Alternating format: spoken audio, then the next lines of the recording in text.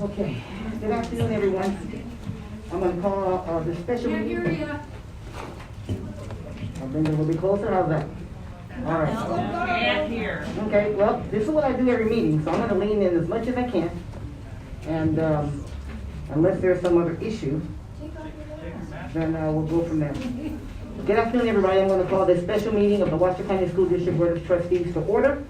And we're going to start with our roll call, Madam Clerk. Jeff Church. Here. Ellen Minetto. Here. Diane Nicolette here. Joe Rodriguez. Here. Beth Smith. Here. Angela Taylor. Here. And student Victoria Gomez. She's in class. We have a quorum. Thank you, Madam Clerk. And I'm going to ask our, I'm going to ask, I'll ask Deputy Chief in the Office of General Counsel. He's not at the meetings very often. Ask him to lead us in the pledge. Everything you're saying is garbled. I pledge allegiance to the flag of the United States of America and to the republic for which it stands, one nation, under God, indivisible, with liberty and justice for all.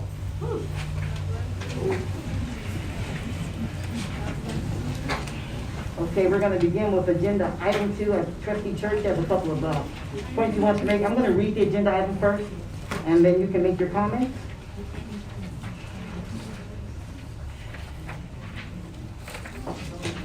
Agenda item 2.01.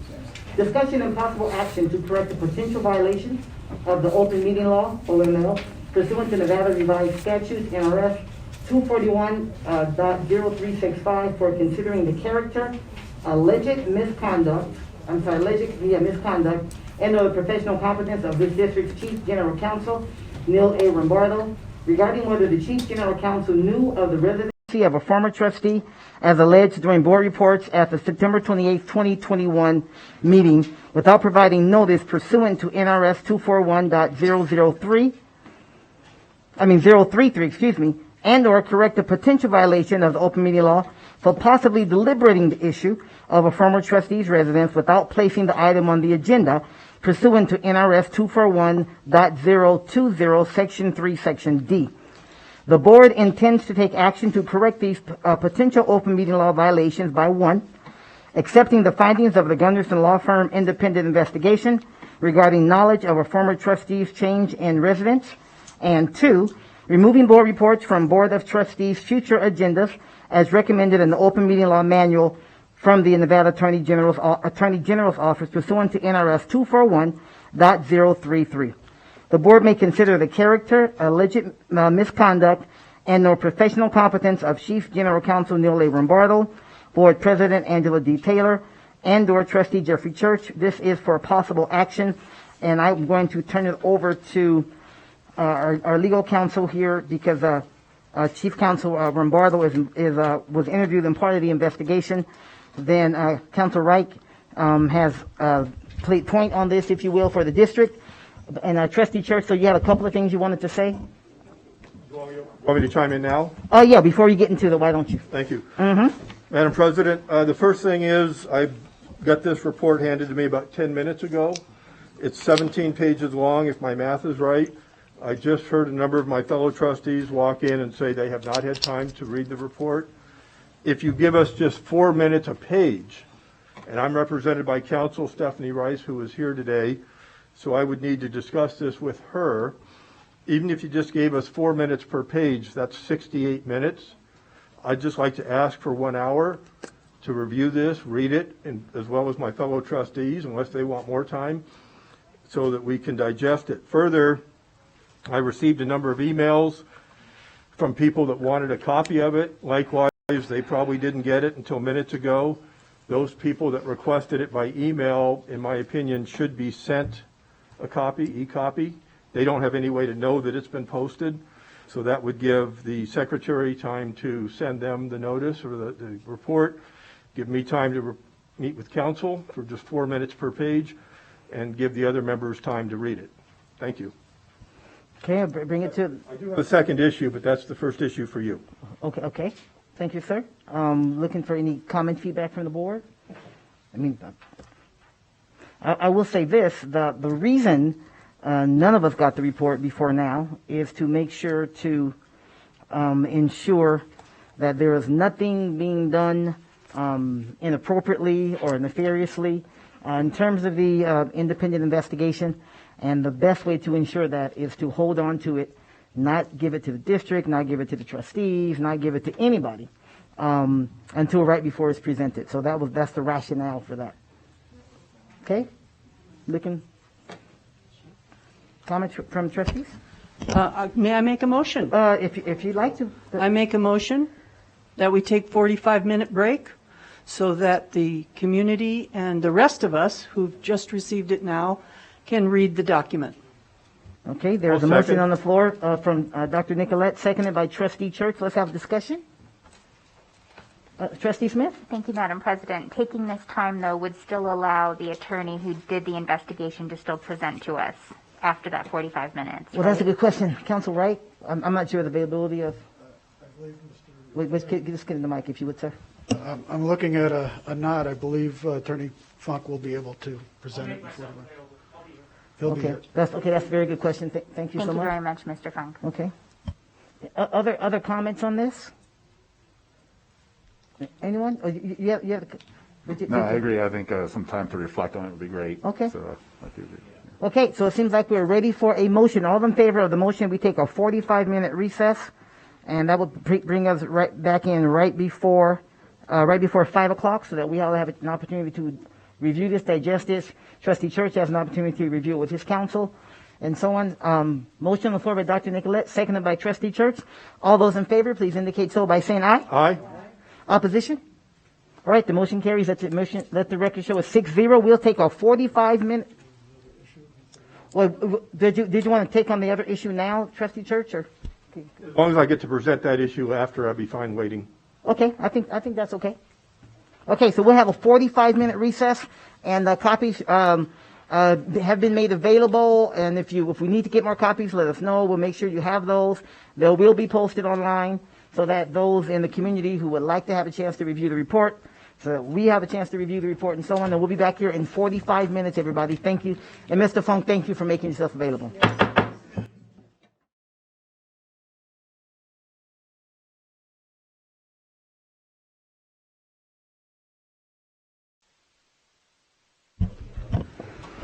Okay, welcome back, everybody. Thank you for that time. I hope you've all had a chance to review the report.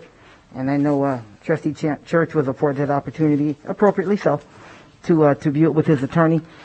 Before we begin, a couple of reminders. I was pulled aside by the district chief of police during the break, and he has some concerns just from a safety standpoint.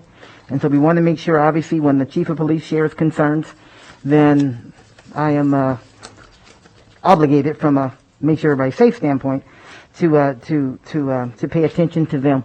So one of the things that he's asked is that for those of you that have signs, you can absolutely have signs. That's your thing. But they ask you to not walk around with the signs. That kind of makes law enforcement a little jittery. If you will, you like to have your sign, you certainly can. That's your thing. But just we don't want to be walking around with it.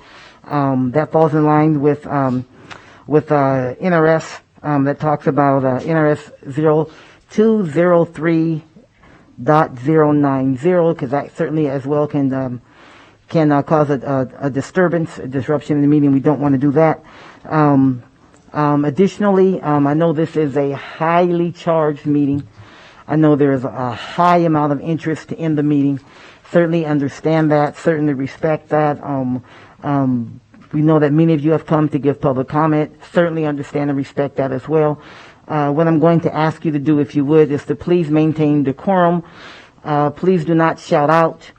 Let's please make sure that we are keeping our, if there's any clapping at all, just to a polite level of clap on whatever side of the issue.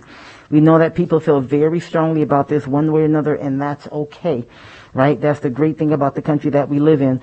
But we want to do it in a respect. We want everyone to be able to watch, to engage, to participate appropriately in the meeting.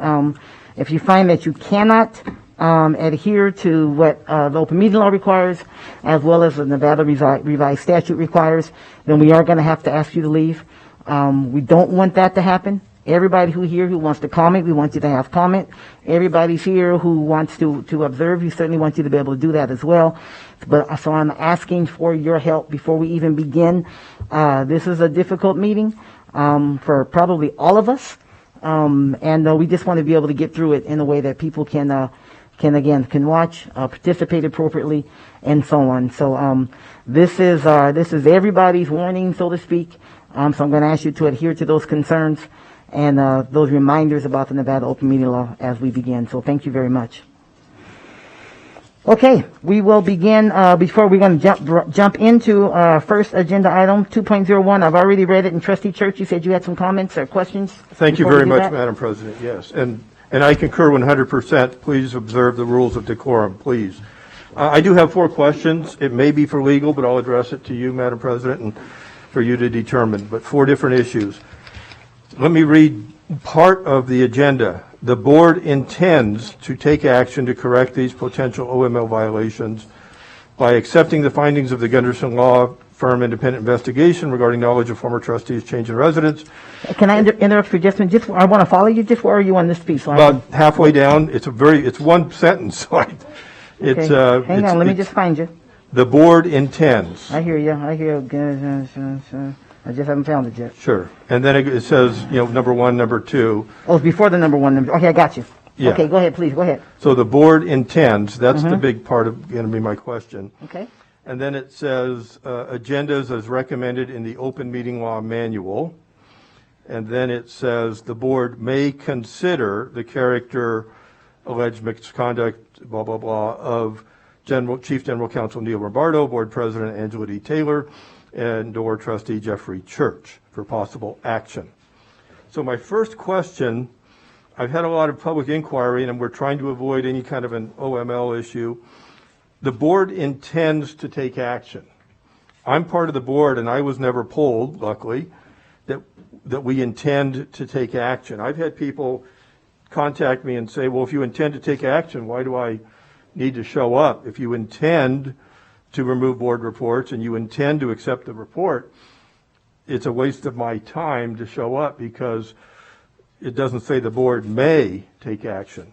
So I can either let that be answered or I can move on to number 2. Why don't we just go one at a time? I'm going to go over to legal counsel because it's as you know, really for the most part it's the language. I certainly review the language, but certainly at the guidance of them. So, Counsel Wright.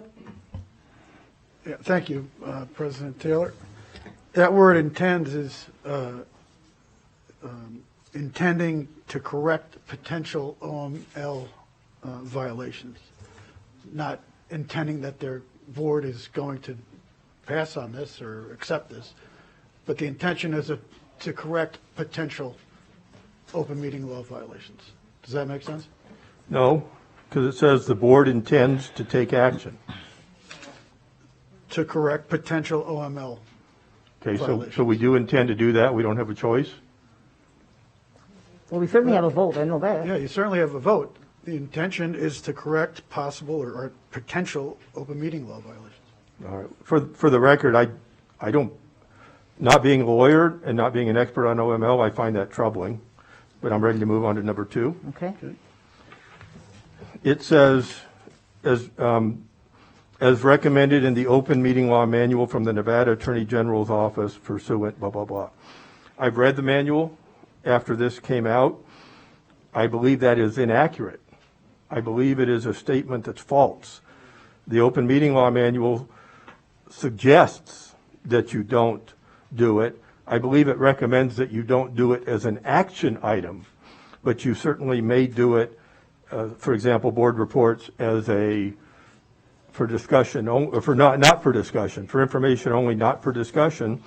And I point out that I've investigated every local elected agency in Washoe County and also Carson has some form of board report. So I don't think we can go forward if we have a false information on the agenda. Okay, I'll go to counsel. I will just, from my own comment, since you kind of addressed this to me, is I've read that as well, and it's certainly read to me as a recommendation, but let's hear from counsel. Okay. Probably gonna have to have a moment to go to the Nevada Open Meeting Law Manual and look it up.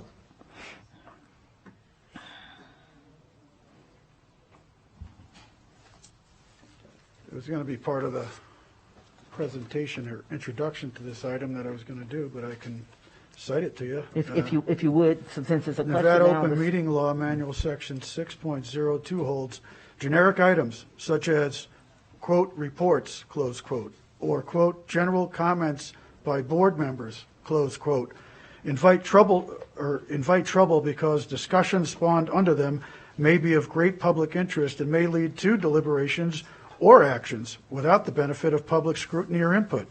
Generic items should be used sparingly and carefully, and actual discussion should be controlled tightly. Matters of public interest should be rescheduled for further discussion at later meetings. So that's where that comes from. Wonderful, and I agree. There's a separate part right after that you may want to read into the record. But even that says, nowhere does it say we do not recommend. The word recommend is nowhere to be in there. It says generic items should be used sparingly and carefully, and actual discussion should be controlled. Nothing in there says they don't recommend it. And if you read the second section, that basically echoes the first, and I'm trying to look it up. I would chalk that up to semantics. Okay, please, let's let me make just sure ask. okay. Make So sure we're okay. you feel comfortable proceeding with this? That those are acceptable? Yes. Thank you. So my third one is, it says the board may consider the character, and then it lists 3 individuals, one of whom's an employee, 2 of whom are trustees. The board may consider, so I'm sitting here considering myself and others, does not spell out, can you please define what we may consider and what actions might be considered against me and the other trustees, the other individuals? Counsel? To the second part of your question, there's no administrative action that was noticed to any one of the 3 under 241.034. It's simply 241.033, and it talks about the board may consider character, alleged misconduct, and or professional competence. So I'm not sure what's not clear. Just keep going, make it clear. Keep going. Could we vote to terminate or recommend the termination of Mr. Rombardo? And there's no administrative action noticed to anybody under 241.034. Okay, so we can't consider that. What can we consider? The policy behind this statute is that people should be noticed before their character. So if somebody gets up and says, well, this individual is a liar, or they're making something up, that's attacking their character. That's where the notice comes in. I'm It totally lost. I still well, don't I know. got to tell you what it is. It's the way the law is written. And that's the notice we give, the way the law is written. So please provide me as a trustee some guidance on what I may consider. What are the parameters? I will not give you guidance on that. Go a little further in terms of what's. And if my attorney wants to chime in, she can. Other than that, I'll move on to number 4. Well, no, go back for a second. I want to get you the best answer that you can. I just totally don't understand what we as a board might consider. I mean, can I be censured? Could you be censured? Could we recommend? That's not agendized, so I don't think that. There's no administrative action against anybody in this item. So there's virtually nothing we can consider on their competence. It's our I have no character, idea our what competence, and our conduct. My understanding, Trustee Church, just so you, as I read this, my understanding is that because all 3 of us are involved in the investigation, that in terms of things that we did or said or emailed or whatever, right? We've all read the report. We cannot have a conversation about that without noticing us that we may have a conversation about that. So I can consider it, but I can't do anything about it, basically, I think is what I'm hearing. Well, there's no action. My understanding is it's not like we could say we fire Council Rombardo because there's no administrative, but we can consider, meaning we can talk about it. Okay. That's my understanding is what it means, is that Correct. we can talk about those things that will be covered, that have been covered in the report. We could not talk about those things when Mr. Funk comes up. He could not talk about those things if we were not noticed. And according to the language that's in the law, Okay. that the board can consider that, meaning we can discuss the things that are in the report. Okay. I find that vague, the way it's presented, not the way you've explained it. And I'll move on to number 4. A number of people during the break expressed to me that the overflow room was full. This room is full to capacity. People are waiting outside. The board was well noticed the district was well noticed about requesting bigger rooms. Not only that, but it also prohibits the attendance of persons who want to voluntarily comply with CDC guidelines. CDC guidelines, as well as the governor's directive, I think it's 48 or 49, and the Nevada Health Response, all say, and I'll read the CDC one. Stay in your microphone if you would, sir, when Sure. you're doing that, so they can hear. People can follow social distancing by reducing how often they are physically near others, reducing the overall number of people they are physically near, and by keeping at least 6 feet away from others when they do leave their homes. Now, what we commonly refer to as my people probably don't give a darn, but sorry, I invited that humor, but I think there may be people that would want to attend this that would be set off. But even those people that are here, it appears we don't have adequate room. So is that an OML violation? Counsel?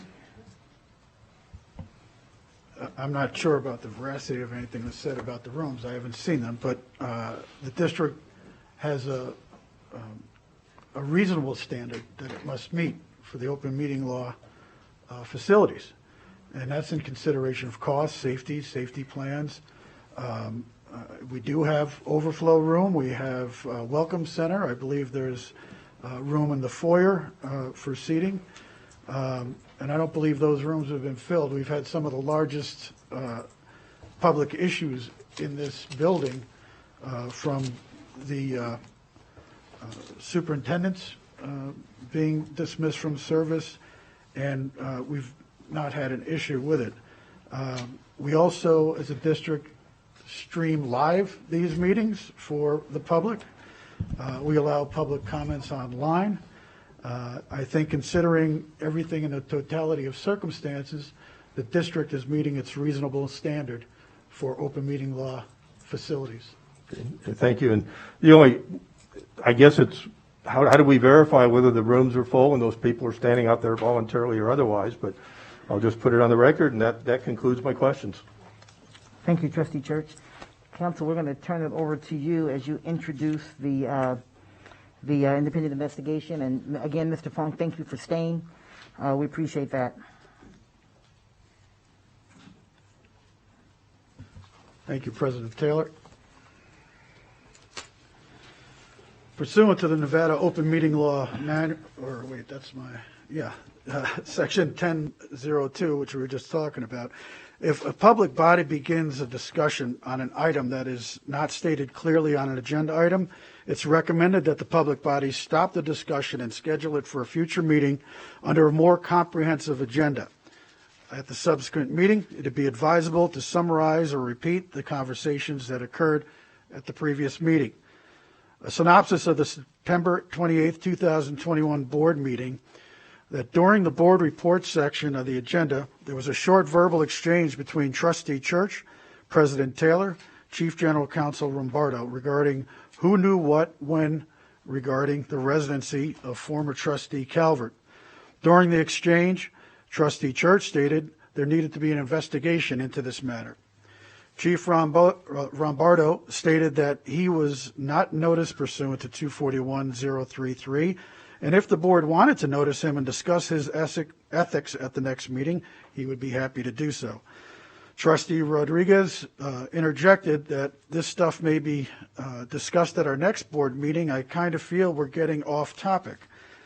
President Taylor then stated that she would put something on an agenda when the information comes back, and at that time, the discussion was stopped. The District Office of General Counsel then retained Gunderson Law Firm to do an external investigation to find who and when within the district leadership first learned that former trustee Calvert resided outside her elected district. Chief Rombardo was walled off from this investigation and had no part in assisting outside counsel.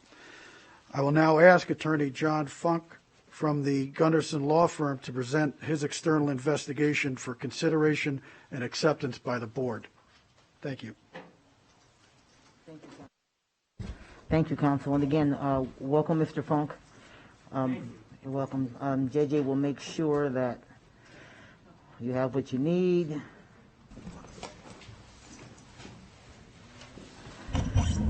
Can everybody hear me okay? I think so.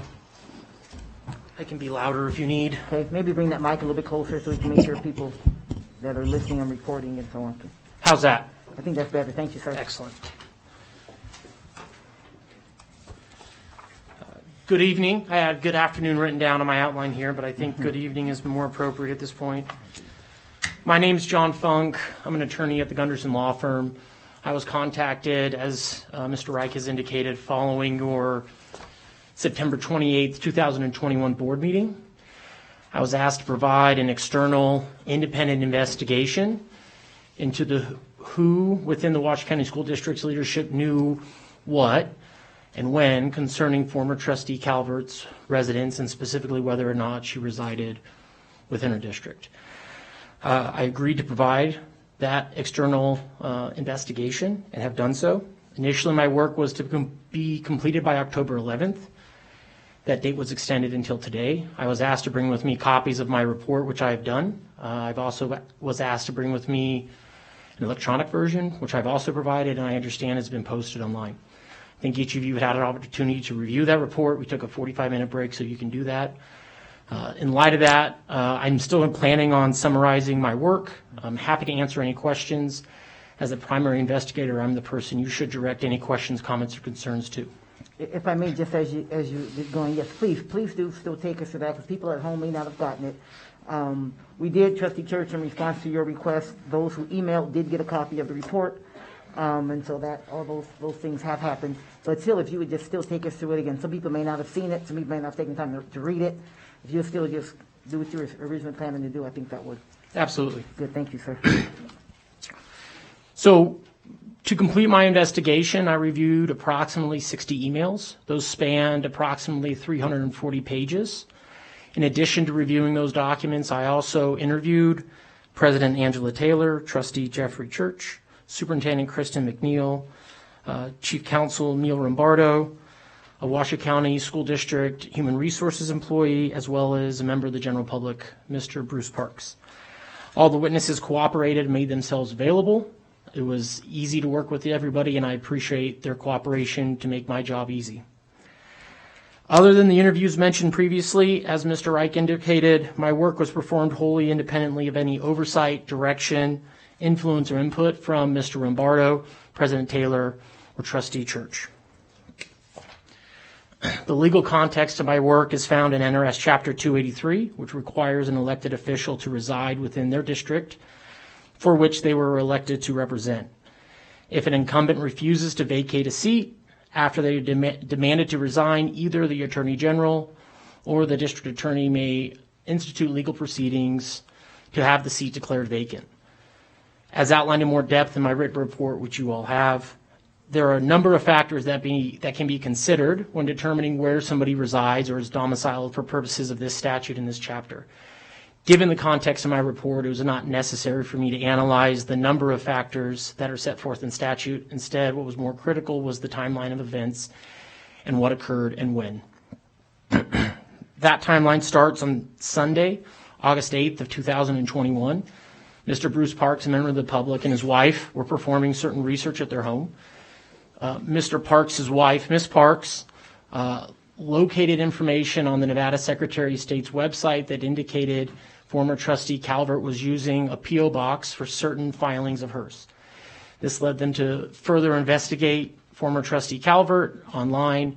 They located through the Washoe County Registrar's office an address located off of Gardner Street. They also realized that when she applied and ran, she reported an address off of Holcomb Avenue.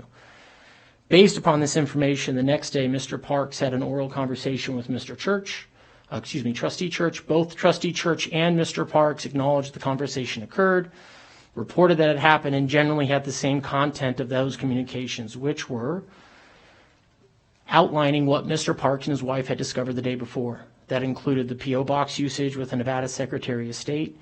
It also included the Holcomb Avenue address and the Gardner Street address, and how the Washoe County Register now reported that former Trustee Calvert was residing at Gardner Street. Trustee Church, during our interviews, acknowledged that his memory was not quite as strong as he wanted them to be. And because of his number of conversations he had with Mr. Parks, he deferred much of his recollection to Mr. Parks. He told me something to the effect of, I don't recall, but I'm sure Mr. Parks has the date and time and the contents of our communications. He keeps track of that stuff. In speaking with Mr. Parks, he indicated to me very clearly and confidently that he conveyed all of the information he had to Trustee Church during that August 9th conversation that they had. That would be a Monday prior to the board meeting that this board had on August 10th. There is a different recollection between Mr. Parks and Trustee Church. Trustee Church was quite adamant and confident that following that conversation, he expected Mr. Parks to continue to perform some sort of investigation to see if they could find additional information concerning where former Trustee Calvert resided. Mr. Parks' recollection was different. In his mind, he had provided all the information. There's nothing left for him to do.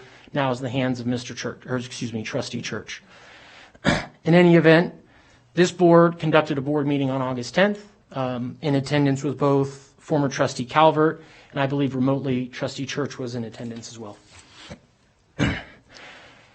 10 days later, on Thursday, August 19th, shortly before 2 o'clock, Trustee Church went to Mr. Rombardo's office here in this building. Unannounced, there was no scheduled meeting. Knocked on the door, came in, knocked on the door from Mr. Rombardo.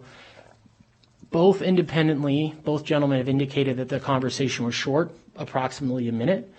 During that conversation, Trustee Church relayed to Mr. Rombardo that he had information from Bruce Parks, who thought Trustee Calvert may reside outside of her district. There was no information provided based upon my investigation and reviewing the information available to me. There was nothing provided concerning the P.O. Box. There was no information provided concerning Gardner Street versus Holcomb Street or anything else. Rather, the information was described by Trustee Church as vague, and specifically Mr. Rombardo's recollection was Trustee Church used the phrase that he wasn't personally sure if the information was, quote, valid or, quote, truthful, but he was passing it along to Mr. Rombardo. Mr. Rombardo then, according to Trustee Church, sat back and started orally pondering what to do with the information, indicated that ultimately this was not something for his office to investigate because his office could not prosecute that this was something to be handled by the Secretary of State or the Attorney General. That information was relayed to Trustee Church. Based upon my investigation, it does not appear that Mr. Rombardo ever indicated that he would investigate further, take care of the issue, or take any responsibility for any investigation or prosecution concerning whether Trustee Calvert did or did not reside within her district. Once Trustee Church left, Mr. Rombardo went down to Superintendent McNeil's office. They were conducting interviews that day for a position. He went down and briefly had a conversation with her, also very short, relaying the information from Trustee Church.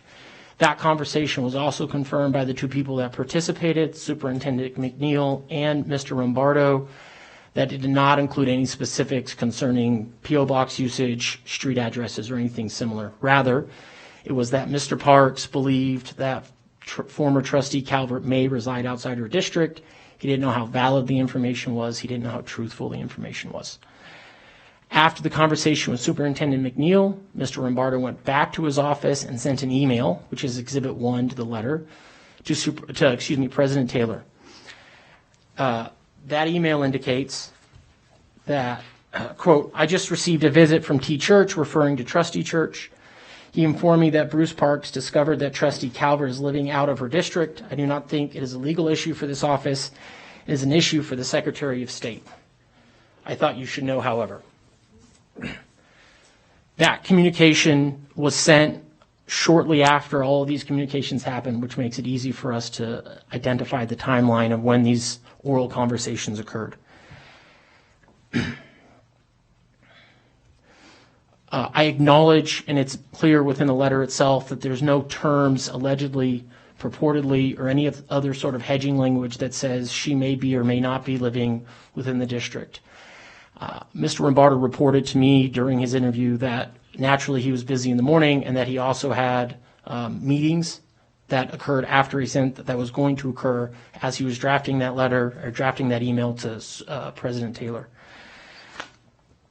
At this point, Mr. Rombardo had less information available to him than Trustee Church did with respect to the allegations from Mr. Parks concerning where former Trustee Calvert resided.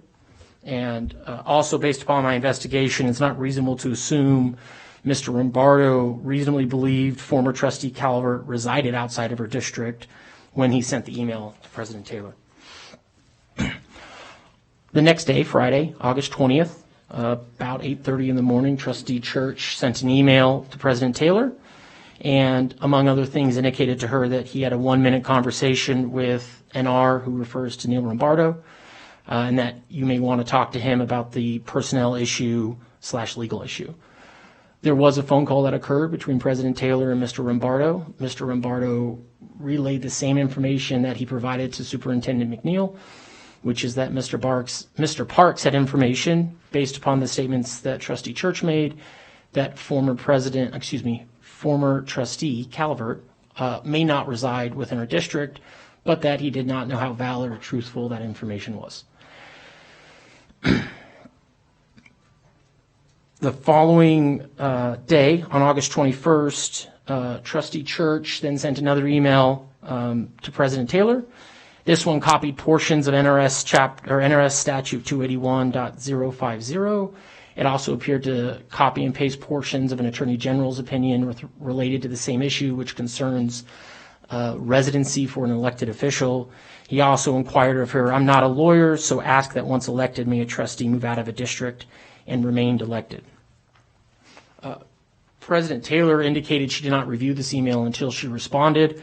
That response came on Tuesday, August 24th, around noon. Tuesday, August 24th was also a day of a board meeting that you all had.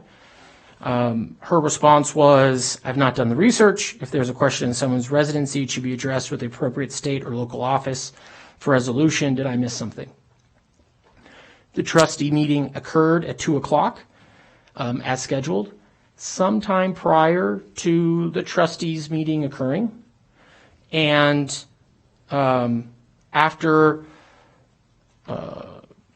Trustee Church had his August 19th communication with Mr. Rombardo concerning Mr. Parks' communication about the possibility that former Trustee Calvert resided outside of her district. So somewhere between those 2 points, August 19th and August 24th, Mr. Parks had a number of oral conversations, but one of those oral conversations with the Washoe County Register led him to believe that former Trustee Calvert did in fact reside at the Holcomb address, that there was no issue with her residency.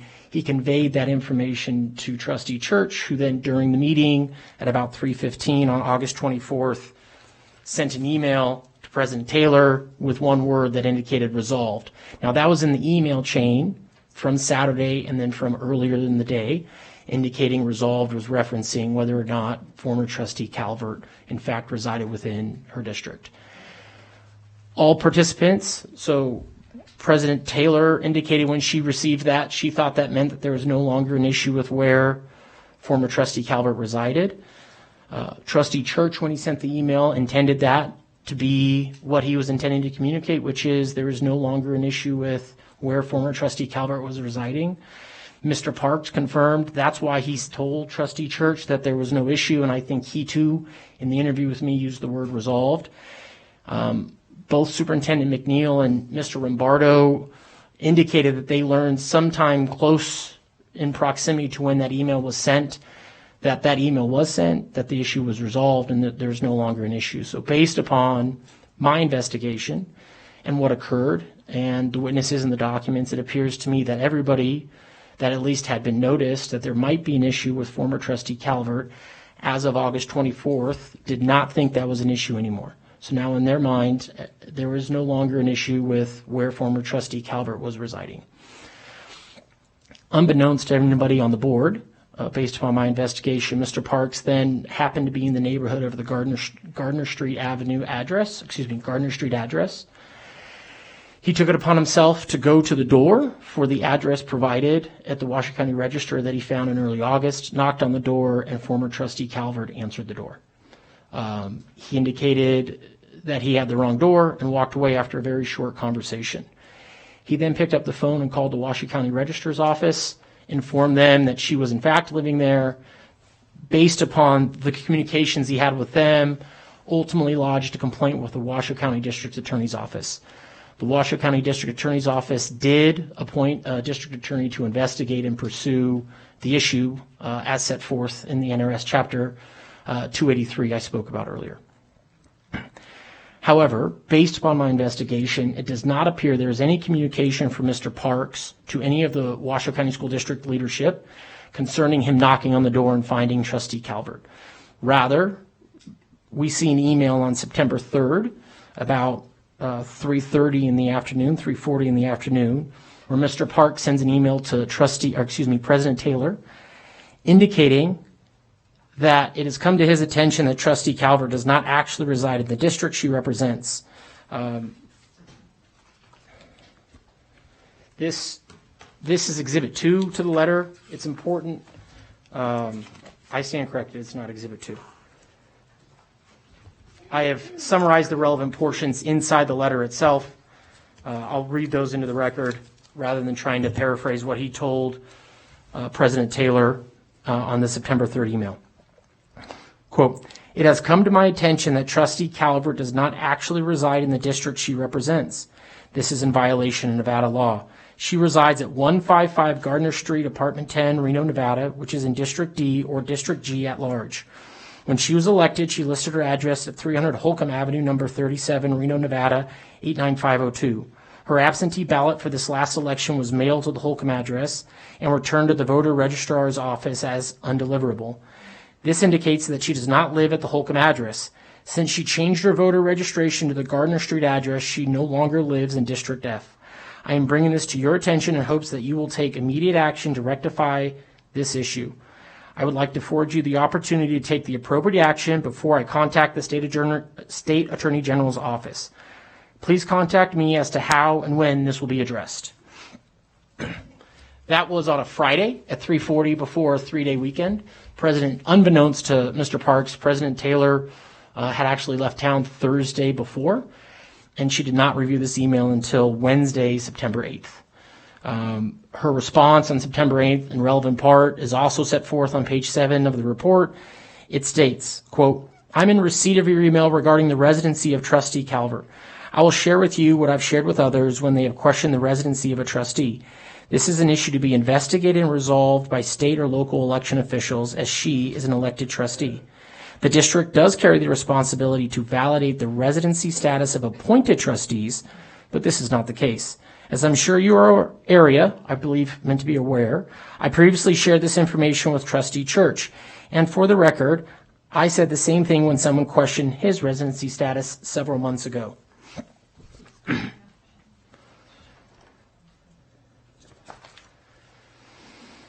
This is the first time somebody other than Trustee Church had received any specifics concerning whether or not or where former trustee Calvert was residing.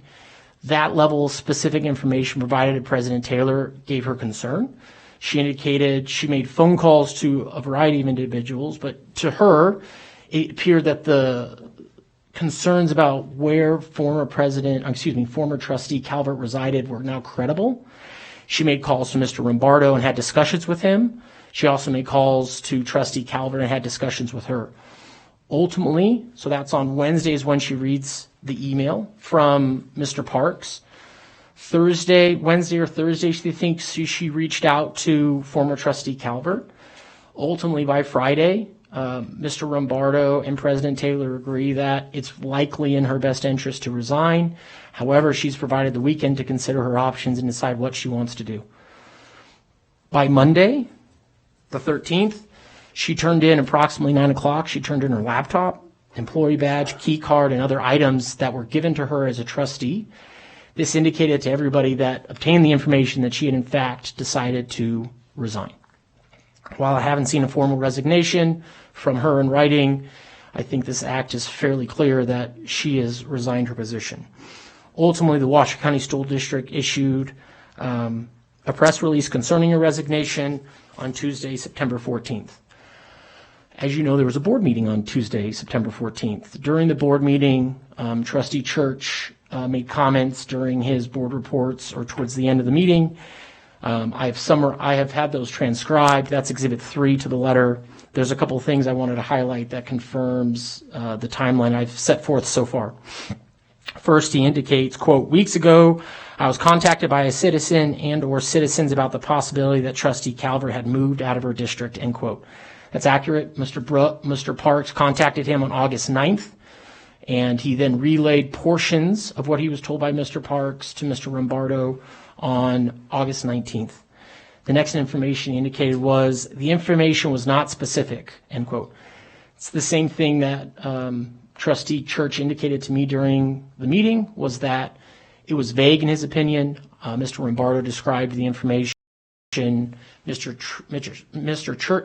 Trustee Church's characterization of the information from Mr. Parks is Trustee Church didn't know whether it was valid or truthful. The third thing he indicated was, quote, "I waited about 2 weeks and I felt ethically that I was obligated to report that to the legal to school administration," end quote. That's accurate. It wasn't 14 days, it was 10 days, but he did wait 10 days between when he first learned of the issues or potential issues regarding former trustee Calvert before he reported those to Mr. Rombardo. The fourth thing was, quote, "The persons that reported it got back to me at one point and said, 'Oh, we think we made a mistake.' And then shortly thereafter, they corrected that. They said, 'No, we have strong evidence that she'd moved out of the district some time ago and we've been in contact with the administration,' end quote." That's also accurate. As the timeline demonstrates, Mr. Parks at one point thought she did not reside in the Holcomb address. She resided at the new address on Gardner Street. Later, based upon his conversations with the Washoe County Register, he said, "Nope, there's no issue, it's resolved." That email was then transmitted to President Taylor. Everybody who had previously received some information with this within Washoe County School District believed the issue had been resolved, that it was no longer an issue. And then, as the timeline shows, as outlined in the letter, the next day on August 25th, Mr. Parks goes and knocks on the door for the address he located on the Washoe County Register's office, and Trustee Calvert answered the door. And finally, Trustee Church referred to the information received from Mr. Parks in early August as, quote, vague.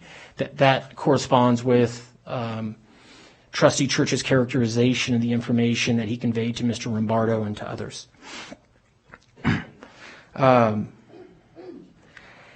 Following the September 14th board meeting, President Taylor asked Mr. Rombardo to investigate some of the issues surrounding former trustee Calvert's residence.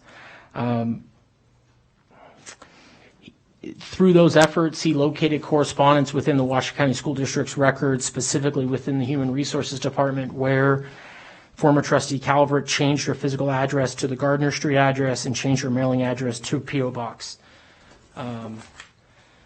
At the time, the individuals included in this communication were a human resources manager and lead human resources technician.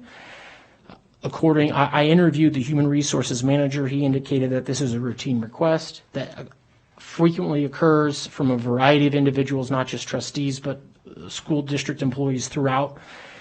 He indicated, as far as he knew, there were no policies in place requiring him to disclose that to anybody, to report it to his supervisor, or to do anything other than update the human resources records maintained by the Washoe County School District. And in fact, he did not report it to his supervisor.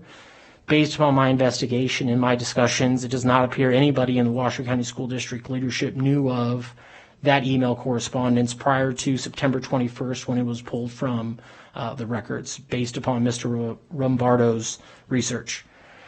That then led to the board meeting that we've all heard about, which occurred on September 28th. During that board meeting, there was discussion as described earlier, which is what caused you all to hire me to perform an investigation concerning who knew what and when. And I formulated some conclusions based upon the timeline I've outlined. Rather than try to summarize those, they're not long. I think it's best I just read them.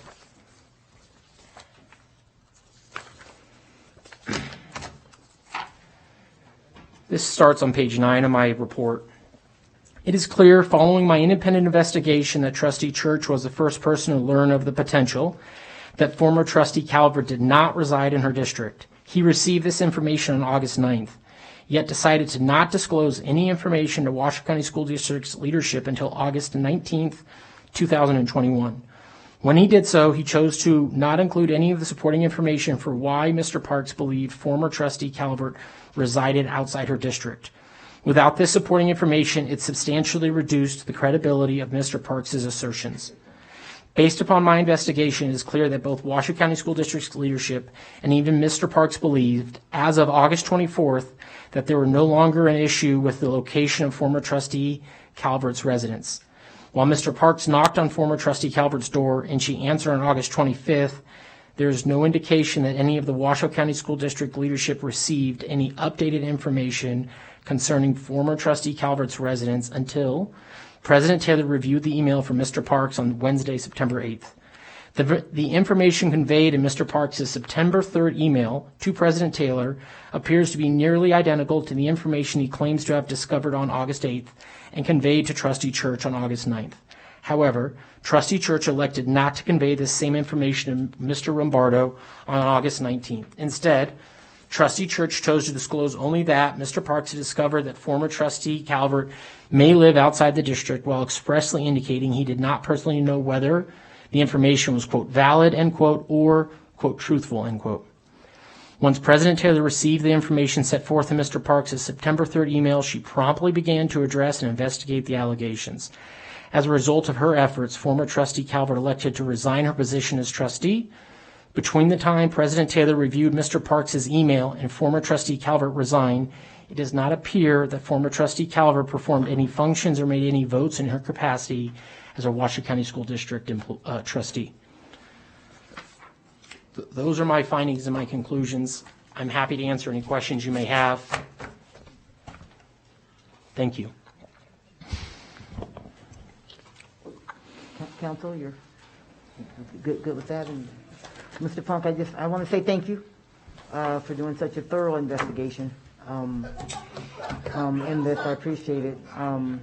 It's really for now back here to the table. If the board has any comments, questions, anything like that, this is part of an action item to just receive the report as we go forward. So looking for comments. I see you're leaning, Trustee Church. So am I? I hate to go first. I have lots of questions. Okay, yes. Please go ahead. All right. Thank you very much for being here. I'm going to be really direct just for the sake of time. So if I'm abrupt, I apologize, but we just got to get through this. And I noticed Mr. Parks is here, so I don't know if it's appropriate, but rather than just allowing him 3 minutes of public comment, if he wishes, we may consider, letting him render an opinion on the accuracy of the investigation. So let me start going through the investigation, if I could, Mr. Funk. Page 4 of 10, right at the very top, very first paragraph. Okay, let us catch it. Let's catch up with you on that. Do we have that electronically, JJ, at all? And then let's put it up so then the people here watching in person and then those online can follow along as well. So don't lose your place, Trustee Church. Just hang on so we can. It'll just take me a minute. That's okay. I knew you weren't necessarily going to be doing that, but I think it's the best way to follow along. And you said page 4, Trustee Church? Yes, page 4 of 10. Okay. And it's about the third sentence down. So Are you in? Which paragraph, sir? first paragraph, very Okay. top, page 4 of 10. Mm-hmm. And it begins, based upon the testimony. At no time, Mr. Lombardo ever indicated he would take care of the issue, would investigate the issue further, or would be responsible in any way for further investigative or prosecutorial actions. Is that accurate? You read that accurately. Okay, but so my concern on that, and then as we go further down, it essentially as you read each paragraph, Mr. Lombardo stated, referred me to the Attorney General or Secretary of State, but he indicated his office was not responsible. Is that correct? Generally speaking, that's accurate. Okay, good. During the interview, you asked me if I considered Mr. Parks credible or not credible. Is that correct? Yes. And that's not included in here. Correct. Do you consider Mr. Parks credible or not credible? I think Mr. Parks accurately conveyed his recollection to me. And the main point is he's not some lunatic that's seeing flying saucers or something. Then when I presented my information to Mr. Lombardo during that brief 1 minute, and I don't know if it's in here that it was approximately a minute, but would that reflect accurately the meeting was about a minute? The meeting that you had with Mr. Lombardo on August 19th in his office was characterized by both you and Mr. Lombardo as about a minute. Okay, great. Would you consider my information I gave to him credible or not credible? What information, sir? The 1 minute conversation where I said, Mr. Parks told me that she had moved, that she wasn't living in her district.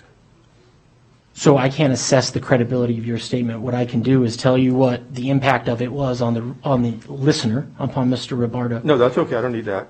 So the bottom line is it wasn't deemed not credible, but it was. We all agree the best term is vague, but there's no assertion that the information was this isn't credible or this is credible. Would that be accurate? Sir, you characterized Mr. Parks's concerns that Trustee Calvert may reside outside of her district as quote-unquote vague. Mm-hmm. You also characterized them as you weren't sure whether they were valid or not, and you weren't sure whether or not they were truthful. Okay. That was the information based on my investigation that I think you relayed to Mr. Lombardo. Okay. I think we're good on that. We just both agree nobody thought it was not credible. Nobody said this is just some lunatic. It was vague. Vague is probably the best term. Would that more or less be right? I don't understand your question. Okay, let me move on. In the interview that you had, was there any indication that Mr. Lombardo ever asked me for more information? I don't believe that subject came up. I believe it was a 1 minute conversation. You relayed to Mr. Lombardo Mr. Parks' concerns concerning where former trustee Calvert resided. You characterized them as we've discussed. Mr. Lombardo, based upon my understanding after speaking with you and Mr. Lombardo, was that he then mentally started figuring out from a legal perspective what work would or would not be required of his office based upon the statement you were making. Okay, perfect. And really, without going through every single paragraph in here, statements from Mr. Lombardo made to myself, made to Mr. Parks, statements from President Taylor, basically indicated the same thing. They referred people to the secretary, to outside agencies, and they basically said it's not in our lane. Would that be accurate? Summary, accurate. Yeah, so I want to be clear. There are communications both from President Taylor and Mr. Lombardo indicating that Mr. Lombardo's office, the Office of General Counsel for the Washington County School District, is not the proper authority to prosecute issues concerning whether or not an individual is or is not residing within their district. How about the term investigate? I did not make a determination in that regard. Okay, but Mr. Lombardo did. He said we don't investigate this. So I think that's accurate. If you can't prosecute, I'm not sure. I can read it back into the record. Sure, read it. Yeah, I've read the first part. Would be responsible in any way for any further investigative or prosecutorial actions. Right. That's an accurate recitation of what I wrote. And the reason why the investigate is paired with the word prosecutorial is because if you don't have the authority to prosecute, I don't know what authority you would have to investigate it. So for whatever reason, though, Mr. Lombardo did write an email to President Taylor almost immediately and immediately contacted the superintendent. Correct?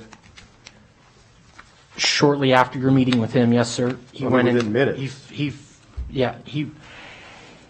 If I recall Mr. Rombardo's interview, he said as soon as you left his office, he walked over to Superintendent McNeil's office because they had been working together earlier that day concerning hiring for a new position at Washoe County School District. He relayed the conversation he had with you to her, and then got back to his office, sent the email to President Taylor, and then went about his business. Okay, and now I'm going to refer to tab number 1, an email that you've listed in here, which is the email from Mr. Rombardo, copied to Ms. McNeil, copied to himself, to President Taylor, and I'm going to quote the first sentence, or two sentences.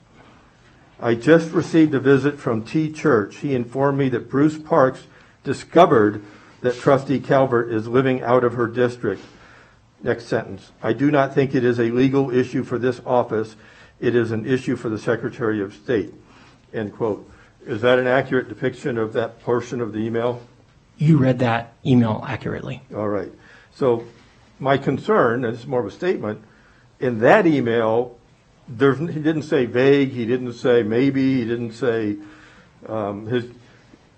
he discovered that Trustee Calvert's living out of the district. I do not think it's a legal issue. So the bottom line wasn't really the credibility of the issue. The issue was the responsibility to investigate.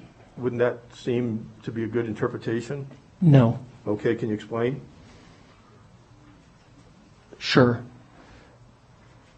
Based upon the totality of my investigation, it does not appear to me that Mr. Rombardo believed when he sent this email on August 19th that he had information that former Trustee Calvert resided outside the district. Rather, this email should be read in context of both oral conversations with Superintendent McNeil and also an oral conversation with President Taylor that occurred on August 20th concerning this issue related to what you reported to him from Mr. Parks. That's also, that oral conversation on August 20th also was a result of the email that you sent on the morning of August 20th. Well, I guess my point throughout here, I've already raised it once, but the position of the district was that it should be handled by an external agency. Wouldn't that be correct? What's it, sir? The investigation into Calvert's residency. I would agree with you. That was Mr. Rombardo's opinion about who's responsible for investigating and prosecuting Trustee Calvert if she did not, in fact, reside within her district. All righty. Let's move on to page 9, because I'm going to really try to be brief. I'm going to knock off a whole bunch. But actually, let's go to page 8. And it's actually page 8 when you say what I said on the record. As you spoke, there's a disagreement perhaps between Mr. Parks and I that whether he said he was following up on the information, correct? Yes, that's correct. All right, using a common expression, the proof is in the pudding. After that meeting, would it be correct that he contacted the Secretary of State, apparently on numerous occasions, the Washoe County District Attorney, and even went so far, and who knows what else, but he went so far as knocking on Calvert's door? Can you help define for me what you mean, that meeting? Which meeting are you referencing? So after Bruce Parks told me, which I think we said was the 14th, I don't remember. The first conversation The first you had, phone call conversation where Bruce first told me, hey, I think she's living out of her district. that was August 9th. Thank you, excellent. So your memory is so much better than mine. So August 9th, he tells me that, and I think he might have said that he was following up, and he thinks he might have said he wasn't following up. Wouldn't it be correct that he followed up? Sir, my recollection, and I can reference our discussion if you like, but my recollection of our phone call that was recorded and transcribed was that he did have conversations. He had multiple conversations with the Washoe County Register. He also had conversations with the Washoe County District Attorney's Office, specifically the District Attorney appointed to investigate this matter. I think the struggle Mr. Parks had was identifying when those conversations occurred and whether those occurred prior to or after him knocking on the door at the Gardner Street address on August 25th. Okay, so, but at some point he had numerous conversations with the Secretary of State, conversations with the District Attorney's Office, or knocking on the door, regardless of what came first. Wouldn't you characterize that as following up? So, I'm sorry, I'm struggling because it's a compound question. Well, he said There's he a didn't- lot of parts in there. He said he didn't follow up or told me he wasn't going to follow up, and I think he did. Wouldn't that be the proof of the pudding? I don't know how much clearer I can be. Proof of what, sir? That he followed up. So my recollection, based upon my conversation with Mr. Parks, was he became frustrated when he perceived nothing was happening with the school district. Okay. Okay? And then after he became frustrated with that, that's when he performed additional work. So at one point he thought you were handling it, and then you and he had some sort of conversation in which he left that conversation believing that the school district was not going to do anything. And so then he proceeded to perform additional acts to investigate whether or not former trustee Calvert in fact resided at Holcomb or at Gardner. Okay, great. Now, I think the only question would be the timing. So, okay, let me move on. On that page 8, second paragraph, on September 14, 2021, WCSD issued a press release, correct? Yes, Have you read that release? I have. And it used the word recently, correct? My recollection is the second paragraph of that release was in quotes. I think it was quoting former trustee Calvert, and I think the word recently was included in that second paragraph, sir. And would it be fair to say that unless you defined 2 years ago as recently, that was not accurate? So if I recall the sentence, it says something in the effect of recently I have moved.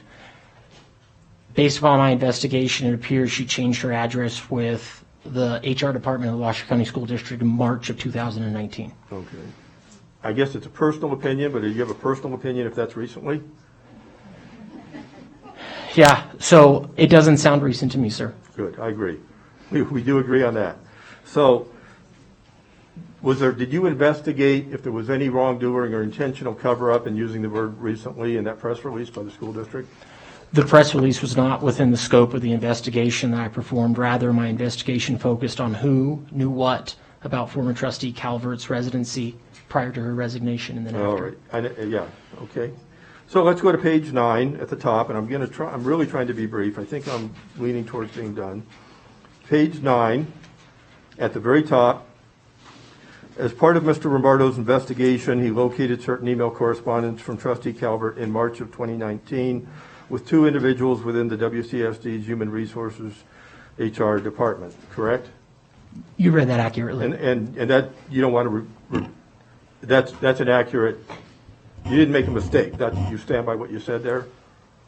Yes, that's correct. Okay, great. So, and you did interview one of those 2 people? Yes, sir. And they indicated did they indicate that they said, hey, something's fishy, this is not in the district? Did they say that? Because I don't see that in the investigation. No, sir. So they didn't, it never dawned on them that address was outside the district? I interviewed one person. Yes. You're using the word they. I just want to be clear. It's okay. You're a lawyer, you're good, thank you. That's fair. The person I interviewed indicated to him that this was a routine request. It did not stand out to him. It was nothing out of the ordinary. He had forgot that it hadn't occurred until somebody brought it to his attention.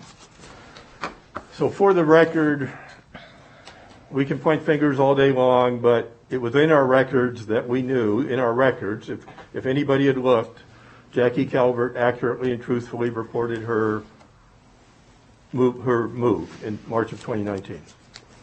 If she was, so, sir, I did not investigate whether she was actually residing at Gardner Street. Okay. Making that assumption that she was, in fact, yes, it appears to me she accurately reported to the Washoe County School District HR department, Okay. and specifically a human resources manager and a lead human resources technician, that she had a change of mailing address and a change of a physical address. Okay.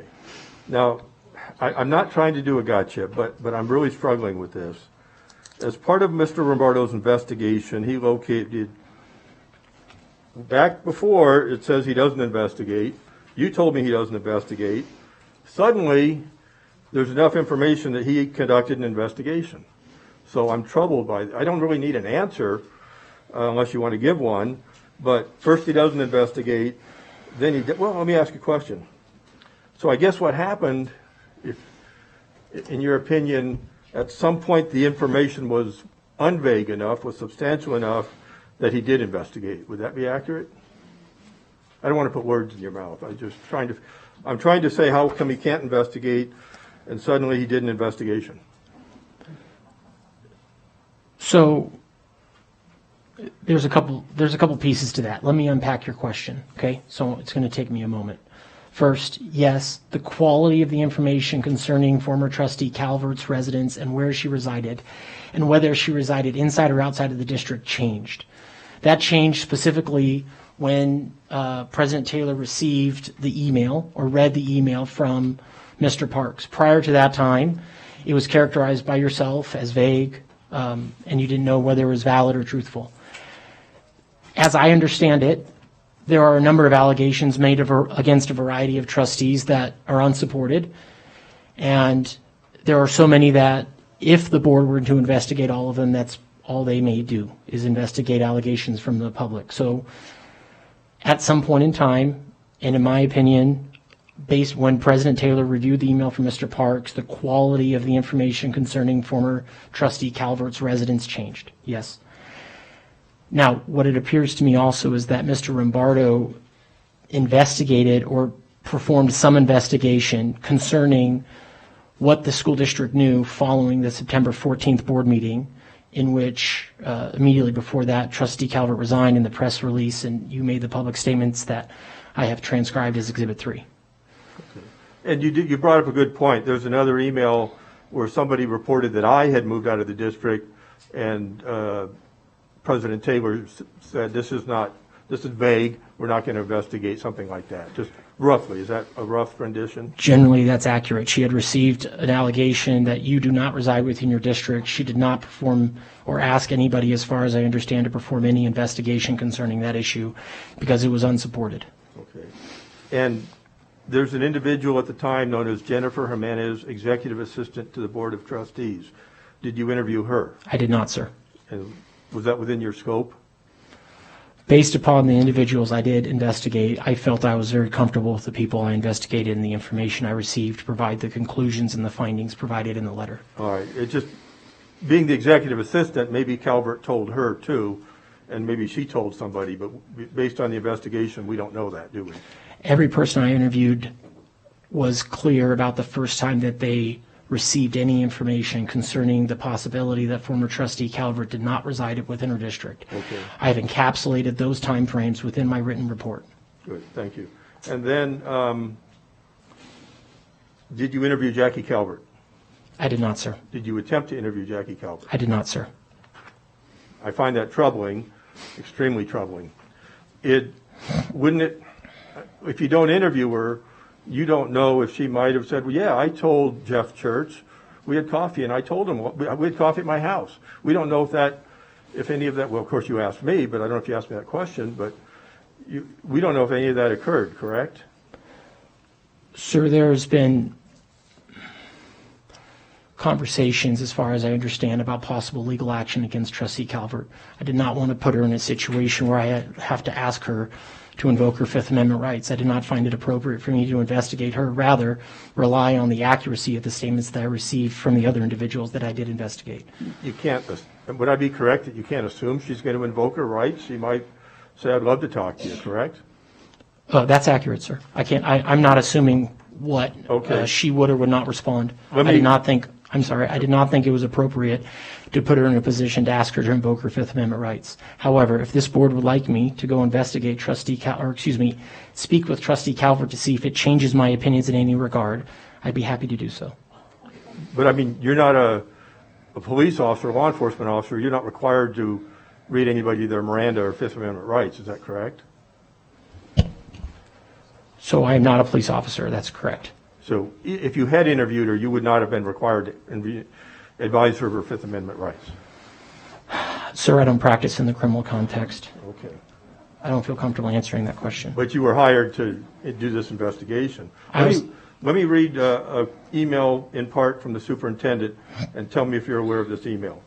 Quote, I believe and have decided it is appropriate for outside counsel to be hired to continue and complete looking into the former trustee Calvert matter, including the issue of residency, when we became aware of the matter, and all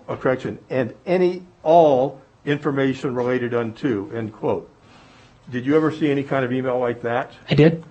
And you said you've had 60 such emails, but they're not included in the report, correct? Those are included within my record at my office, sir. I did not include them in the documents made available to the public. So when you saw that, would that be an accurate description of what you were hired to do? No, sir. Then tell us what you were hired to do. As reflected within the first page of my report, sir, my retention was more narrow than that. I was hired to perform an external, independent investigation addressing allegations of when and who within the Washoe County School District's leadership learned that former trustee Jacqueline Calvert resided outside of her district.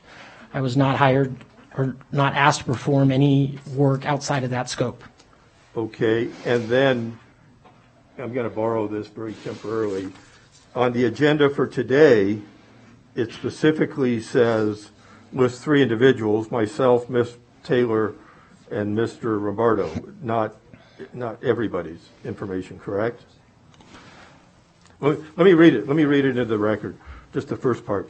Discussion and possible action to correct a potential violation of the open meeting law OML pursuant to Nevada Revised Statute NRS 241-0365 for considering the character, alleged misconduct, and or professional conduct of the district's Chief General Counsel Neil A. Rombardo regarding whether the Chief General Counsel knew of residency of former trustee as alleged during the board reports without providing information pursuant to NRS 241-033. And then I'm going to end there.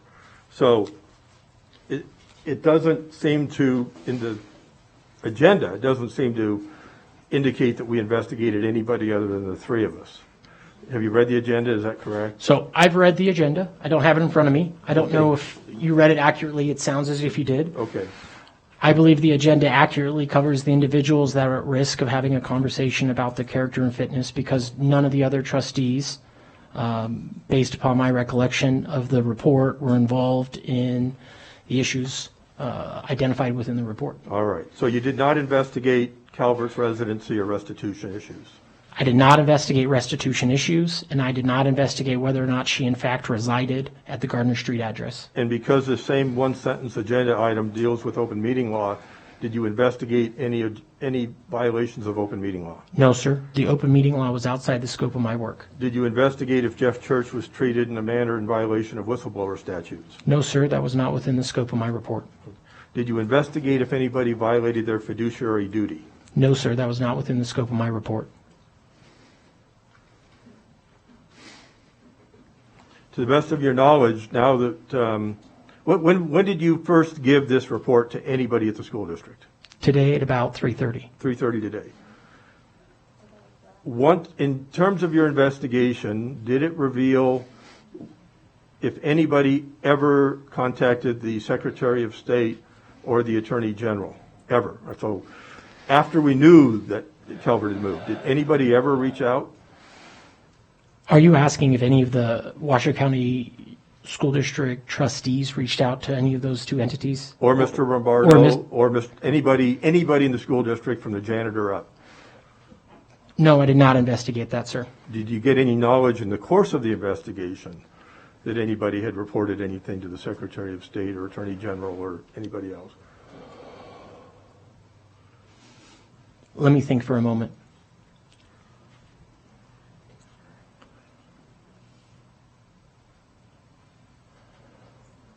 So I do not recall a conversation with any of the individuals that I interviewed other than Mr. Parks, who's not within the Washoe County School District, who indicated that they had made a report or a complaint to an outside authority such as the Washoe County District Attorney's Office or the Secretary of State.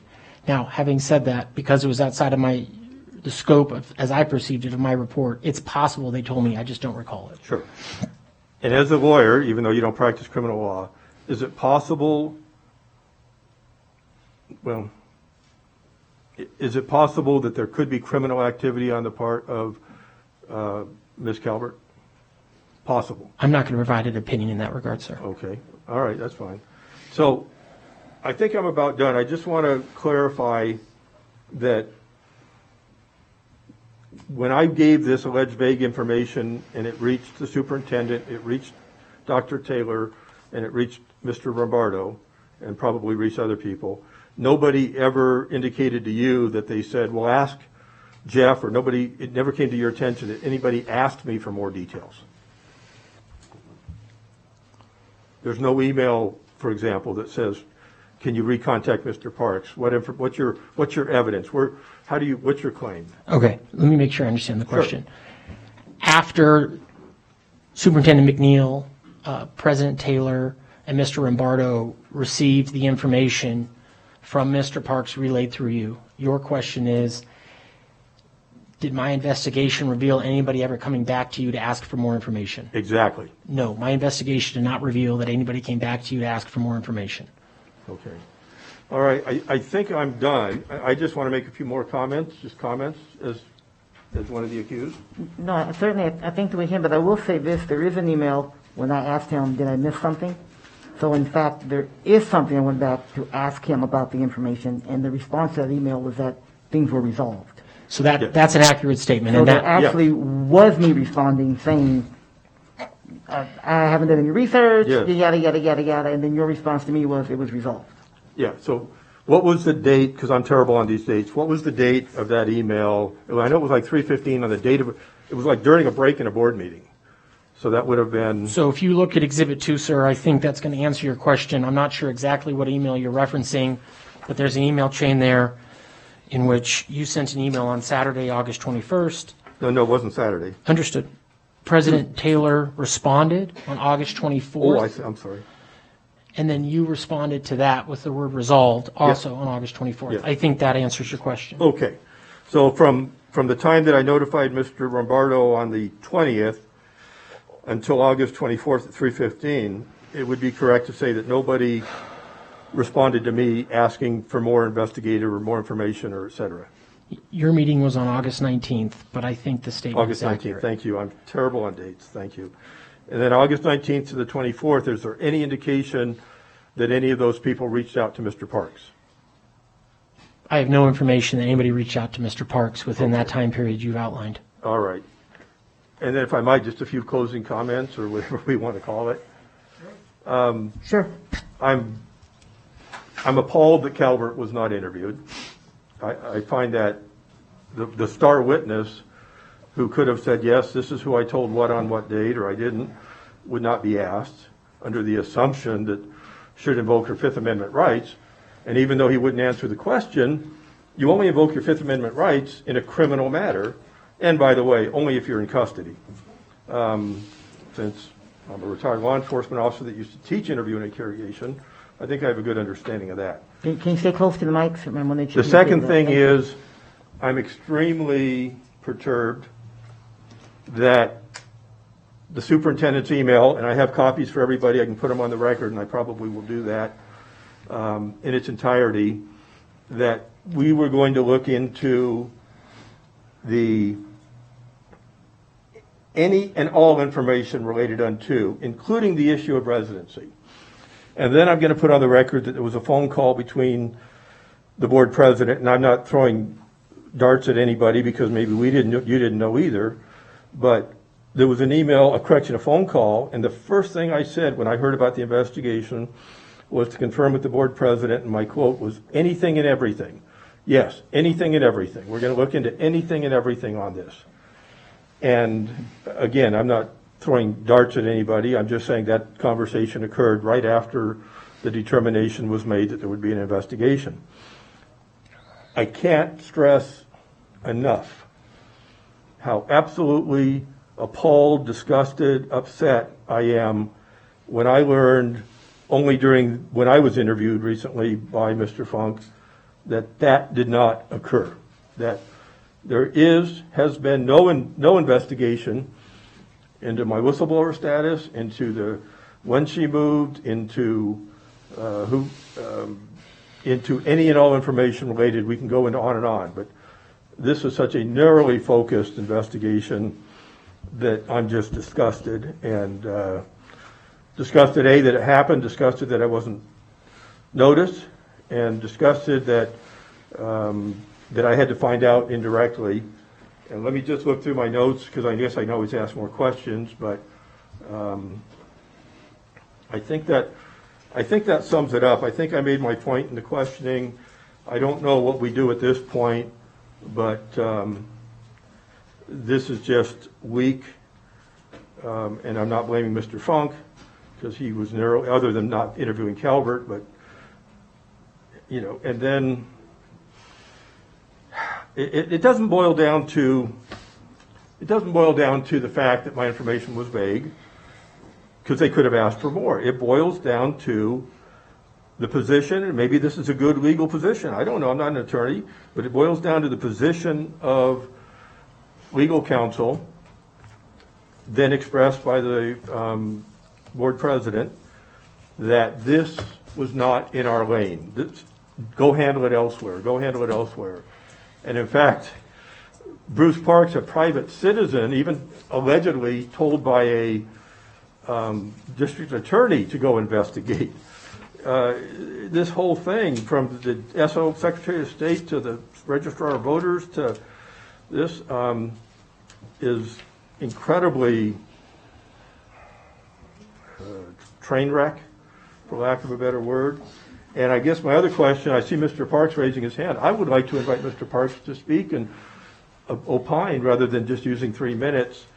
But I think I'll chime in later if I think of something else, but I think I've made myself pretty clear on this. Thank you.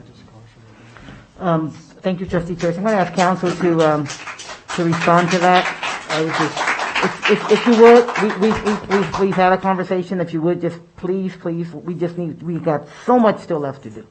So much stuff to do. I'm asking for you just to just stay in check. Let's just keep it on any side of any issue as we go through. We still have a whole lot more to do. I'll go to our deputy counsel, and then we'll go to Dr. Nicolette, and I have a couple of comments myself. And I just want to put on the record to caution Trustee Church not to be bringing up anything about the character or fitness or anything in the 241-033 notice law about Superintendent McNeil. That you mentioned that there was some type of email that you were going to post.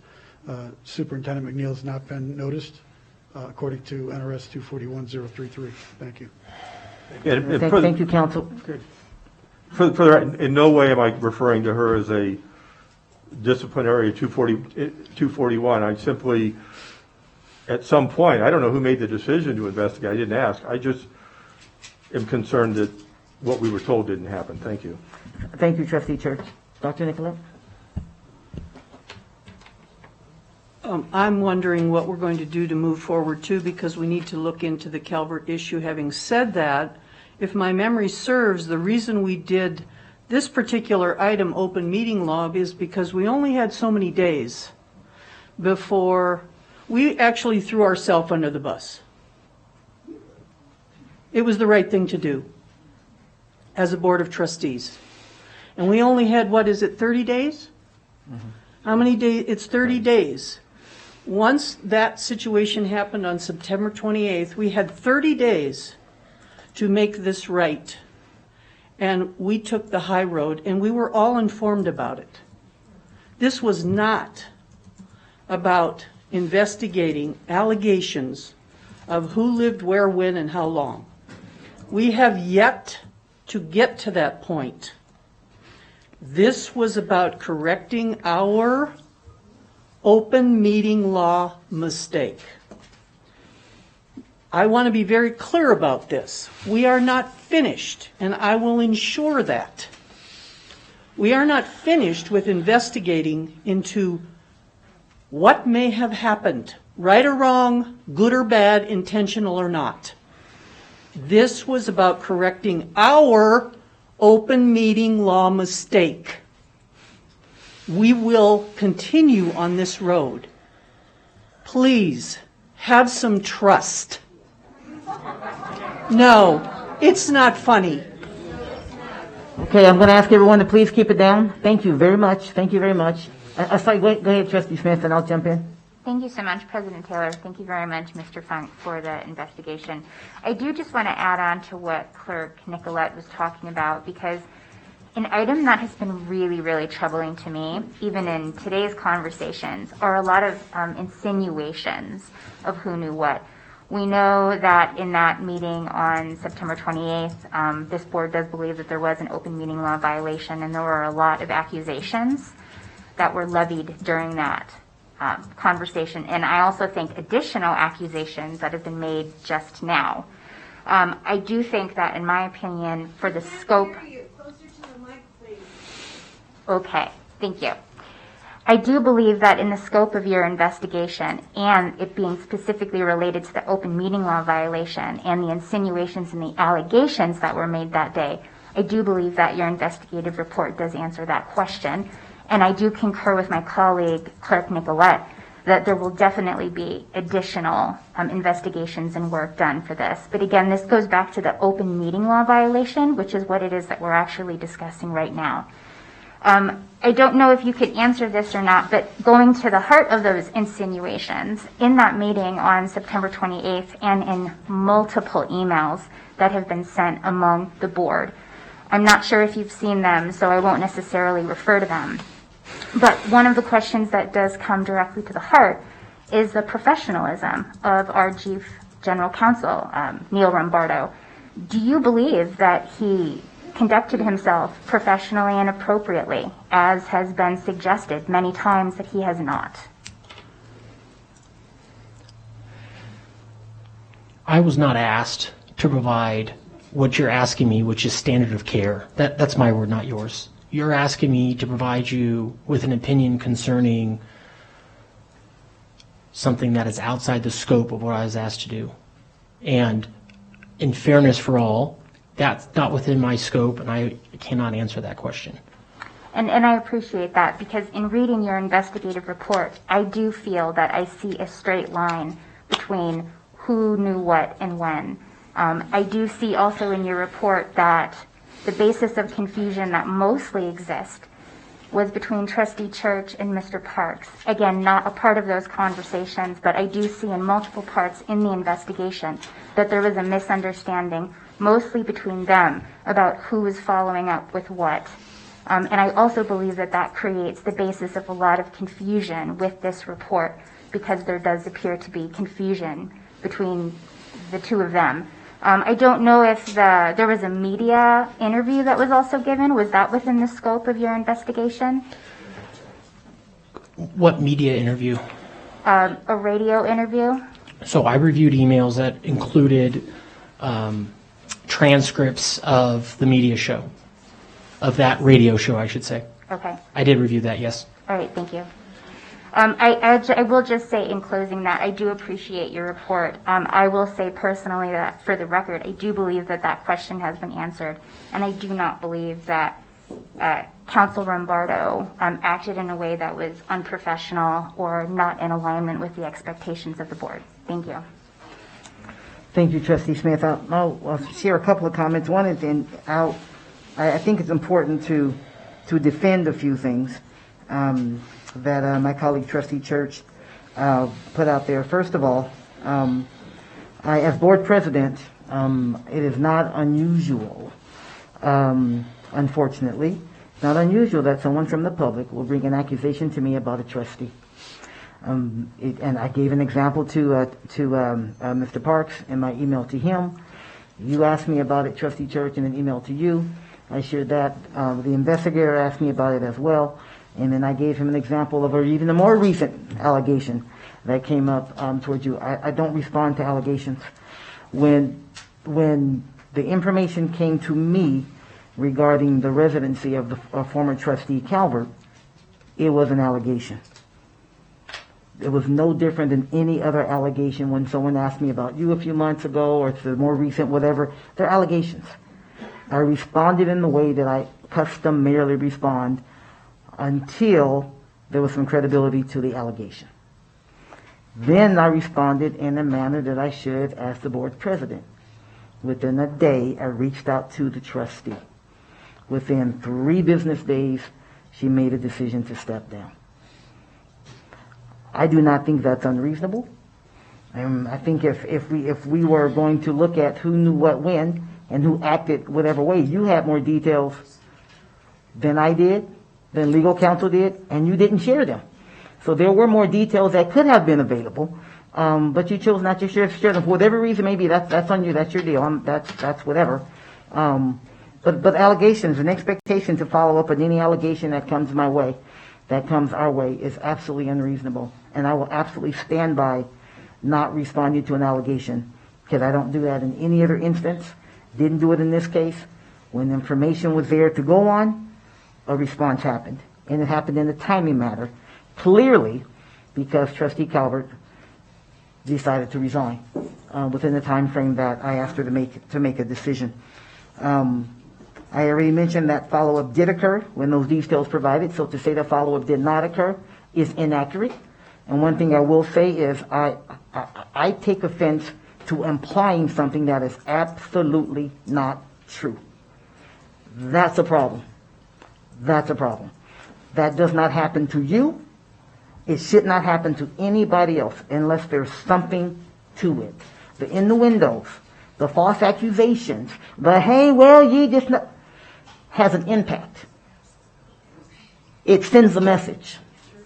And I think the message is inappropriate. It's absolutely inappropriate, and I don't think that's the kind of collegial relationship we want to have as trustees. Ask all the questions. I think that's okay.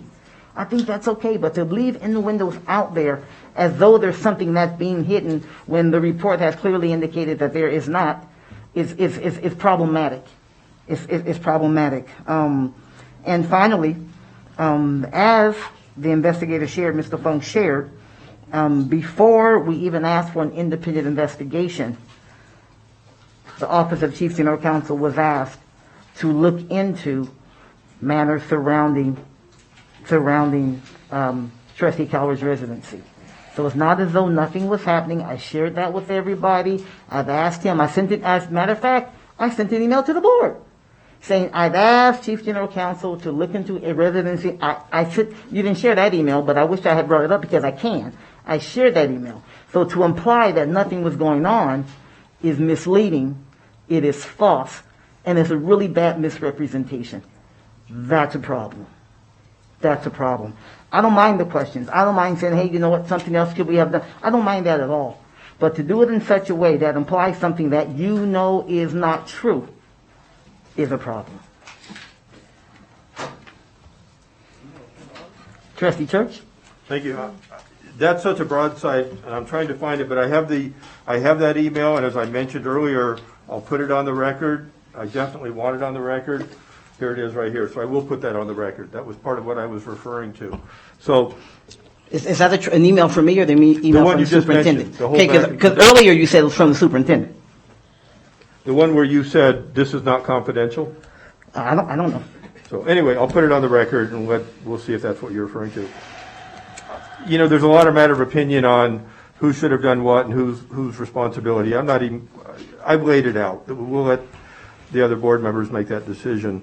The only other comments that I kind of have are, it seems, and this falls back on me too, when somebody gets any kind of an allegation like that, this isn't a criminal, you know, you don't have to investigate everything as a criminal matter or a big internal investigation. If I had it to do over, I could have gone to Jackie and said, Ms. Calvert, and said, hey, this is what I heard. Do you live there? You know, and same thing when you heard about Jeff Church not living in the district or whatever. And that's a judgment call we make. I'm not throwing stones. I'm just throwing it out there for hindsight. You can always just go ask the person, go right to the horse's mouth. The other issue is residency. Part of that OML issue that came up during my board reports dealt with the residency of Jackie Calvert. We can't talk about that today because it's not on the agenda. How do you fix an OML violation? You fix the OML violation, and we haven't even got into the discussion of board reports. How do you fix an OML violation? You fix it by noticing a hearing on that issue. And that issue is not just who knew what when. That issue is the residency of Jackie Calvert, which we cannot discuss today. So I guess I'll get into it. Nothing in that Attorney General's manual recommends removal of board reports.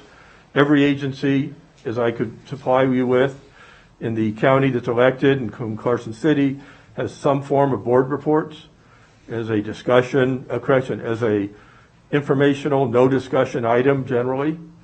And there is no reason to take board reports off. And if you do, of course, we're all free to just stand up there, but that's just a waste of time and doesn't look good.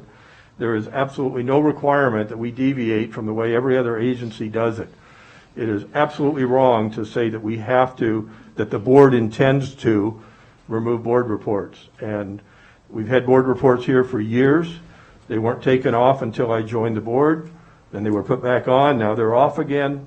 There's no legal obligation to take off board reports.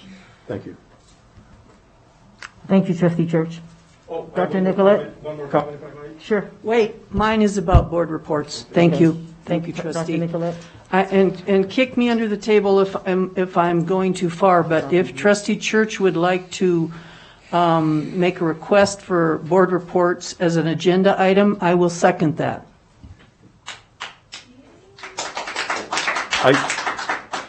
I think that's actually on this agenda. If I got so many paperwork. Actually, an agenda item request is not on the agenda. That's something that you can take care of outside the meeting, as we've done before. I'm going to steal your thing. Well, hang on, let me finish. But what is on the agenda is if removing board reports will be a part of our corrective action to the Attorney General's office. That is on the agenda. Yeah, and it says recommended motions, and this is not my motion, believe me. I move that the Board of Trustees removes board reports from future agendas of the Board of Trustees. So my point is that is what we're talking about today.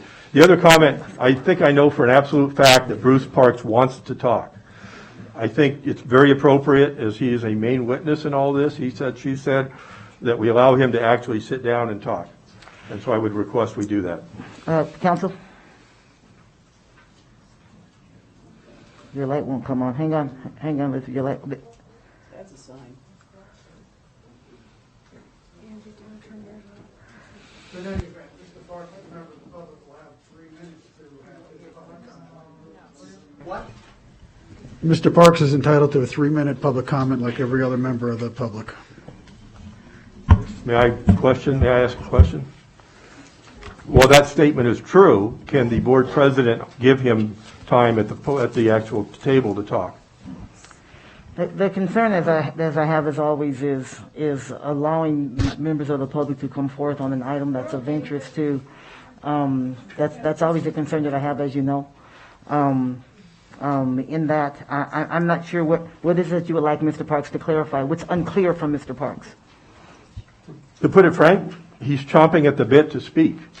I can see it. I know it. He's chomping at the bit. If we need more facts, I have. If you would, please. Why don't we give him 15 seconds? Hang on just for a minute. I'm asking you to please keep it down. Please, we want to move on in the meeting. It's like if we don't have some decorum, then we're gonna all go off the rails.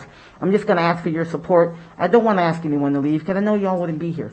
I want y'all to be here to be a part of the thing. That doesn't bother me at all, contrary to popular belief. But we need to make sure that we follow along. So I'm asking you, please. I don't want to ask anyone to leave. Rather than ask me to be clairvoyant, why don't we give Mr. Parks maybe 15 to 30 seconds to tell us what he would want to tell us, that you can determine if you want to hear him speak. Well, what you're saying is not because there's something unclear from Mr. Parks, it's because Mr. Parks wants to participate. Is that what you're saying? No, I'm not asking. I'm sorry, my humor. I'm not asking you to say what he's going to say. I'm asking you for what is your intention for asking for him to come. Not because there's a question or something that you're unclear on, but because he wants to come forth. I just want to be clear.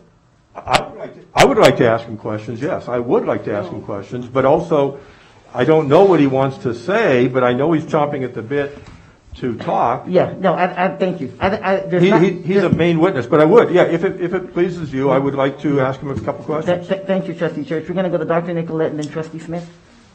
A couple things. I want to thank everyone who contributed to this investigation, and especially Trustee Church and Mr. Parks. Thank you, and I think that we have what we need for this particular agenda item.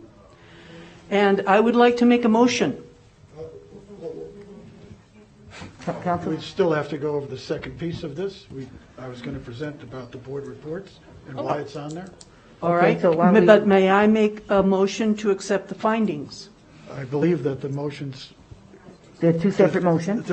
I thought they were done as one motion. The way it's written, it's one motion. But one thing that we do need to have, though, is before we make a Public motion, comment? we do need to have public comment. That's what I was Before- trying to say there's only one. Right, okay, I understand. So what we'll do, it's one agenda item. Right, it's just two Okay, pieces. it's two pieces to the agenda item, but it is one agenda item. So when we have public comment, we'll have public comment on the whole piece of it. Okay? Okay, because it's one agenda item. Okay? Go ahead, Dr. Nicolette, and I see other trustees with their lights on. Go ahead. I guess I'm thinking I would like to recommend that we have two different motions, or three or four, however many we need. But I would like to accept these findings after we have public comment and then move on to board reports. I would like to move on with the investigation and accept this report. I think it's excellent. I can't assess if it's thorough, but I'm going to trust. And I thank Gunderson for their work, and thank you, Mr. Funk. So if that's possible, I would like to do that. If not, then I will let it go. Is it appropriate we do have other lights on, so we'll want to come back for discussion because there are other lights that are on. Is it appropriate to entertain a motion to accept the report? There can be a second and discussion can continue. Council? Certainly, that's up to you as the presiding officer. Yeah, but we should, before we have a motion, we should have public comment anyway. So That's what I'm saying. Yeah, exactly. So we should, let's have, okay? First, I would think you would want to take Yes. a motion Yes. to follow, because the way it's written is one motion, including Yep, both items. understandable. So, Yes, because when we so- have public comment is on the agenda item. So that means we do want to have a conversation around board reports as well. Or I could read the introduction of why the board reports is on there, and then if you want to bifurcate that. Yeah, vote. we'll do that, but let's get some other comments here before we go, and then we'll go to public comment, and we're having some consideration right now. So we're going to go to Trustee Smith, and then Vice President Nicolette, and then Trustee Rodriguez. Thank you so much, President Taylor. I just wanted to refocus us that this item is very specifically about the open meeting law violation that this board and this body believes took place on September 28th. It is not about the larger issue here, which we know that we're going to do additional research into. And I say that for my own benefit, for everyone's benefit, because I am also just as curious, and I hope that you feel in my questioning, that you feel my curiosity in other aspects of this. But this item is specifically around the allegations and the insinuations and the statements that were made on September 28th exclusively. So I do want to make sure that we stay focused on that. And then in second, I will also say that I do look forward to the public comment, and particularly that of Mr. Parks. Okay, thank you, Trustee Smith. Vice President Manetto, and then Trustee Rodriguez, and I see you again, Trustee Church. Thank you, Madam President. I want to say thank you. In my mind, this is quite a thorough investigation as far as you were supposed to go. And I just appreciate it. Thank you. Thank you, Vice President Manetto. Trustee Rodriguez, and then Trustee Church. All right, I will agree with one thing. I do think we are missing a very important piece of this, but I understand you're hired to do a very narrow investigation on this, so I do understand that. Could you speak closer to your mic? Can't hear you. So can you refresh my memory as to why we didn't investigate former trustee Calvert? You mean why that was not included in why he didn't interview her? Okay, Why I didn't ask trustees. let's get your mic on, Council. Yes, all right. Okay, go ahead. Are you asking me why I did not Yes. inquire with trustee Calvert? Yes. Based upon the investigation that I did and the conversations that I had with the individuals that I did investigate, I felt comfortable with the information that I had. There were multiple points where multiple individuals confirmed the same conversations and testimony. Ultimately, each person I investigated could pinpoint the first time that they learned that Trustee Calvert may not reside in the district, and then I could follow that through to the ultimate conclusion of her resigning. So I felt comfortable with my findings without having to risk Trustee Calvert testimony to me or providing further information that may risk her in the future. Okay. And just to kind of give Bruce Parks his due attention here, So you did interview Bruce Parks, correct? I did. Okay, and he gave you all his findings? We had a conversation, yes, and I think we had completed our conversation, yes. Can you kind of like just elaborate a little bit on what he gave you? So As it far was as an information. I mean, I know there's stuff in the report, but can you just kind of give a quick synopsis for everyone? Sure. I had an oral conversation with Mr. Parks. It occurred a day after I had the conversation with Trustee Church. I walked him through the timeline when he first discovered it, how he first discovered it, what he did when he discovered it, what occurred between the time period in which he relayed the information to Trustee Church, and then when he started re-engaging in his investigation. His recollection, he was clear and confident in his recollection that he provided to me.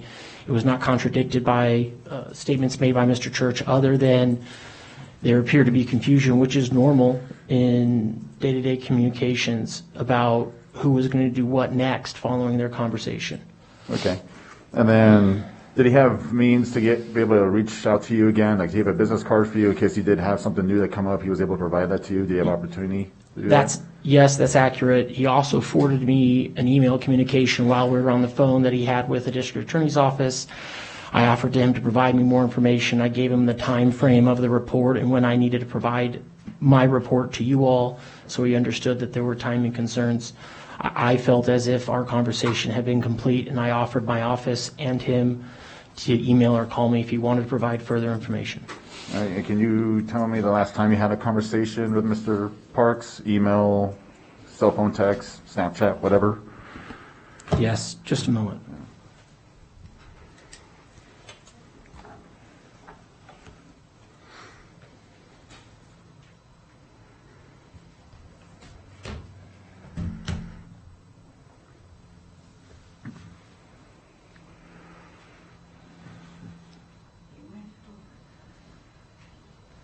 I'm trying to recall the day, sir. Yeah. All my communications occurred on the same day.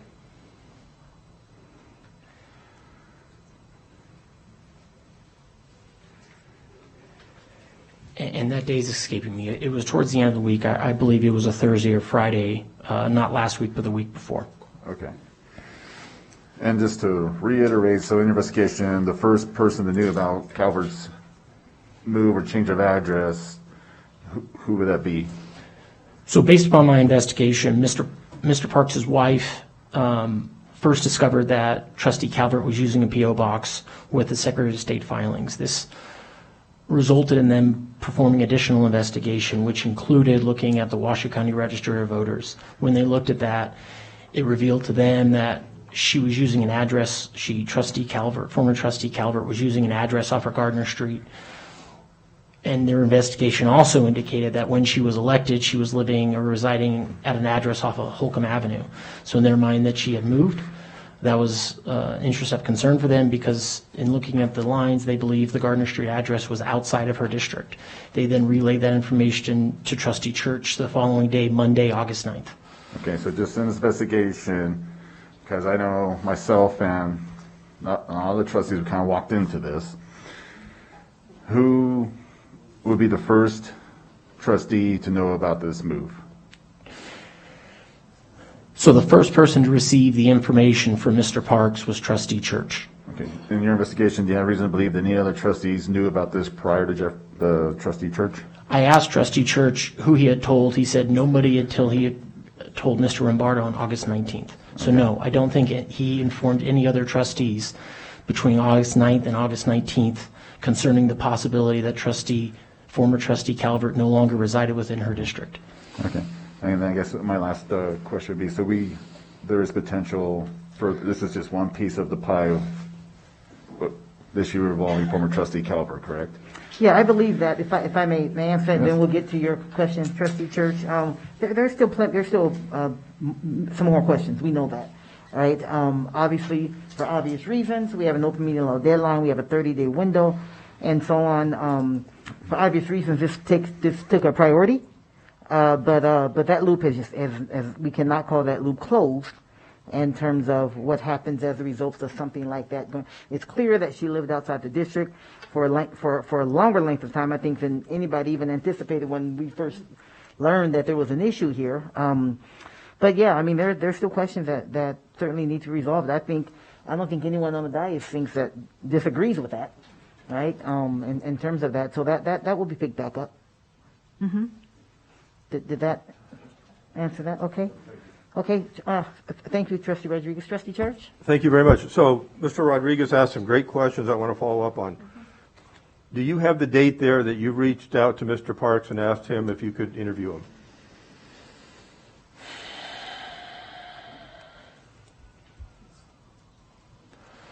I do not have that off the top of my head. Wednesday the 13th. Well, let me back up here. Did you reach out to Mr. Parks, or did Mr. Parks actually reach out to you after you were well into the investigation? During the investigation, Mr. Parks arrived at my office, provided his card to my receptionist. My assistant then contacted him, set a time and date that was convenient for the both of us, Okay. and I conducted a telephone conversation with him. All right, and then let's go to page 9 of 10 under conclusion. Let's go to page 9. Let me ask you one more question. Do you have any idea how Mr. Parks knew you were handling this investigation? I suspected you told him, but I did not ask him. Okay. Go to page 9, conclusion. It's about the second sentence. He received this information on August 9th, yet decided not to disclose any information to WCSD's leadership until August 19, 2021. When he did so, he chose not to include any supporting information for why Mr. Parks believed former trustee Calvert resided outside her district, period. And then I'm going down to the very last paragraph. However, trustee Church elected not to convey the same information to Mr. Lombardo on August 19th. Not a question for you, but we actually got off track on the request that Mr. Parks speaks. This paints me in a very bad light, like I had all this information and I did nothing. I really want to ask Mr. Parks to elaborate on that. And I'd like to do it with him at the podium, not under 3 minutes of public comment. Well, this is from hearing from my colleagues, it doesn't appear as though there's a lot of support for that, but this is what I will do, Trustee Church. You asked for 30, you said give them 30 to 45 seconds to kind of elaborate, yada, yada. So what I will do, we have more to do on this agenda item, right? This is part of the agenda item. The second part of the agenda item is the board reports, okay? So what I will do, because we're talking about this now, right, is allow Mr. Parks to give public comment now. And that will give 3 minutes and not the 30 to 45 seconds. But this would be, Mr. Parks, I will speak directly to you, sir. No, come on up. This will be your public comment opportunity for this agenda item, so that from a timing standpoint, it fits in with the request of Trustee Church. And if I might comment, that's a brilliant idea. For the record, Bruce Parks, no, you don't have all the facts. You think I'm going to tell him everything? Their investigation was shoddy at best.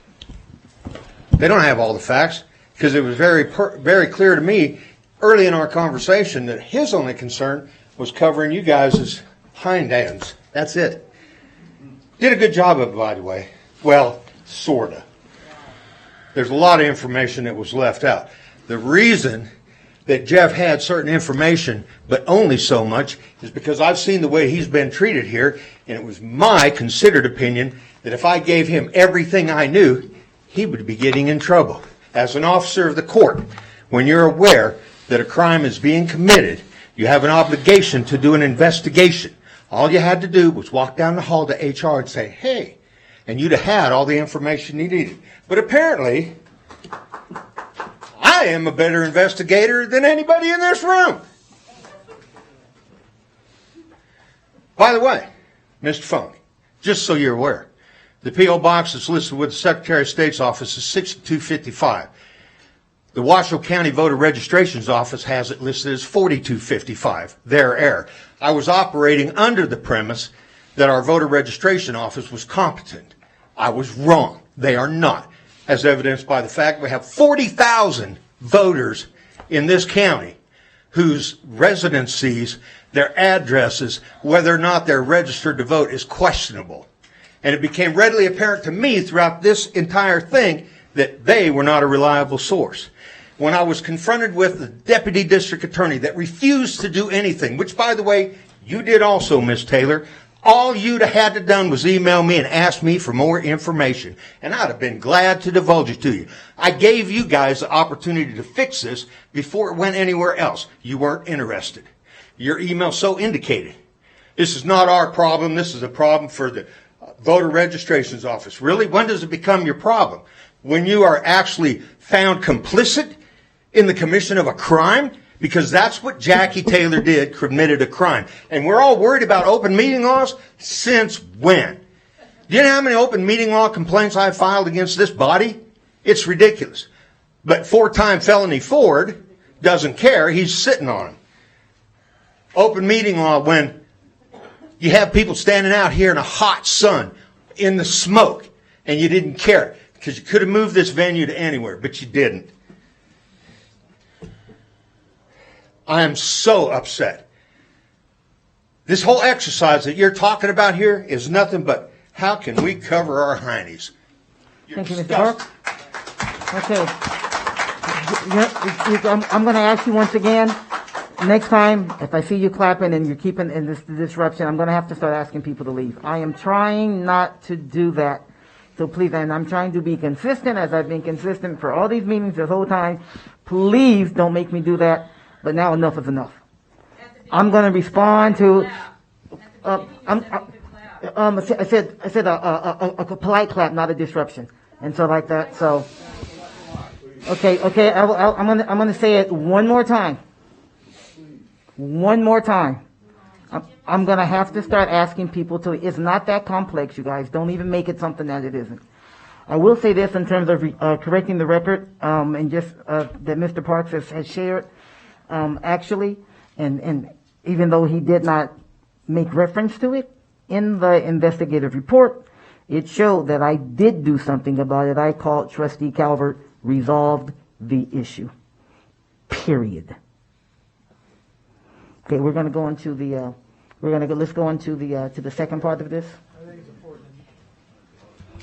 I think it's important for the item to discuss this. Can you have to get into the mic. And then if you choose to bifurcate your vote or one or the other, that's your option. And these potential open meeting law violations, any type of action to correct a violation is prospective. And that's why regarding board reports as a standing item on board agendas, I've been with the district since 2005, and we in the Office of General Counsel since 2007 consistently advised and counseled our client representatives that these items are not advisable and should not be on board agendas or board committee agendas. And I'll read it again, and it's on the screen. The Nevada Open Meeting Law Manual at section 6.02 holds generic items such as reports or general comments by board members invite trouble because discussions spawned under them may be of great public interest and may lead to deliberations or actions without the benefit of public scrutiny and input. Generic items should be used sparingly and carefully, and actual discussions should be controlled tightly. Matters of public interest should be rescheduled for further discussion at later meetings. It's exactly what occurred. There was a board report item, and then there was a short exchange, verbal exchange between two trustees, and then a third trustee wanted to end it because thought it was getting broader than the topic should be, and it was stopped, which is thank goodness for the board that it was. But this is the problem with these board report items. They're not articulated with a clear purpose or direction. They're not clear and complete to take actions and discussions. As counsel for the board for open meeting law purposes or your committees, it is very difficult when these items come up to keep people from not engaging or responding to somebody's board report. And that's why they are troublesome. So prospectively moving forward and to avoid any actual open meeting law violations in the future, that's the recommendation, that these items be eliminated so open meeting law violations of deliberation and or action from these generic standing board items or board reports, should be removed from the agenda. And that's the purpose, that's the reason they're there. Thank you, Council. We're going to go to Trustee Smith and then Dr. Nicolette, and then Trustee Church. I'm sure you want to weigh in on this as well. Don't feel like you have to. I just know that. Thank you so much, President Taylor. Mr. Wright, question.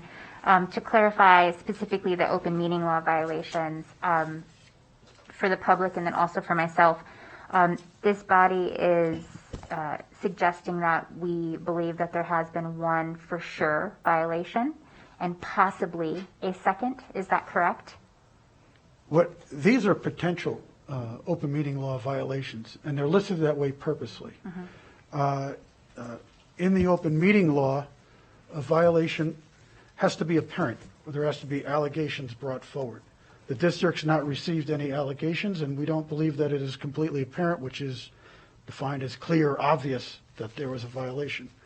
Like I said, there was a short verbal exchange. There were some allegations against Mr. Rombardo that weren't flattering. I don't know if they meet the definitional terms under 241.033, but they were made. So there's a potential violation that he was not noticed under that statute. And the other potential violation is that there might have been some deliberation. But again, that's not apparent, and the district has not been served with any type of allegations to my knowledge. And that's why they're listed as potential violations. Thank you. And a follow-up. I would say, based on my research with open meeting law, it does feel likely to me that probably was. So I do believe that self-reporting is a good idea here. My follow-up question is that we do get this 30 days. So the Attorney General's office gives bodies the ability to self-report. And then is the expectation of the Attorney Generals that they would then come back to us and say, yes, we agree that this was an open meeting law violation, and then they would accept our self-remedy? Because I want to make sure that we're really clear about that self-remedy part of this. So we self-report, they agree it was or it wasn't, but then they accept our self-remedy, and then there's no further discipline. Can you just clarify that? It could happen that way, if that's the choosing of the board. Okay. Thank you, Trustee Smith. Trustee Nicolette? Thank you, Council. Thank you, Trustee Smith, for clarifying that. I think that's very important. I will say, on a personal note, I thoroughly enjoy board reports. I think it's important that we are able to share all the opportunities that we have to visit schools, meet students, go to parent, family events. It's really kind of the joy of the work. Having said that, I do believe it's very fragile, and I understand what Counselor is saying. We have to be very careful. We got away from the intentionality of board reports. Right or wrong, good or bad, we got ourselves in some trouble. And the reason why I would like to revisit under maybe not something that Trustee Church wants to hear, but maybe we need a specific policy. I know how much you love policy. A specific policy around what board reports can be so we can hold ourselves accountable, because each one of us does some really wonderful things.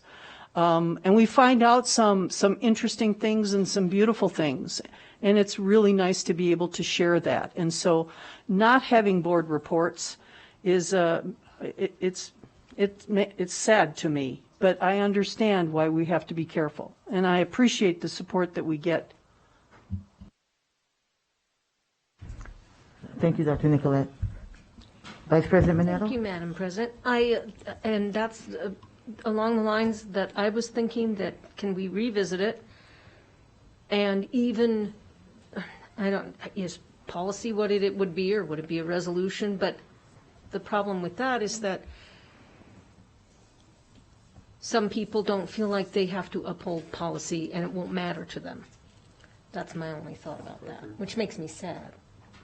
Thank you. Thank you, Vice President Nicolette. Trustee Church? Sure, thank you. First of all, I think I'm hearing from Dr. Nicolette that she likes at least some aspect of the board reports, and that's wonderful, because I want to point out to everybody, there is nowhere on the agenda for us as trustees to talk about anything that's not on the agenda other than board reports.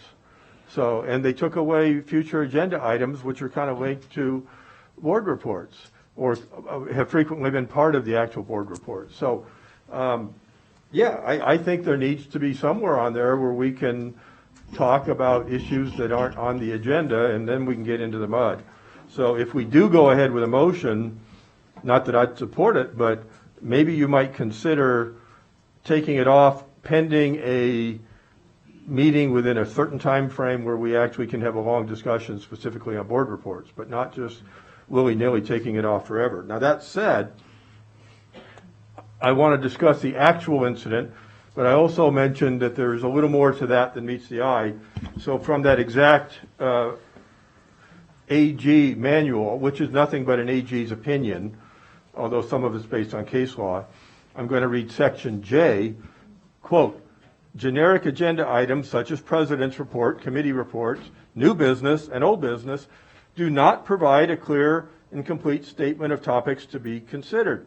Such items must not be listed for possible action, as they do not adequately describe matters upon which action may be taken. So my point there is the emphasis is that it's not listed as an action item. They're not recommending that we don't do it, as the agenda implied. And then it goes on, there's one more sentence if I can find it. Public bodies should not approve or take action on administrative reports by staff unless the agenda clearly denotes that the report is an item for possible action and specifically states out the matter to be acted on from the report. So again, the emphasis here is not that we don't do them. The emphasis is that we don't have it on there as any kind of discussion or specifically an agenda item. And then let me just get into the specifics. So the date of this train wreck, September 28th, was board reports. I was giving my board report, and the board president even authorized me a little bit more than 3 minutes to do my board report. That's my right. That's what board reports are for. And as in the September 12th meeting, I remember that date, I think, I did a board report, and that went fine. I gave my report, and that was the end of it. The problem occurred that the number one reason Mr. Reich is sitting there, the number one reason we have legal counsel in these meetings is to make sure we comply with OML. That's probably, I think, beyond a doubt, the number one reason he's here. Plus, to throw himself in front of me if somebody attacks me. But the number one reason, yeah, it's humor. I'm sorry. But the number one reason is that he's our legal counsel to make sure we stay on the narrow focus in accordance with OML. Unfortunately, that didn't happen. So when I made my board report and I upset Mr. Rombardo, he interrupted me. I was doing what I was authorized to do. My board report was completely in line with OML, legal, everything else. It was Mr. Rombardo that interrupted me, followed by comments from Dr. Taylor, and it got out of hand. But my comments, anything I said at board reports, were completely proper because it was my board reports. And of course, Dr. Taylor could have said, well, your time's up, but that wasn't the point. The point is, that was my board reports. So I had every right to say whatever I was saying there. The problem came when Mr. Rombardo, who was supposed to be the attorney to say you're off OML, interrupted. And my point, my number one point, other than that, is he, by interrupting and by discussing, he discussed what he knew when. It's clear on the record. He went into great detail about what he knew when and who he told me to talk to, et cetera, et cetera. So we didn't violate his 241 rights. He waived them. He violated his own 241 rights. When he spoke up and started talking about what he knew when, I'm not a lawyer, but I can see the handwriting on the wall that you can't shoot yourself in the foot and then charge yourself with assault with a deadly weapon. You made your bed, you got to live in it. So any accusation that we violated his rights is out the window. So thank you. Thank you, Trustee Church. One thing I will say is my recollection, and I'm actually looking to try to pull that up, is actually that you began to talk about his character, alleged misconduct, and well, I forgot the other C that's in there, which is his ethics. Oh, okay, here it is.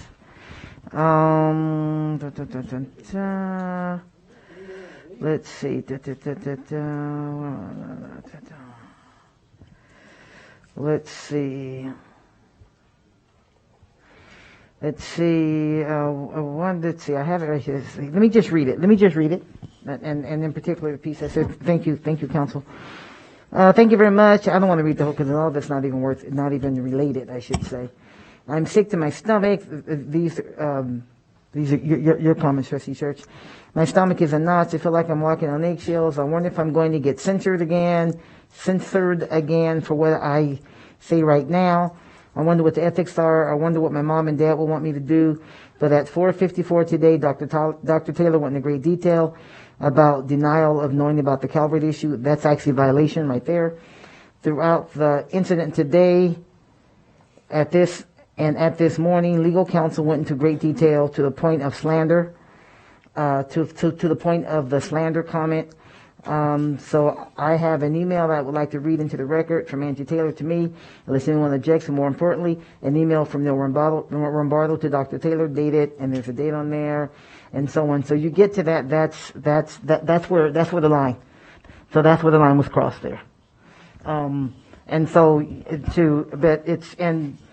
I mean, but that gives the back. So that's where the line was crossed in answer to that question. So there really was some commentary about conduct or misconduct, character, that piece of it. So that's something we need to address in terms of self-reporting. I mean, I responded to that, and that's where the deliberation could happen. Mr. Rombardo is not a public official, so he cannot violate open meeting law because he is not a public official. Those are rules for us as public officials and how we conduct ourselves at meetings. So that being the case, I do think I'm going to agree with Trustee Smith. I do think it's wise to do the self-report to clear those up. And that's where it can be. It could be clear violation, could be maybe not. So let's clear those up, and that's where this is coming from. So. Great point. Thank you for refreshing my memory. For the record, or so we understand, because you just said it. As we were in that meeting, people spoke at public comment. One individual I'll identify as Wayne, but it's on the record who he was, started talking about the Calvert issue. Mr. Rombardo happened to, if my memory's right, happened to be seating at that table on something, but he said that's slander, something to that effect. Later, Mr. Rombardo made a detailed statement about not knowing anything about the Calvert incident, ending by the word period. And then at 4:45 earlier that day, you made a very detailed statement about not knowing about the Calvert incident. So you're right. If there was an OML violation, it started then. And actually, no. I don't have to know this myself. Okay. I talked about it. He doesn't have to know this himself. Okay. But they brought it up. Right, but they're not public officials. Okay, but they brought it up. They're not public officials. But they're subject to NRS 241. What the public, someone can get up in public comment, and as long as there's in a personal attack, for example, say, Angie, I asked you for your help with this situation, or this, whatever. That I don't have to be noticed for that. So I think we misunderstand. No, you have to be a public official in order to violate NRS 241. Oh, absolutely. So my point is that Wayne stood up and began talking about it. He was interrupted by Mr. Rombardo, who used the word slander directed at him. And then at some point, Mr. Rombardo, and again, we could go through the whole meeting, went to quite detail that he didn't know anything about it, period. And then you went into detail, I think at 4:45 p.m. Yeah, I don't know what time, but I do remember making a comment. Mm-hmm. So that precipitated my board comment. So my board comments were not just willy-nilly, I think I'm going to start talking about this subject. The reason I was sick to my stomach was listening to that, knowing that I was in possession of an email that was, it's on the record, and I don't think it's a 241 violation after that's been brought up for me to read into the record an email. Okay, well, that's not for us to determine. I think I'm more in and the thinking that someone needs to be noticed in order to talk about their character and the alleged misconduct and so on. That did not happen, and because that did not happen, then we at least potentially have violated the Nevada open meeting law. And because there was deliberation, there was at least a discussion about something not agendized, we're potentially in violation of the Nevada open meeting law. So that's why this is on the agenda. Other comments, questions about this piece of it? See, now I'll tell you what, we need to get public comment on this, but we're going to have a break first because we're going for a couple hours without a little personal relief break. So we're going to have a 15-minute break, and then coming back. And when we come on back, we will have public comment on this agenda item. Thank you. 15 minutes, and we'll be back.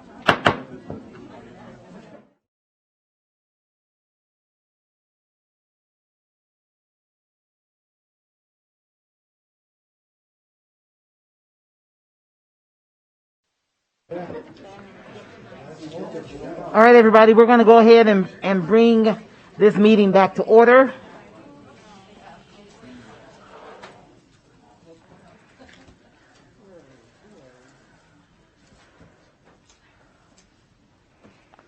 Okay, thank you all again. We're going to get into our public comment period. And as we do, this is public comment period on this agenda item, which means it's related to what we've been discussing, being board reports and the investigation. And just again, as a reminder, we want to be courteous, be respectful. I'm going to read from the open meeting law. Comments such as willfully disruptive comments that are irrelevant, repetitious, slanderous, offensive, inflammatory, irrational, amounting to personal attacks, or interfering with the rights of others, and we have a right to impose restrictions on them, and we've done that going forward. We want it to continue to be a respectful meeting. We want it to continue to be one where people can engage and share their public comments. If I can have your attention, everyone, please. I'm going to ask you. I ask you again. You'll be called, and JJ will give a couple of names so that the next person can be ready to give their comments. I'm going to remind everyone, if you would, masks are still in full effect. It's still Governor's Directive 048. So I'm going to ask you to please, if you're eating, you eat. It's not that kind of thing. But if not, then please, you can wear your mask. We even allow face shields for those that don't want to wear a mask, or if you can, or whatever the case may be. Then ask that your mask be worn appropriately, of course, covering your nose and mouth.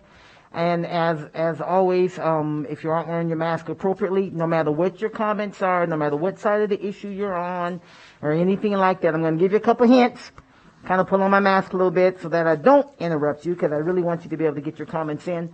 But if not, I'm just going to try to find a pause to jump in and just ask you, please, if you fix your mask or something like that, so we could adhere. Again, I apply these across the board, because the easiest way in the world for people to know that what's happening and for things to be fair is to do the same thing to everybody.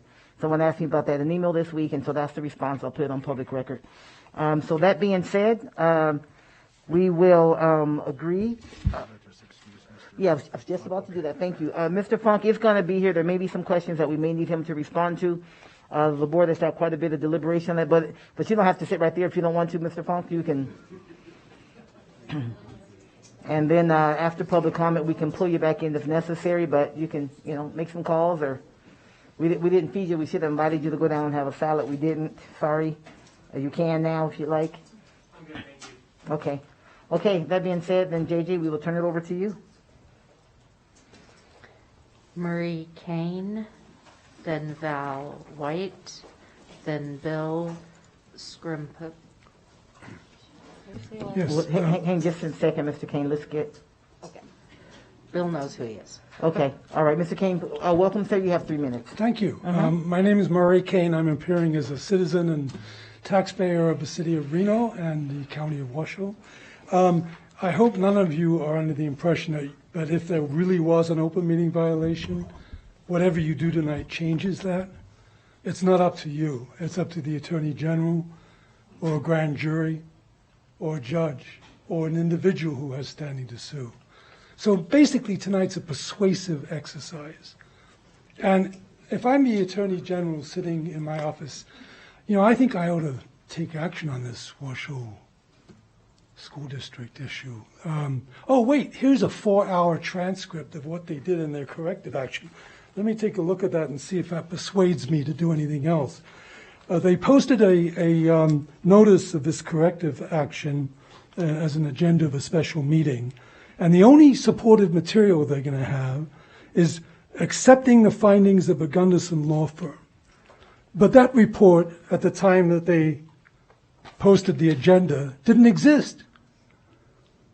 So you're going to rely to take your corrective action to persuade somebody not to file a lawsuit against you or a criminal proceeding on a document. And I'd still like to know, I listened to the colloquy about the word intend.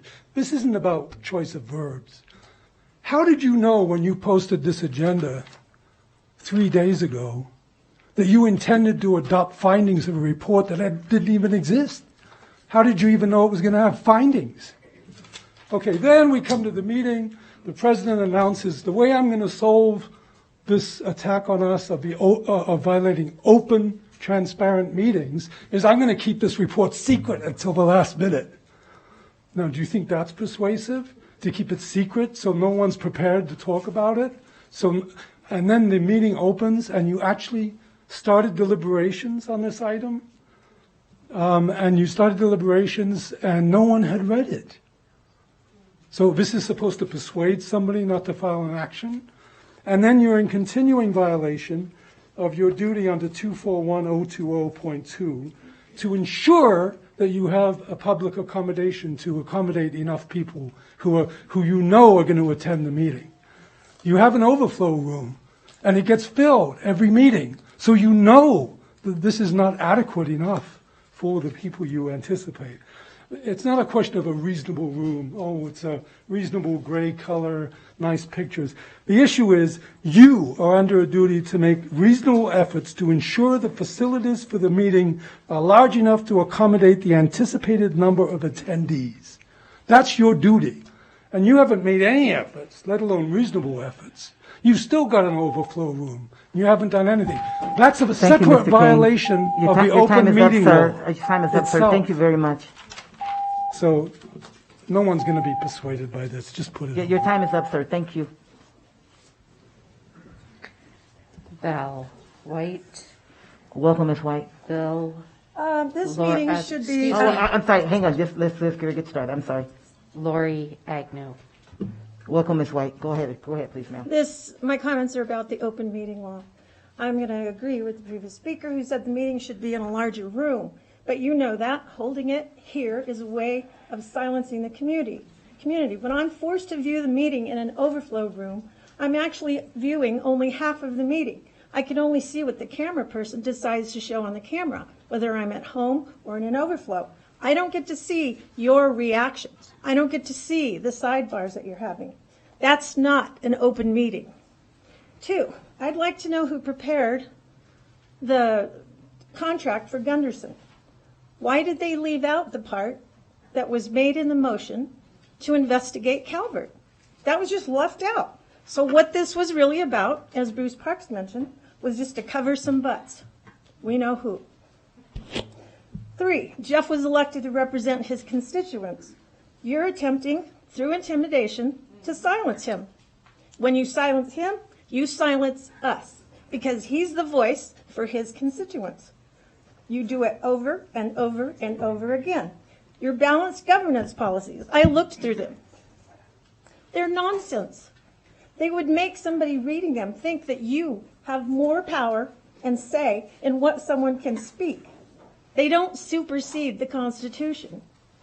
And your comments that you made at the beginning about irrelevant. Who decides what's irrelevant? It's relevant to me, that's why I'm saying it. This entire board, except for Jeff Church, needs to resign. You've done enough harm to our children. Let's go, Kristen, McNeil, and Taylor. Thank you, Ms. White. Bill, Lori Agnew, Valerie Bianca. I'm sorry, is it Bill? Yeah, Bill Okay. Shrimp. Okay, welcome, Bill. Thank you. Well, thank you. So, as I address this board, I want you to know who I am, okay? I'm born and raised in Reno. I graduated Galena High in '96. I have 3 kids that are currently enrolled in this school, one that graduated last year out of these school districts. I own property, and I voted in every election since I was 18. In every way that matters, I am your constituent, which means I'm your boss. I have never been here before, ever. First time in this room. And it's a massive failure that I am here. Okay? Before I go into that, I do want to say thank you to all of you. The last 2 years have been really, really hard. Regardless of mass shots, all this other stuff you had to deal with, the only thing you knew is what you're doing this month is going to be different next month. It's really hard to operate in that environment. So thank you for doing your level best. I disagree with some of what you did, some of what you didn't do. That's all beside the point. Thank you for doing your level best. Thank you. As far as the open meeting law goes and what's going on here, I just urge you, when you walk into this building each day, when you open your computers and send emails, I want you to think about my kids. I want you to leave your ego aside. I want you to leave your politics aside. I want you to leave your career aspirations aside. I want you to think about my kids and the 60,000 other kids and the teachers that are standing right behind them. Not once today did I hear mention of what's best for the kids. Not once. I read all the public comments before the meeting. I think 1 or 2 of them out of the 50 or so that were there at that time mentioned doing what's right for the kids. So my comment to all of you, as you resolve this open meeting issue, you have something to resolve. Do it quickly, do it professionally, do it legally. Please get your act together. I don't want to come back here. I should be at home having dinner with my family. Please take care of your business, put my kids first, check everything else at the door. I'm going home. Have a good night, folks. Thank you, Mr. Shrimp. Lori Agnew. Thank you, Ms. Agnew. Valerie Fiannaca. Bev Stenjum. Pablo Nava Duran. Welcome, Ms. Fiannaca. Hi, gang. I have one question, well, several questions. Are attorneys with knowledge of a crime required to report it? Is that an ethical duty? I seem to remember that it is. And also, in my house, we used to call this a game of telephone. That's what this last couple of hours has sounded like, telephone. And I have another question. If this board got a vague info about a pedophile teacher, you wouldn't investigate? Would you do anything? Would you think about it or do anything at all? In this investigation that is not an investigation, I also contacted the district attorney in early September after Mr. Parks was told by the assistant DA that it was not his problem. After no response from the DA, I then went on to contact the Washoe County Sheriff. Mr. Sheriff, are you the final law on this land? Yes, he's the final law on the land. And lo and behold, the next day she resigned. I don't believe in coincidences.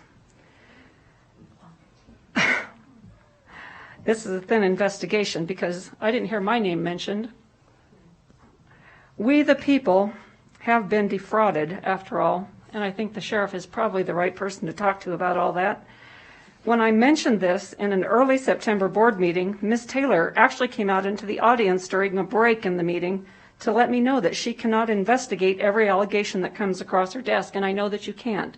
However, all you had to do was walk down to HR or have the attorney, Mr. Rombardo, do the same. I digress. After emailing the sheriff and talking to him, the next day, Ms. Calvert realized she had moved out of her district and resigned. I'm an employer. I know where pay stubs and insurance information get mailed to. When first notified, the simple, logical solution would have been to walk to HR and verify the mailing address on file, but I guess common sense is in short supply these days. Here we are, though, paying legal fees for an investigation of who knew what and when.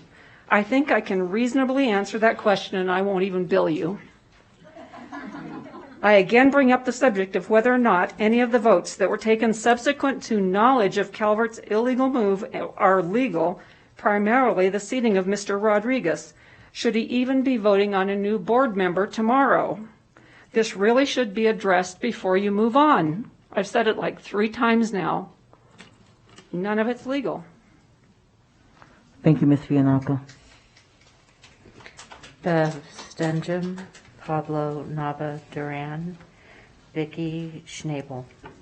Welcome, Ms. Stenjum. So the last 3 hours we've been talking about who knew what when. The community here doesn't really care so much about that. We care about being defrauded. And this whole 3 hours just appears to me that Jeff Church has been on trial.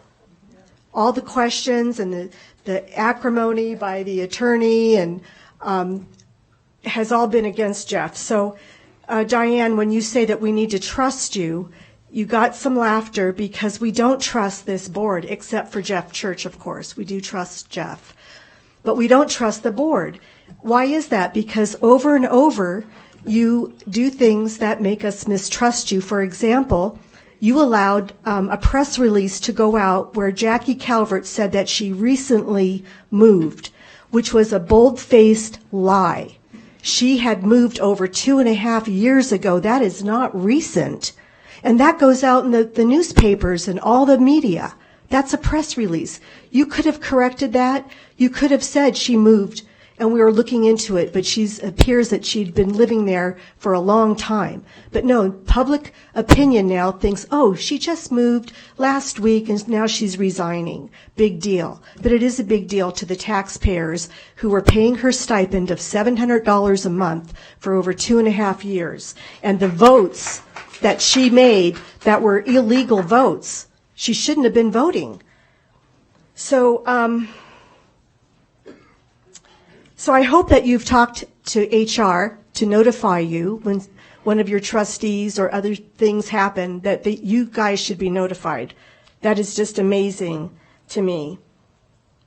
And then you suggest that this isn't your problem to deal with, that we should go to the Secretary of State.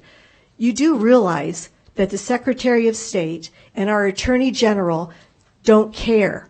They don't care about us. We're hoping that you guys care about us. You're our local representatives. And everyone in this room has a very poor opinion of the job you're doing. Like the guy that spoke earlier, is your focus on our children and the rankings that we are dead last in the nation for ACT scores and other rankings? Very poorly rated here in Washoe County and Nevada. That's what we need to get the focus back on. Get it off of Jeff Church. He's our only conservative on the board. You're gunning for him. You want to get rid of him. And you're trying to publicly embarrass him. And we want you to put the focus back on our kids, the grades, quality of education. Thank you, Ms. Stenjum. Oh, yes, please, go ahead, Vice President Manoa. Just to correct the record, I am a conservative on the board. I'm a conservative Republican. Who's up next, JJ? Pablo Please, Nava. no shouting out, please. Thank you. Pablo Nava Duran, Vicky Schnabel, James Bentham. Mr. Duran, welcome. My name is Pablo Nava Duran. I'm 23 years old. I recently graduated from University of Nevada, Reno in Galena High School 5 years ago, 2016. So I want to make it clear to our over here audience who make a laughter at them. So we want to be more professional, honestly, and respectful. But for audience, it's not very respectful at all. I want to keep in mind, stop making childish and act like an adult now.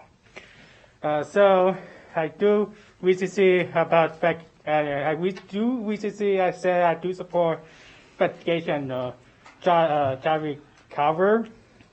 Really, it seemed like they left on August of this year, and those people, they said 2.5 years, but actually, they're leaving, they left on August this year. So they're the other who tell you about job recovery, like you knew it, state attorney general, they give you this information to you at that. So and I do know if Jackie Potter were true, maybe you should be prosecuted for that. So I do say good job for this guy over here. Make a good job. We want it not policy independent for no policy idea. So they want to put your policy for best diff, all kind of stuff. So, and I know Bruce Park, I'll spare you lie to you on the Jackie Carver deal, and that gentleman tell the truth about Jackie Carver. I said read all of it, not all of it, but I do realize to Jeff Church point out to me that this one could be credible, feasible. So I think that you did a good job, and I try to be mindful, be professional, and be accountable, for yourself, as you know.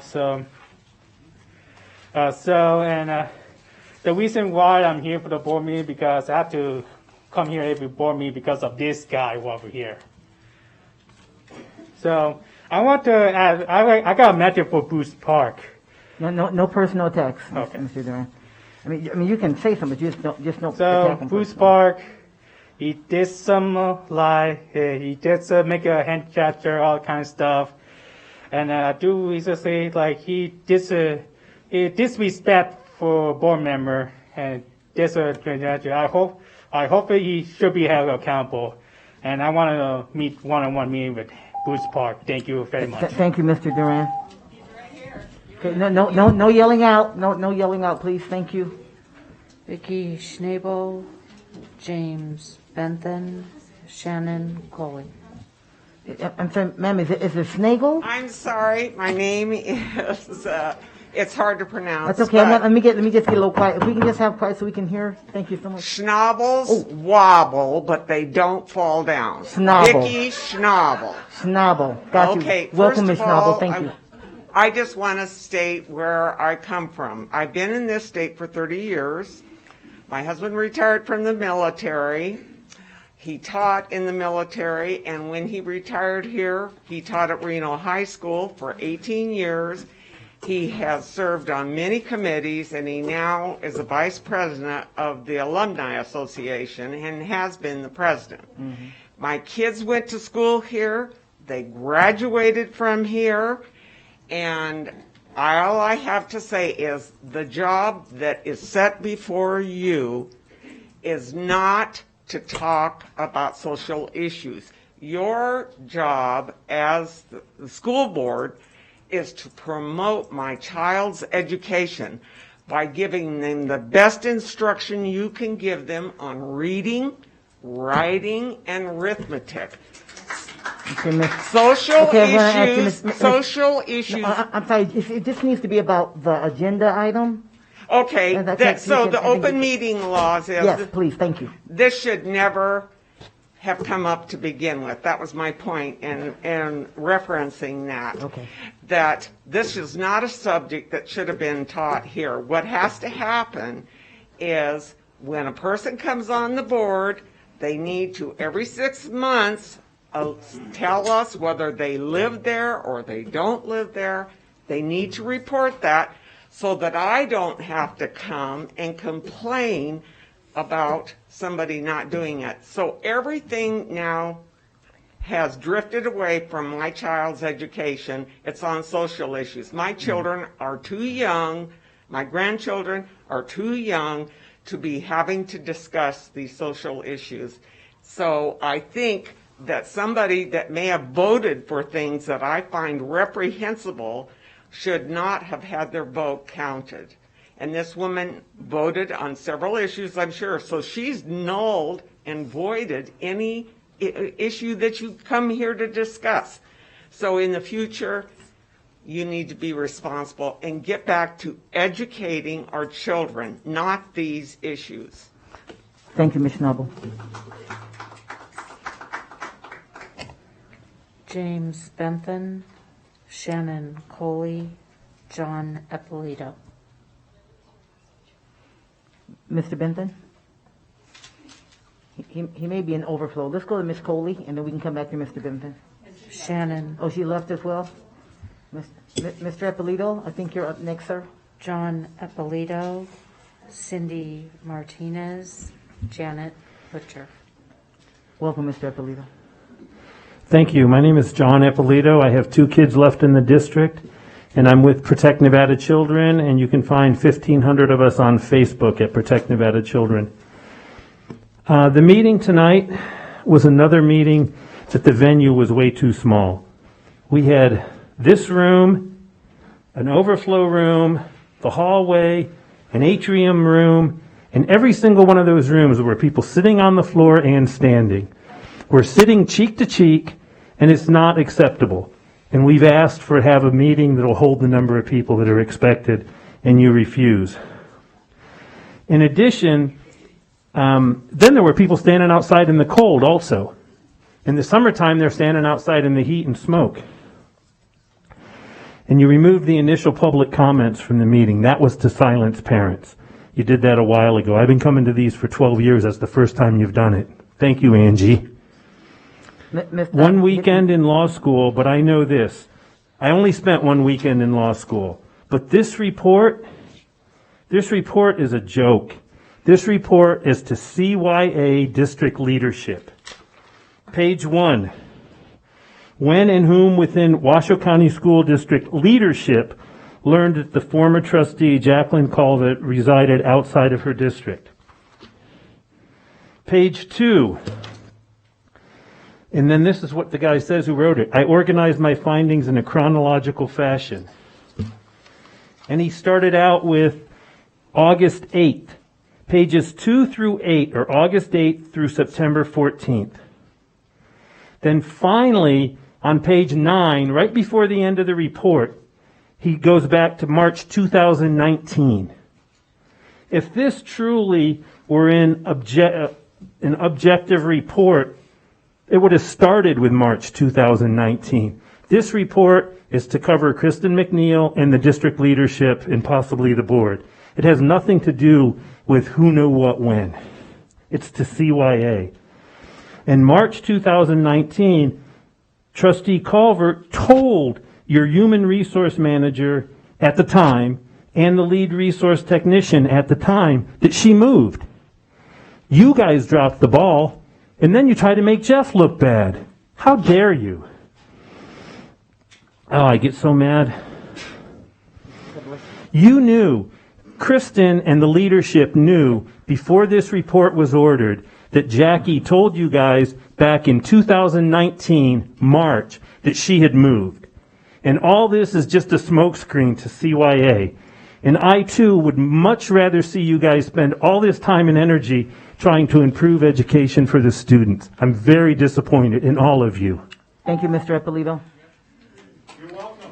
Cindy Martinez, Janet Butcher, George Lee. Welcome, Ms. Martinez. Oh, wait a minute.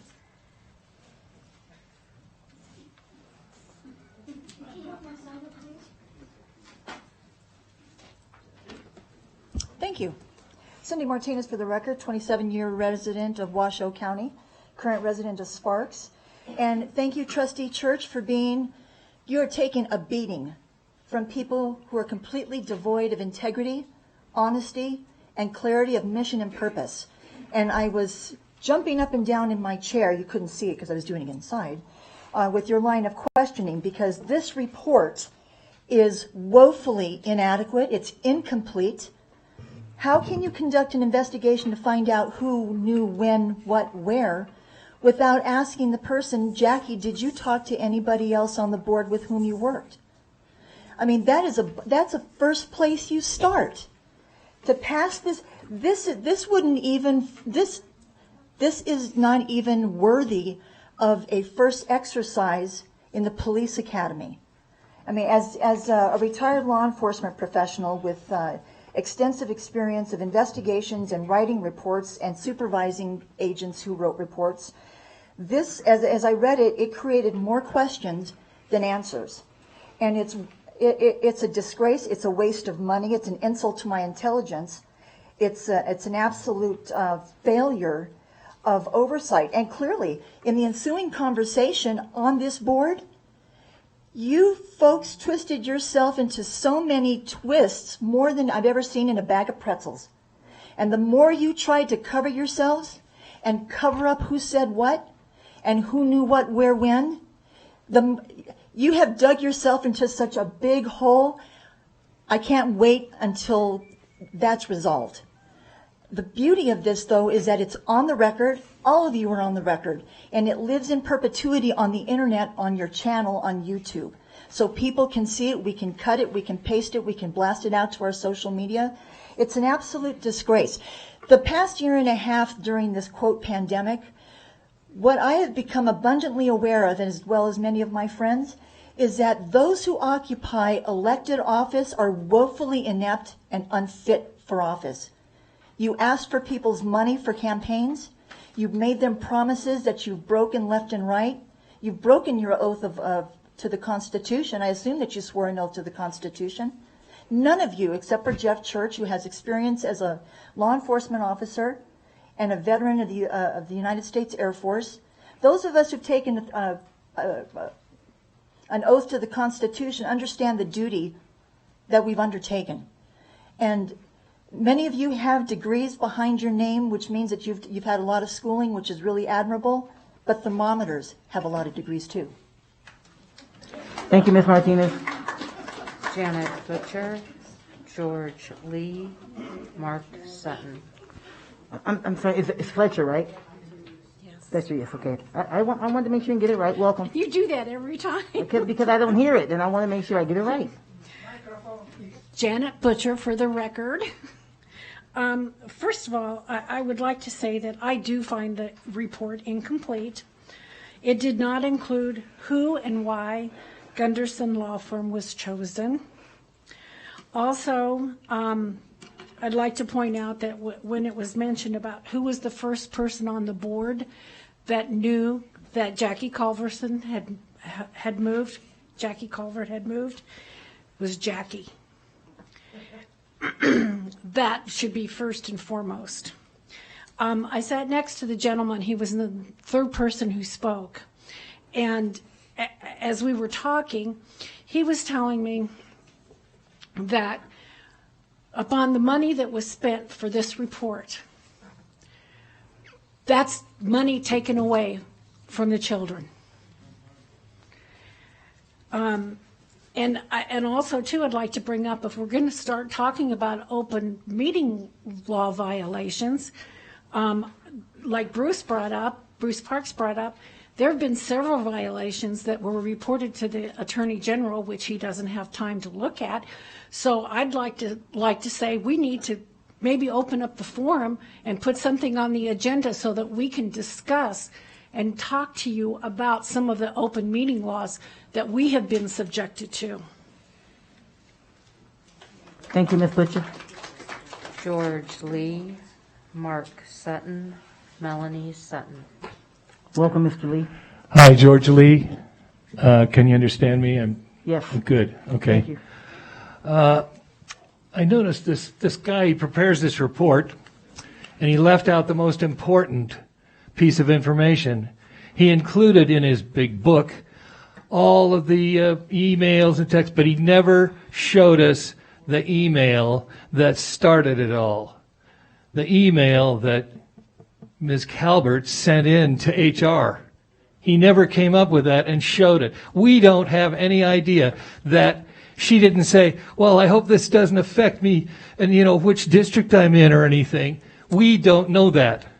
He said he had it, but he didn't bring it forward. What the hell is that? That sounds like he wasn't interested in really coming up with the facts in the matter. I mean, I had some notes as I watched, but because there was no action taken, this shouldn't even be a meeting here. There was no open meeting violation to even discuss, because it was never an action item. And it says it doesn't have to be an action item, or it should say it's in order for it to be a violation, it has to be an action item, and you know that. How many dollars? Don't interrupt.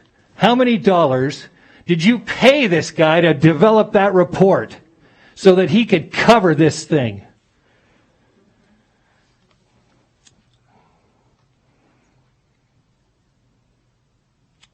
I know that it is hugely, I mean, we're living with NRS, right? You know, it's hard to stay on top of all the different rules and regulations. But this guy over here, he got voted in illegally. So why is he still sitting there? The things that, you know, you want to fix this, undo all of those votes and take them again with legitimate people who are actually voted in by legitimate trustees. That's your real job. That's where you really stand. And as a matter of fact, I'm sorry, Kristen, but you were voted in illegally too. No personal attacks, please, sir. It's not an attack on anybody. I'm just saying individuals were there sitting here because of an action, an illegal action. So take some sense on that. Am I making sense? Does this mean anything to anybody? Am I getting a little, he's blinking, but nobody's, except for Jeff, of course. Anyway, I didn't mean to call anybody into question. I'm just pointing out there are inadequacies here. This is, if you truly read the law the way it's written, you can say anything you want, as long as there's no action item. Thank you, Mr. Lee. Mark Sutton, Melanie Sutton, Morgan Liddick. Welcome, Mr. Sutton. Thank you very much, Board. Appreciate your time. Had a few things I wanted to speak on, but like just the way that this entire meeting has gone, a lot of accusations thrown around. I stand here in support of Trustee Jeff Church. I stand here also in asking the board to do a more diligent job of investigating into not only how many votes from a trustee member that was living outside of her district that swayed trustee members being voted into this board. Not only that, but also budgets.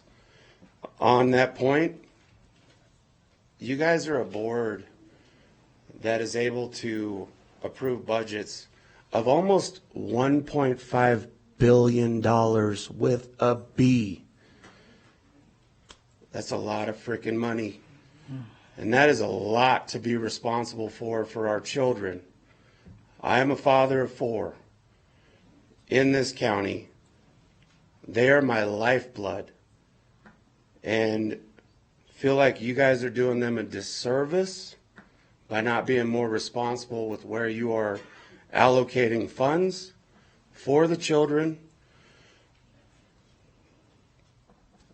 I feel like you guys can do a hell of a better job than putting up in front of us what you not only had us standing outside in the freezing cold, because I'm one of those dudes that will stand outside to make sure that a woman has a seat inside this building to stay warm.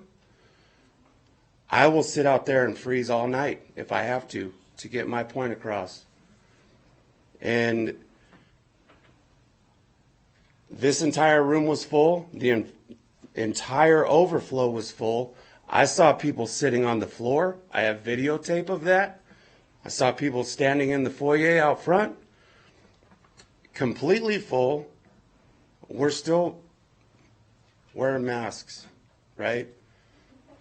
So it's doing a lot of good.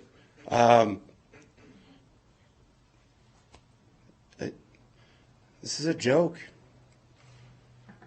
I'd like to see you guys do better with $1.5 billion of our taxpayer money. Thank you very much. Thank you, Mr. Dutton. Mr. Sutton, I'm sorry, Mr. Sutton, thank you. Melanie Sutton, Morgan Liddick, Margaret Spatz. Welcome, Ms. Sutton. Good evening. So as far as the open meeting law, this whole talking in circles and, oh my gosh, it was hard to keep up with y'all. But all I have to say is all that matters is Calvert. She's the one that ran for that position. She's the one that got voted into that position. It is her job. It was her job and duty to know if she lived in the district or not. Period. That's all that needs to be done. And it's been 2.5 years. I mean, that's $700 times, well, what is that, 40? It's like for the 2 years, it's like $16.8 thousand. That's our taxpayer dollars, just like everybody else has said, every vote. That's a lot of votes in 2.5 years, isn't it? A lot to go back on. She should have voted on. But that's all I have to say. Thank you, Ms. Sutton. Morgan Liddick, Margaret Spatz, George Spatz.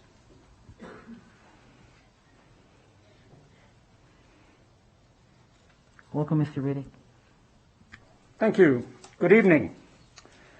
Madam President, ladies and gentlemen of the board, after reading through this report, one word comes to mind: FUBAR. It's a German word. Look, the lateness of the release of this thing precludes a proper and reasoned analysis of it. But this report illustrates profound levels of disinterest, failure to share information, failure to follow up, failure to even have a reasoned conversation. It shows toxic levels of incollegiality, which we also saw here tonight. Imagine that. Shows a lack of concern about potential wrongdoing. As a taxpayer, it misses the really important questions.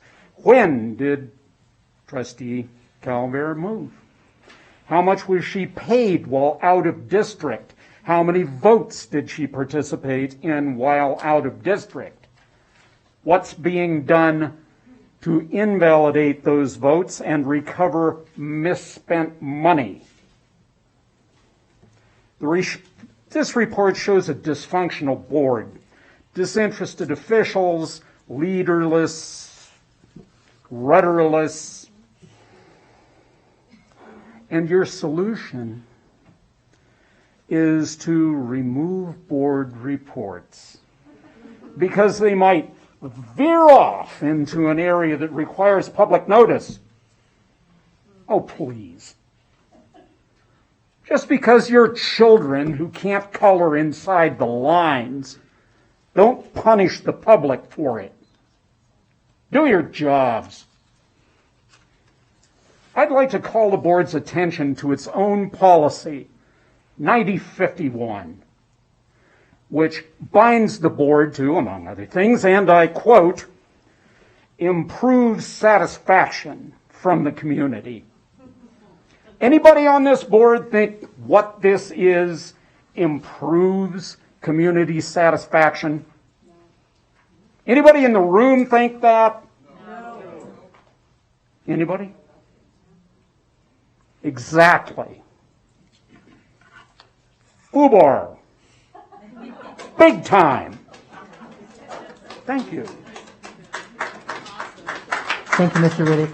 I'm going to ask you once again, let's just keep, if we can just keep the applause low, that'd be great. Polite applause, thank you. Margaret Spatz, George Spatz, Monica Stubert. Mr. Spatz, Miss Spatz? Did I say that right, Spatz? Well, let's go on, and if they're here, we can have Mr. Spatz. No, Why don't we go on, JJ, and if they're sitting here, we can get them up and let them. Monica Stubert. Stavert, sorry. Welcome, Ms. Stavert. Eugene Jerskovich. Terry Bartle. Welcome, Ms. Stavert. Thank you. Thank you. For the record, AKA Monica J. Should have been included in the report because I can tell you that I knew, my listeners knew, on 92.3 and 99.1 FM talk that Jackie Calvert, sorry, I try to talk, it comes down. Stop wasting my time. That Jackie Calvert lived outside of the district before Jeff Church did. It is your responsibility. Let me go back here in this FUBAR report. Thank you for that. I haven't heard that word in a long time. From Esquire, Neil Rombardo. I just received a visit from T. Church. He informed me that Bruce Parks discovered that Trustee Calvert is living out of her district. How many times are we going to elect people, whether it be to the Assembly, to the Senate, to the school board, who aren't smart enough to figure out if they move, they should probably check their district, what the lines are. That's pretty bad. People vote you in for a reason. And if you think, Mr. Rombardo, checking your phone, that this is not a legal issue that should be taken up, then like some of the signs say, you should probably resign because you're not doing the board a service of providing legal representation. Trustee Church, I've not done the research, so I can't respond to your question.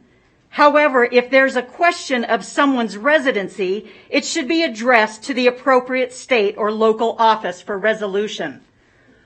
Why did we elect you when you talk about NRSs up and down, that there isn't some sort of regulation, some sort of NRS that says if you move, whether it in your district or out of your district, it should be researched immediately and presented to the Board of Trustees. This is reprehensible what this board is doing. You are wasting taxpayer dollars on garbage reports to find out who said what when, to cover your butts, and to try to censure the only person who has been speaking up for this community.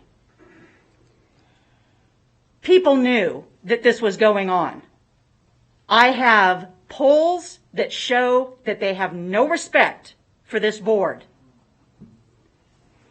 On a final note, this will also be the topic of tomorrow's show, and the show after that, and the show after that.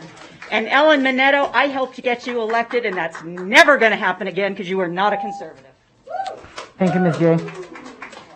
Eugene Jerskovich, Terry Bartle, Christina Sherbrooke. Is it Stovich? Stovich? What's the first name? Eugene. Eugene. Is it Stovich, sir? Jerskovich.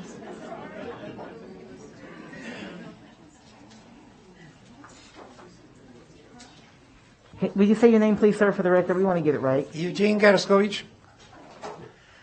I came here with a blank mind. I am a lay person. I listened to you for 3 hours, and I still do not know if any one of you knows truly where this person lived throughout the 2 years and a half. So we have this nice report on who heard what and so on, but that doesn't help me to decide what was going on. So we don't know by sugar. So apparently she wasn't here, which is bad, and that's why probably she resigned. But your board has not confirmed that she wasn't here, so I still don't know. So I think this investigation is worthless, and it wasted tens of thousands, I assume, of dollars money. And I think the prime purpose of the board is to take care of our kids, grandkids, and so on. And the only thing, I have been here to several of the board meetings, and never that was an issue. All the issues are political and trying to cover your backs and so on. I think it's very sad what I am seeing for our county. I have been here for 15 years, and I can compare with other countries where I come from, and I can compare with other states. I never seen anything like that. Thank you, Mr. Stovich. Terry Bartle, Christina Sherbrooke, Mark Leonard. Is it Bartle? First Bartle? Why don't we go ahead and then we'll see. Debbie Hudgens. Hudgens? Troy Ross. J. Tyler Barlow. Ms. Hudgens, is Hudgens? Yes. Welcome, Ms. Hudgens. Thank you. Debbie Hudgens for the record. So I've found it interesting that many of our politicians like to create a distraction when things are not going legally and they're doing things outside the lines. A distraction is created to point fingers at something else or someone else instead of addressing the problem that they actually have with their own party, their rules, whatever. So we've created a distraction away from Jackie Calvert and that whole mess cover-up and pointed fingers at someone that was trying to do something about it and bring Jeff Church up on charges when he was the one that was trying to correct something that he knew wasn't right. And I don't understand it. It just boggles my mind. And then try to put it back on him that he had the responsibility to find out all the details and report those, and nobody else wanted to do anything about it. And we sit here meeting after meeting. None of us are getting paid to come here. We come here to these paid representatives while our children are failing. They're not prepared to go to college when they graduate. How can you feel good about what you're doing? I would just like to know how anyone sitting here, and then we hire attorneys to defend this stupidity. It's just unbelievable. And I'm telling you, I will work so hard to find people our children deserve. I'm going to do whatever it takes to get the right people sitting here that are going to care about them and not put Jeff Church on trial for trying to represent his constituency. Thank you. Thank you, Ms. Hudgens. Troy Ross, J. Tyler Barlow, Bruce Sturgeon. Welcome, Mr. Ross. Thank you. Troy Ross for the record. So we've been sitting here for several hours talking about violations of meeting laws, technicalities, no substance to any of this. I think that Trustee Smith really brought a more important issue up just briefly, professionalism. Assuming that you all are professionals, one key piece of being a professional is you're self-correcting. Yet we've had a member of the community that had to track down Jackie Calvert. You have hired an attorney to do whatever it is, very limited in the scope that you gave him to investigate, didn't tell us anything. We, the taxpayers. So I would ask you, why do we elect you? If we in the community are doing your job, what are you doing? Nothing meaningful. Thank you, Mr. Ross.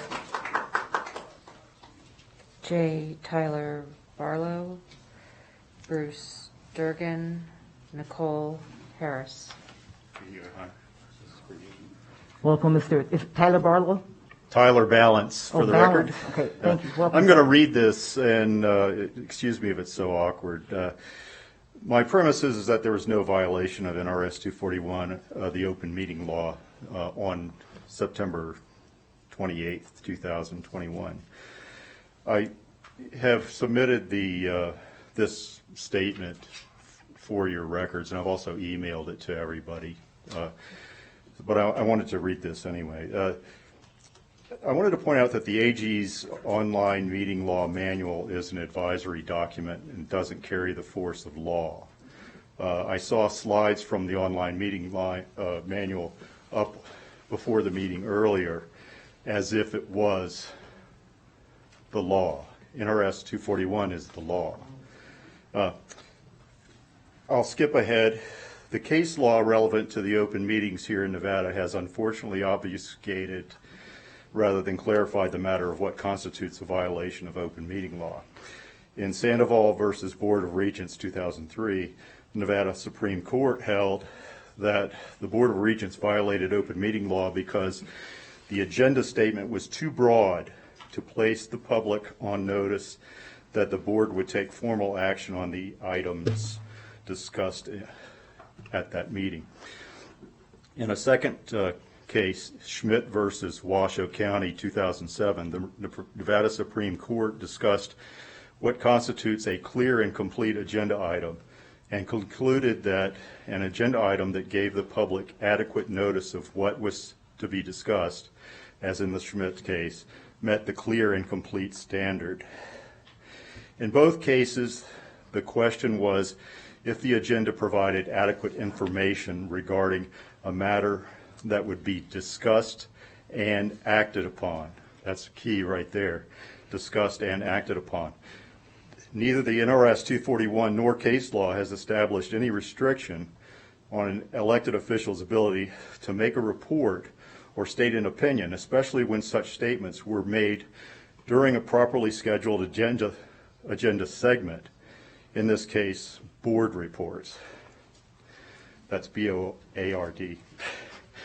While no violation of the online meeting law occurred, the chair erred by allowing discussions to ensue while Mr. Church was representing his report on September 28th. The language used for the agenda line, board reports, states that there is no discussion during board reports, so there should have been no discussion during board reports. My recommendation, since I've got 12 seconds left, is that I encourage the Board of Trustees to retain the agenda item board report since it serves as a useful place in the meeting for me and my fellow citizens to hear about what they've been doing. Your time is up, Mr. Balance. Thank you, sir. If you emailed it, we'll have your comments. Thank you. Bruce Sturgeon, Nicole Harris. Mr. Sturgeon. No, let's go forward and we'll see. Ms. Harris? Nicole Harris. Welcome, Ms. Harris. Good evening. Nicole Harris for the record. This is very disconcerting. We've spent so much time here. I support my fellow citizens who are here in the building and who have turned in comment cards and who are still at home watching. As I look at this discussion item, I'm not quite sure I understand what we are doing here and what are we going forward with. It's kind of like, gee, do you still beat your wife? You guys are caught between a rock and a hard place. So what are you going to do? Do you say yes? Do you say no? We're going to do this. We're going to do that. We're going to remove board reports because somebody might have said something wrong, so that will never happen again. The problem is your pattern of actions for this entire year does not bode well with the people you serve. We, the people, are frustrated, we're pissed, to put it mildly, and you look at us like we're some strange animal standing in front of you. Okay? I have yet to see attempts for you to come out in the community, the new trustees, the existing trustee that says, hey, what can we do to bridge the gaps? We can hire attorneys and pay them billions of dollars, and we still have the basic issues. Whatever you're doing is not working. It's like going on a diet and saying I'm going to lose 15 pounds if I take this magic pill. Oh, that doesn't work. Let's go over here and get the magic pill. Your basic philosophy is flawed. And frankly, I don't know what's going to work. I represent a lot of constituents, and I think you know me that I can rally, and I can speak, and I can put things together. I do not want to stand up here and say, you, or you did this, didn't do this. I can assure you, attorney generals have the obligations to investigate violations. And for you to sit here and not press our current AG to investigate these violations does not show leadership. So I'm asking you tonight to reconsider what you're doing. Removing board reports is not going to solve your problem. Censoring a trustee, I don't care who it is not going to solve your basic problem. So please rethink, or else we're going to have an army here at every Thank you, Ms. meeting. Harris. Thank you. Thank you, Ms. Harris. Second call, Margaret Spatz, George Spatz, Terry Bartle, Christina Sherbrock, Mark Leonard, Bruce Durgan.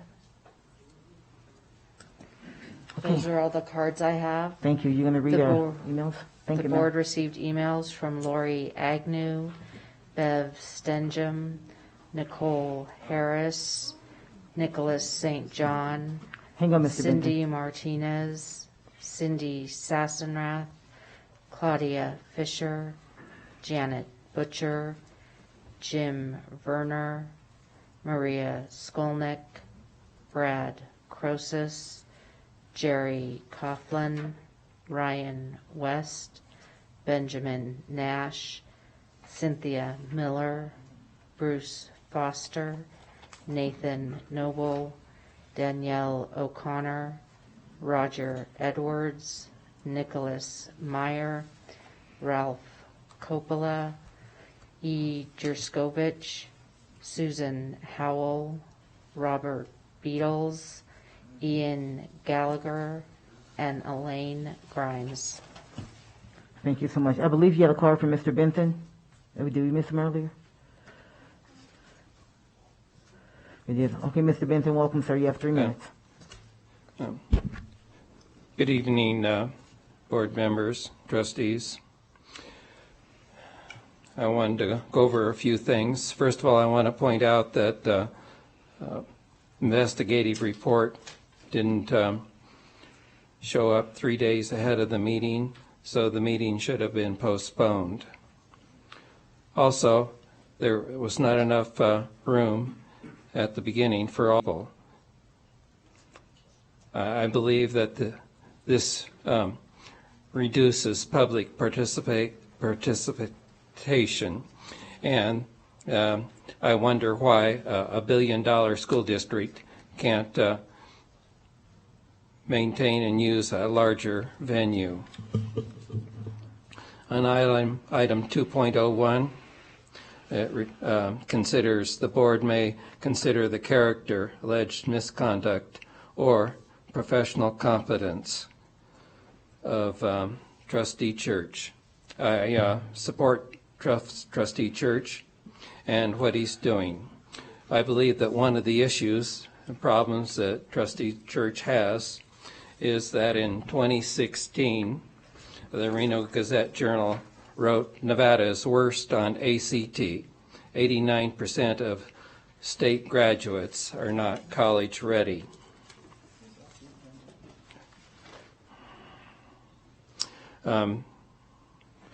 Jeff has a short history on the school district and has been fighting for better education. I believe that Jeff is fighting for better education, a better vision for the Washoe County School District. Mr. Benson, this is about the open meeting law violation. So if I can get your focus in on that. Please go ahead. Go ahead and pause it, JJ. Yeah? Just for the record. No, you're off. Your mic is off. Just for the record, Madam President, this agenda item, not the next one, states that the board may consider the character, blah, blah, blah, and then it says of trustee Jeff Church. Yes, understandable, but this agenda is as it relates to the open meeting law violation, and that's the agenda item that we have, and so it just needs to be on either the open meeting law violation or the investigation. But I'm talking about this agenda item. I understand, but Well, I'm just reading what it says here. Right, hang on just a minute, Mr. Benson. I appreciate it, but that's as it relates to the open meeting law violation and the investigation, because that's the agenda item. We get permission to do character, yada, yada, on each agenda item. So, Mr. Benson, if you can just stay to those two, that'd be great, sir. Thank you. Okay. So I think that everybody that will be voting should take in all the facts of this case and vote accordingly and support the people. Thank you. Thank you, Mr. Benson. That's all we have. Okay, thank you very much. Our public comment period for this agenda item is over. We'll bring it back here to the board for consideration. And again, this is agenda item 2.01. And we're looking, there are two things to consider, whether we accept the findings of the investigation, of the independent investigation, as conducted by the Gunderson Law Firm. And then also the second piece of it is as a part of the corrective action, removing board reports from future agendas of the Board of Trustees. So it's here for our consideration. So looking for comments and so on from trustees. Trustee Rodriguez? So I just wanted to verify that this will be a piece of a larger puzzle. Yes. Okay. Yes. And I think it's important to note that, and I think we all feel strongly that there's more information we need to find out. I'm going to put this down so I can see. Thank you. Yes, so there's more information, certainly more information. It's just not a part of this piece. Remember, this was we had a very short window to get for the 30 days and the corrective action, and so it's really just focused on that piece. Okay, other comments, questions, trustees? Trustee Church? I beat you to it. Thank you. I love public comment because you hear things you hadn't thought of, and people raise some good points. The first point being the legal issue that what was discussed was not an action item, and the person quoted some very good NRS and Attorney General opinion. But more importantly, the one I really liked was the individual that said, when you take away board reports, you punish the public. What a profound statement. I hadn't thought of it. What an excellent statement. That's why I love public comment.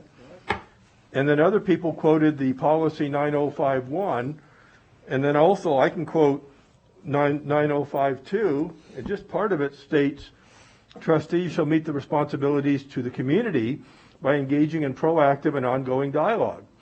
Well, part of that dialogue is board reports. Look at all the people here that I could engage with. But board reports is not on the agenda, and it's not on the agenda tomorrow.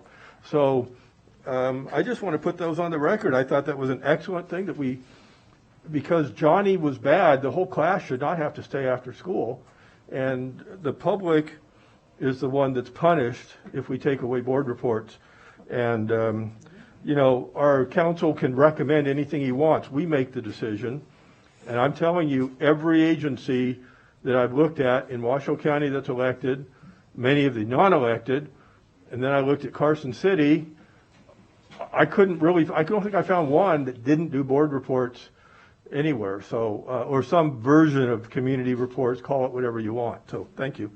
Thank you, Trustee Church. Are you asking a question as it relates to NRS 241? I'm stating we should not remove board reports. No. I heard that. I heard that very loud and clear. Thank you, sir. I meant the first part of your statement was about an open meeting law violation. Just now, or Mr. Yeah, Benson? just now. That's okay. Don't worry. No, I don't. Don't worry about it. Okay. Thank you, Trustee Church. Trustee Smith? Thank you, President. I have two questions. The first, which also came up during public comment. I know the answer to it, and I realize that the public does not, so I'll ask it for the sake of the public. And that is, has the district ever done any work with Gunderson Law Firm in the past? Would someone mind answering that question? Thank you, Trustee Smith. She will get you turned on there. Okay, thank you, sir. No, we've never been hired by the Washoe County School District, to my knowledge. I personally have never been hired by the Washoe County School District prior to this engagement. Thank you very much. Thank you. I'm sorry. No, I'm just going to add to that, if I may, as another question. One of the things in looking for a law firm that would do this, that was an important determination of someone who has not worked with the district before. In fact, I don't know if it's Mr. Funk specifically or his law firm in general has actually litigated against the district. I mean, that was an intentional determination. And I shared all that with you, Trustee Church, because you had a chance to engage a little bit about who we hired, who are they, yada yada. And I think it's important. I'm glad you brought it up, Trustee Smith. I think that's an important distinction. The idea was not to get someone who's worked with the district before. Okay, go ahead. You were going to continue? Yes, thank you. My next question is for legal counsel, Bryce. With our self-reporting to the Attorney General's office, would it be acceptable for us to self-report our potential violation, and then for our self-correction to say that we're going to have a future conversation about the status of board reports? Is that a suitable submission to the Attorney General's office? Would that be enough in terms of the self-correction, do you think? Well, the real items for the self-correction, and again, doing corrective action, and these are potential because it's not apparent or alleged by anybody at this point. But when you look at the corrective action, again, it's prospective. And so the whole idea is there was some discussion, could have been deliberation at that meeting.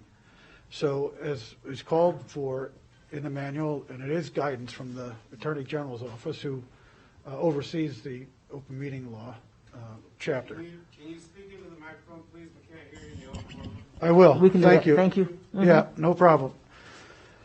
So you could certainly vote just for receiving this report, because what was discussed on September 28th, it was discussion about exactly that. Who knew what and when they knew it.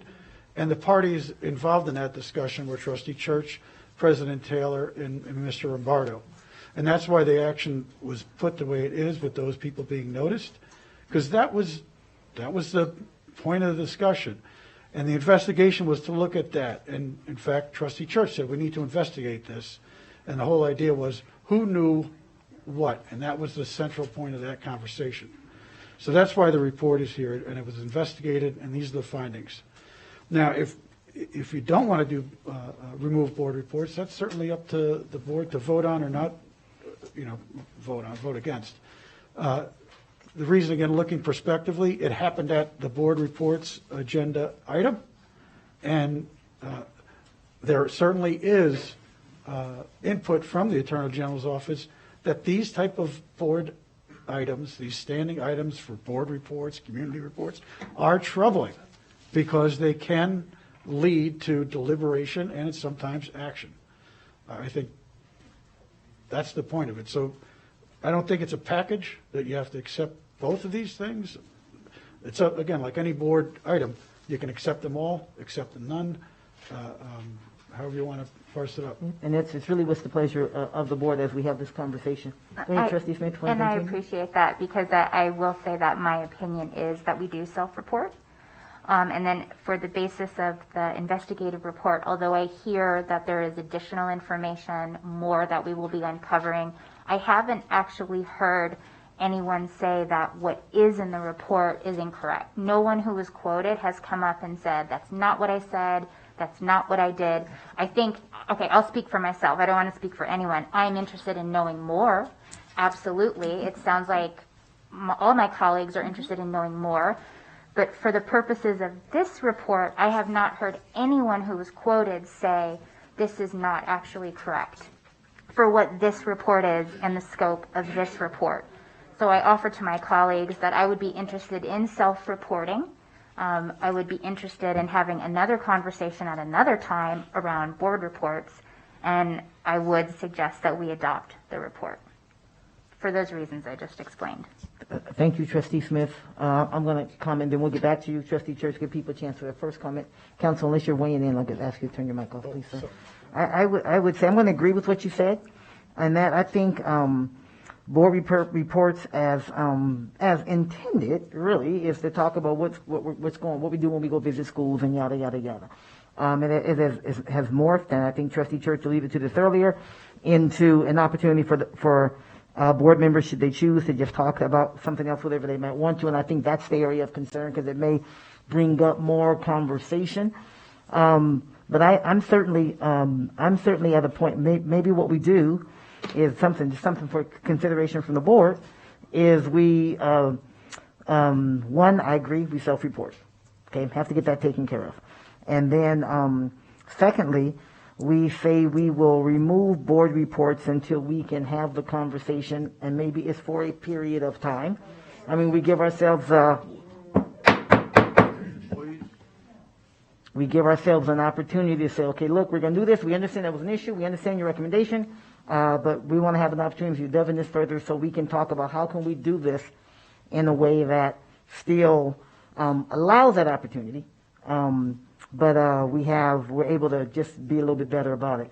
The thing I would say is there's certainly maybe other entities that have something a variety of this, whether it's board reports, community reports, council, whatever the case may be, but we're the one with the violation.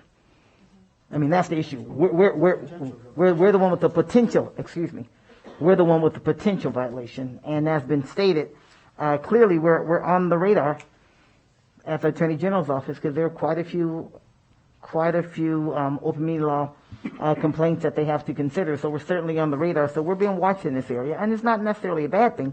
But we're the one that's dealing with this issue, so we have to do what we think is best for us. And so that's something to offer up for some sort of a compromise, so we can not get rid of it forever, give ourselves a certain period of time, I don't know, a month, 2, 3, whatever, and then so we can have our arms around it a little bit better. So and then have a little bit of safety around not making the same mistake, but still allowing the board report to happen. So something to consider. Trustee Church? Quick question for legal and then a comment. On the September 28th meeting at board reports, did the board during that issue take any action?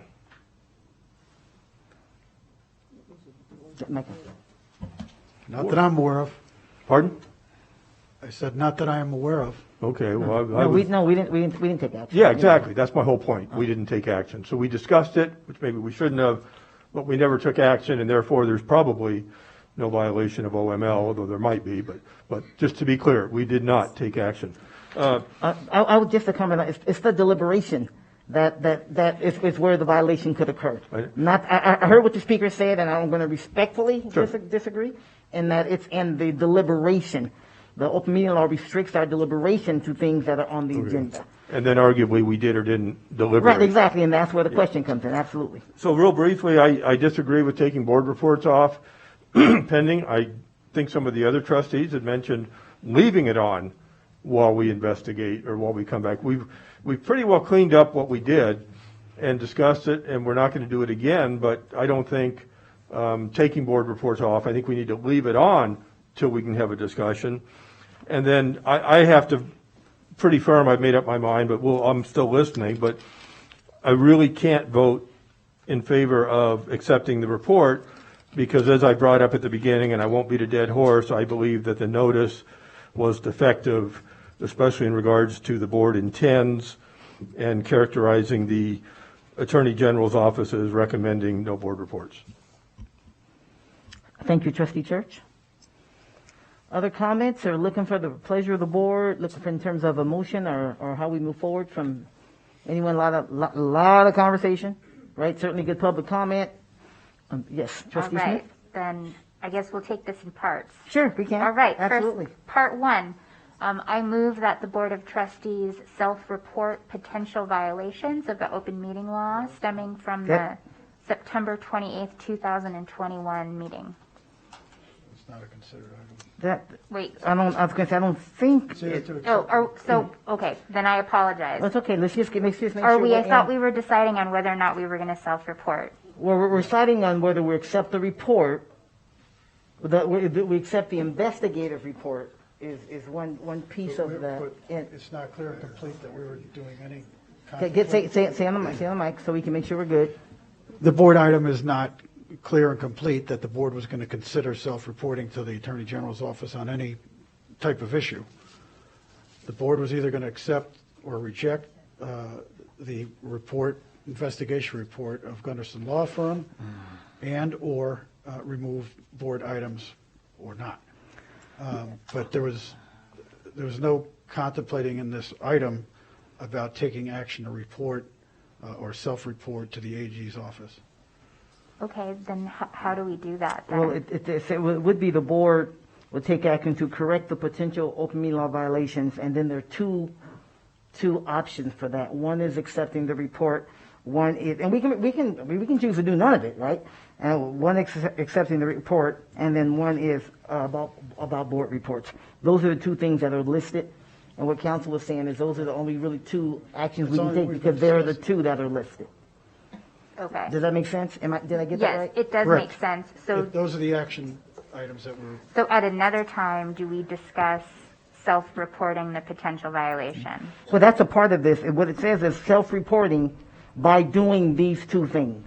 Okay. That's what the agenda item reads. It's actually to try to correct a potential open meeting law violation. Which is what you mean by self-report, correct. Right? If that's what you mean, that's what we're trying to do is correct this action. Where there is no action in the initial meeting, we're trying to correct a possible deliberation and a possible non-notice. But there's nothing in here about directing any communications directly to the Attorney General's office. Okay. Thank you for clarifying that. All right. Well, with that said, I am also still comfortable with moving to accept the findings as they're delivered to us.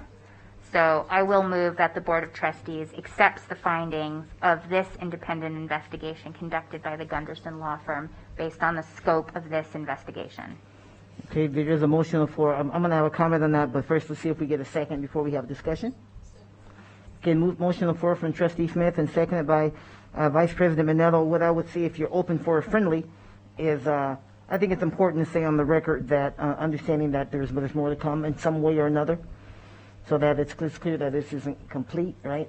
Absolutely. I support addenduming this, that there's more to come. Yes. Are you okay with that and that way it's clear that this is a piece of it, but there's more. Okay? All right, so we have a motion on the floor to accept the findings of this report with the understanding that more information needs to be forthcoming because there's still more questions regarding the residency, just the status as a whole. It's not just the residency, just the status of a former trustee Calvert. Okay, any further discussion? Could I hear the motion? Sure. JJ, to see what you have. The Board of Trustees accepts the findings of the independent investigation conducted by the Gunderson Law Firm based on the scope of the investigation and understanding there is additional information forthcoming. Okay, does that capture to the motioner and to the seconder? Did you get that clear? I just want to clarify additional information forthcoming, not from the Gunderson Law Firm. Oh, it just said the way that was worded. I'm like going. Oh, it might be that. Oh, I see what you're saying. Just want to clarify that. How would you? I don't think that's in the motion. Gunderson Law Firm. It's probably a matter of where you put the commas. It said Gunderson Law Firm, and more information would be forthcoming. Okay, so saying it in that way, does that make it clear that it isn't necessarily from the Gunderson Law Firm? Let's make the motion clear. Yeah, I mean, how so? Oh, you're asking me tough questions. Oh, come on now. It wasn't my motion. No, but you want to change the motion. So yeah, could I hear it one more time, JJ? The Board of Trustees accepts the findings of the independent investigation conducted by the Gunderson Law Firm based on the scope of the investigation and understanding there is additional information forthcoming. Maybe it may be understanding there's additional information regarding this, additional information needed regarding this matter or something like that. may be forthcoming from other sources? Is that fine? Okay. You okay with that? That's Okay. fine. Okay. All right, thank you. Okay, you want to see if it, okay, would you say that, Trustee Church? The last few words would be from other sources.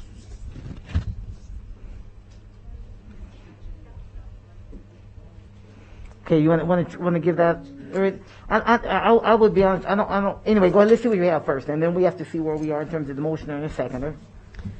The Board of Trustees accepts the findings of the independent investigation conducted by the Gunderson Law Firm based on the scope of the investigation and understanding there is additional information from other sources. Additional information forthcoming from other sources. Okay, that's for the motioner. You okay with that? The seconder? Okay, Little, you were going to say something, Counsel? Trustee Nicolette, I can see that you have a question on your mind, okay? Reading my mind. I understand where we're going with that. My thought is not to exclude Gunderson, so rather than other sources, additional sources, because I don't know as that's a decision that we want to make tonight by saying other sources. Does that mean that we definitely do not want to use Gunderson again? What it means to me. Well, you know what I would, I'm sorry, go ahead. I would say something that a public commenter said that I think it's, if Gunderson has, if in the investigation that we've already had, if there's additional information that perhaps wasn't in the report, but that could be helpful, we don't want to exclude that. That means we don't have to have someone else, I'm making this up, right? It's not all over, whatever. If there's additional information, and again, I go back to what the public commenter said, that might be valuable, we want to be able to use it. Or whomever's doing the. I don't think the wording in there could be construed to require or not require a Gunderson Law Firm. I think the wording is good. Yeah, I think the intention is to make sure it doesn't require or not, doesn't include or doesn't exclude. Counsel? I just want to caution, and I don't know if it's in the scope. I don't know if it's in the scope of this item to say what the board's going to do or not do about other issues. It was particularly about this investigation report. So while there may be other issues going on regarding the residency of the former trustee, so be it. But I think for the purpose of this item and this report, it's either to accept it or not accept it. And what the board does in future meetings regarding this issue or other issues regarding the residency of that trustee, so be it. But I don't think it's, again, in the scope of this agenda item to particularize that you're going to do more things and other things regarding this issue. I would just keep it to accepting or not accepting. Well, we certainly don't want to be in violation. I do think it's important because I think I've heard from all of us as trustees that we want more information, and so even if that may not be a part of the motion, but I if think you that feel will like be that's business outside. for another meeting. No, I hear you. I hear you. Even if it isn't, I just think it's important for it so at least it's on the record that is the expectation.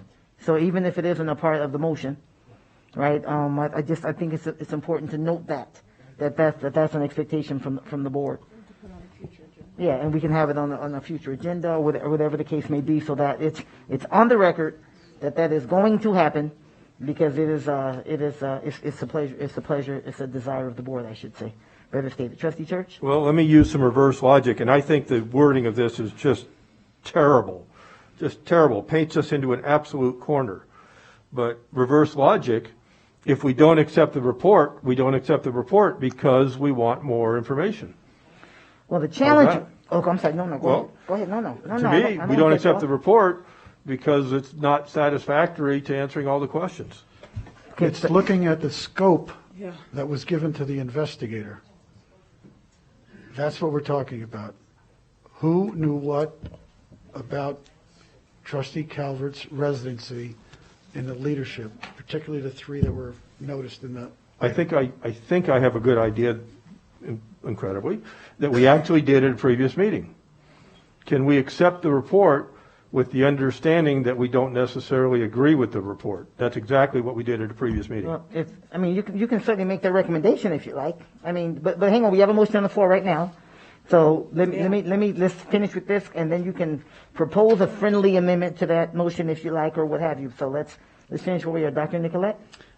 Just very quickly, thank you, General Counsel. I think that we need to stick to this and make it simple, because I know that we all agree that this is not a done deal from a standpoint of investigating the dates, the votes, and any fiscal responsibility we have.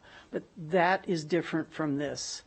And I think the quicker we accept this, whether everyone likes it or not, and I heard what you said, you think there's fatal flaws, but I also heard from more people that we need to move on because we have much more important business to do to ensure that our kiddos are getting the education that we want them to have and that they're successful. So let's get this done, knowing that we're going to continue to deep dive the culvert issue. Well, I think investigation, based on the statement of the council, the motion is moot because we can't vote what we just proposed and what JJ read into the record. Yeah, so the motion would either have to, the friendly amendment would have to be rescinded. That's the only way you can take it back, because it can't stand as it is. You're absolutely correct. And then, can you define the word accept?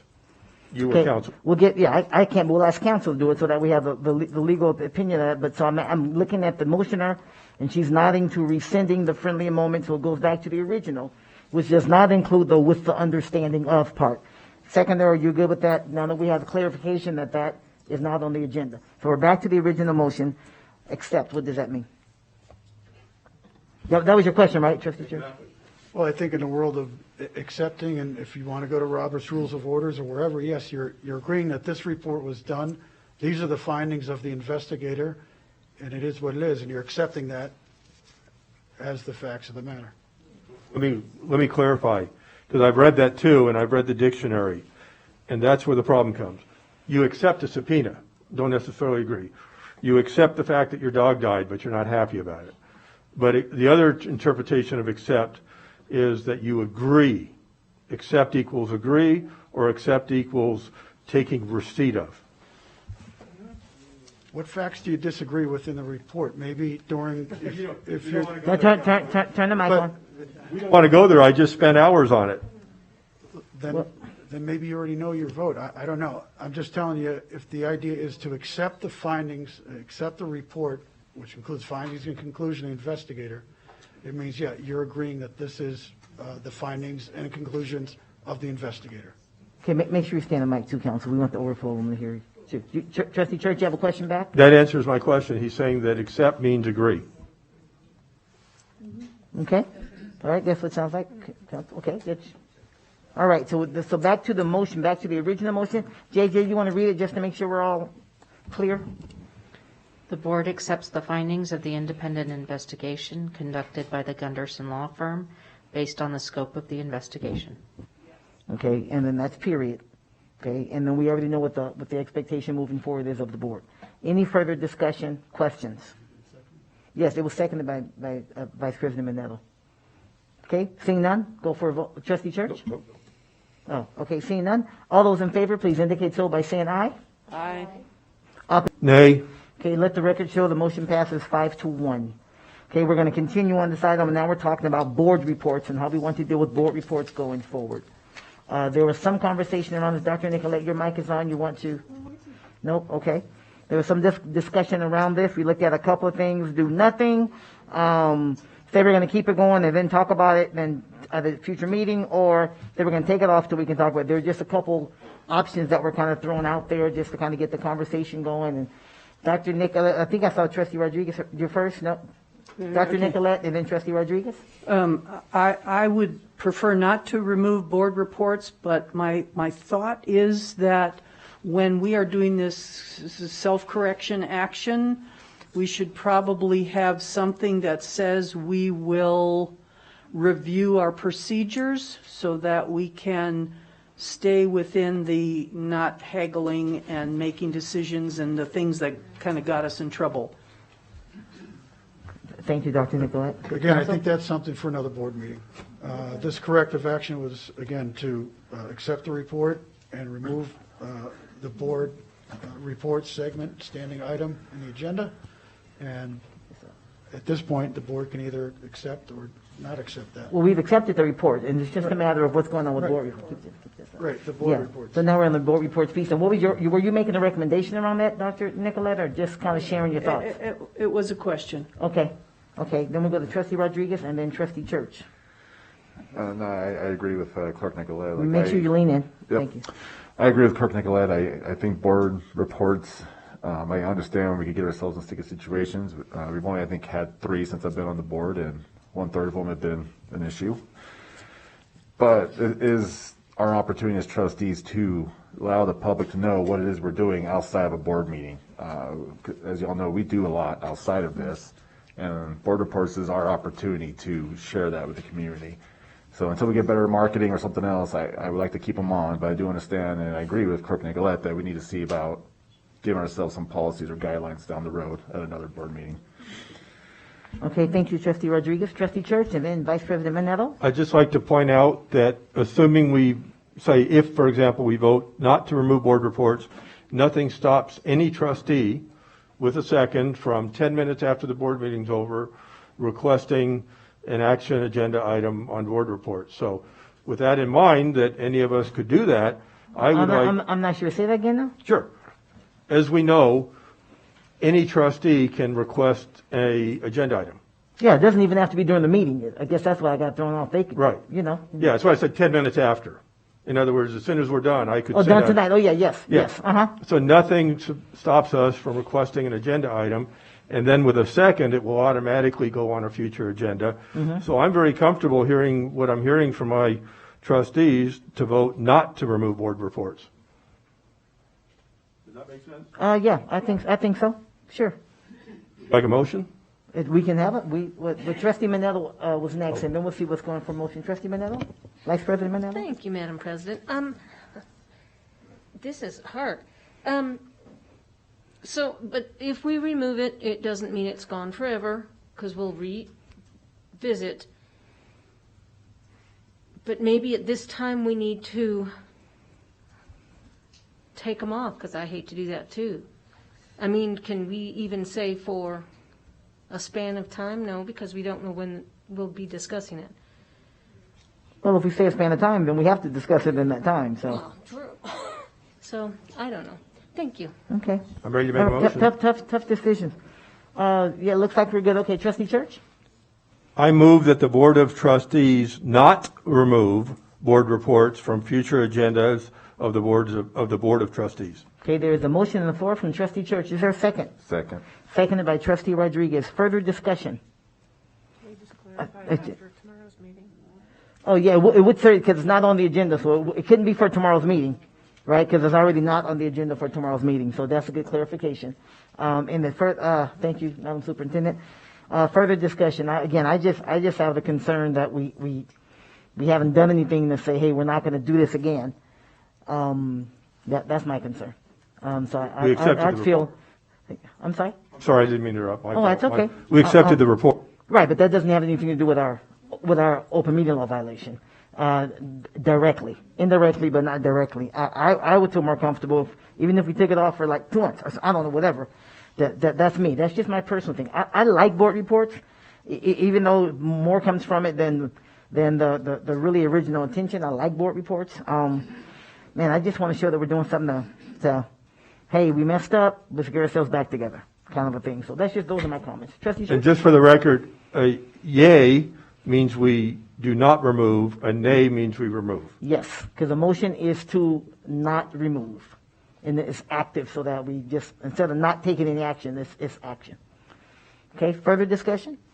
All right, see, now the motion on the floor is that we do not, after tomorrow's meeting, right, we do not remove board reports from the agenda. Okay? And there was a second to the motion. All those in favor, please indicate so by saying aye. Aye. Opposition? Okay, I'm a nay as well. Okay, so we have it, it looks like the motion passes 4-2. And even though there's 6 of us, we still need 4, so we're good. Okay. All right, so we're going to take a quick 10-minute break before we jump into, because we need to get set up, before we jump into agenda item 2.02. 10 minutes and we'll be back. I know it's a long night, everybody. Thank you so much. I know it's a long night.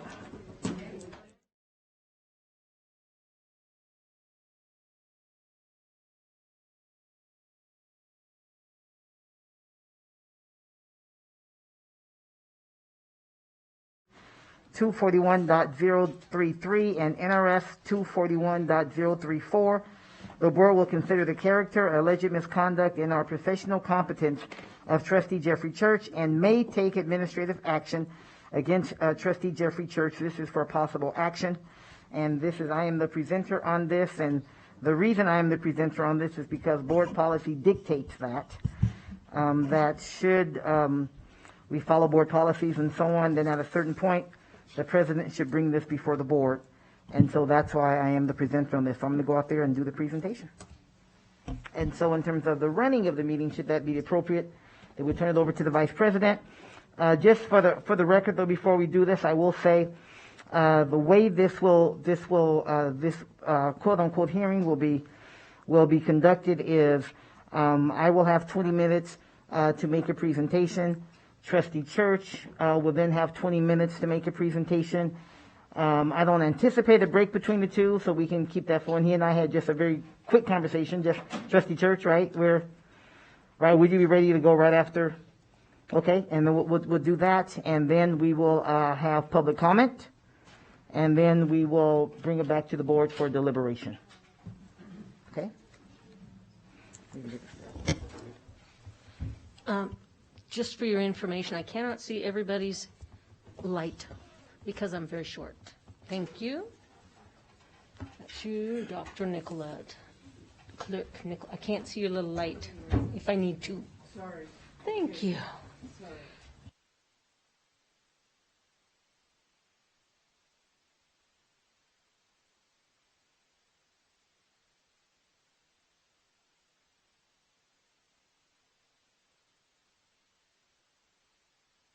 I prefer to stand. All right, and we each have 20 minutes, so if you can put 20 minutes on the clock so that we make sure we adhere to our time.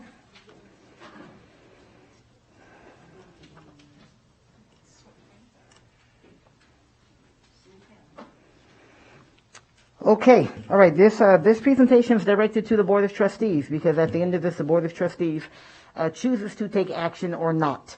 Depending upon what you would like to do. So I'm just going to start as a reminder, and I understand there are members of the public, and so I welcome you. Thank you for being here. Those who are watching at home, my direction is to the trustees. Just as a reminder, our purpose, this is what we do. Just a quick overview. There are a lot of things out there. If you look up a lot of things, do a lot of research, but generally speaking, these are the things that you see the most consistent when you research. We set the vision and goals for the district. We adopt policies that give the district direction. We hire and evaluate the superintendent. We adopt and oversee the budget. Additionally, in terms of responsibilities, a typical school board meeting will include many business items. Tonight we did a lot of business, not a lot on student achievement, so to speak, tonight, such as improving the school calendar, adopting curriculum, yada, yada. Construction's up there, contracts, outside vendors, there's also negotiations. School board will balance discussion of the seemingly tedious business running of the district. Tonight was probably tedious running of the district, but important, right? While paying close attention to our priorities for academic achievement. Just a little review. This is what we do. And then after having continual issues and doing what we do, just as shortly after, actually before I joined the board, continuing issues.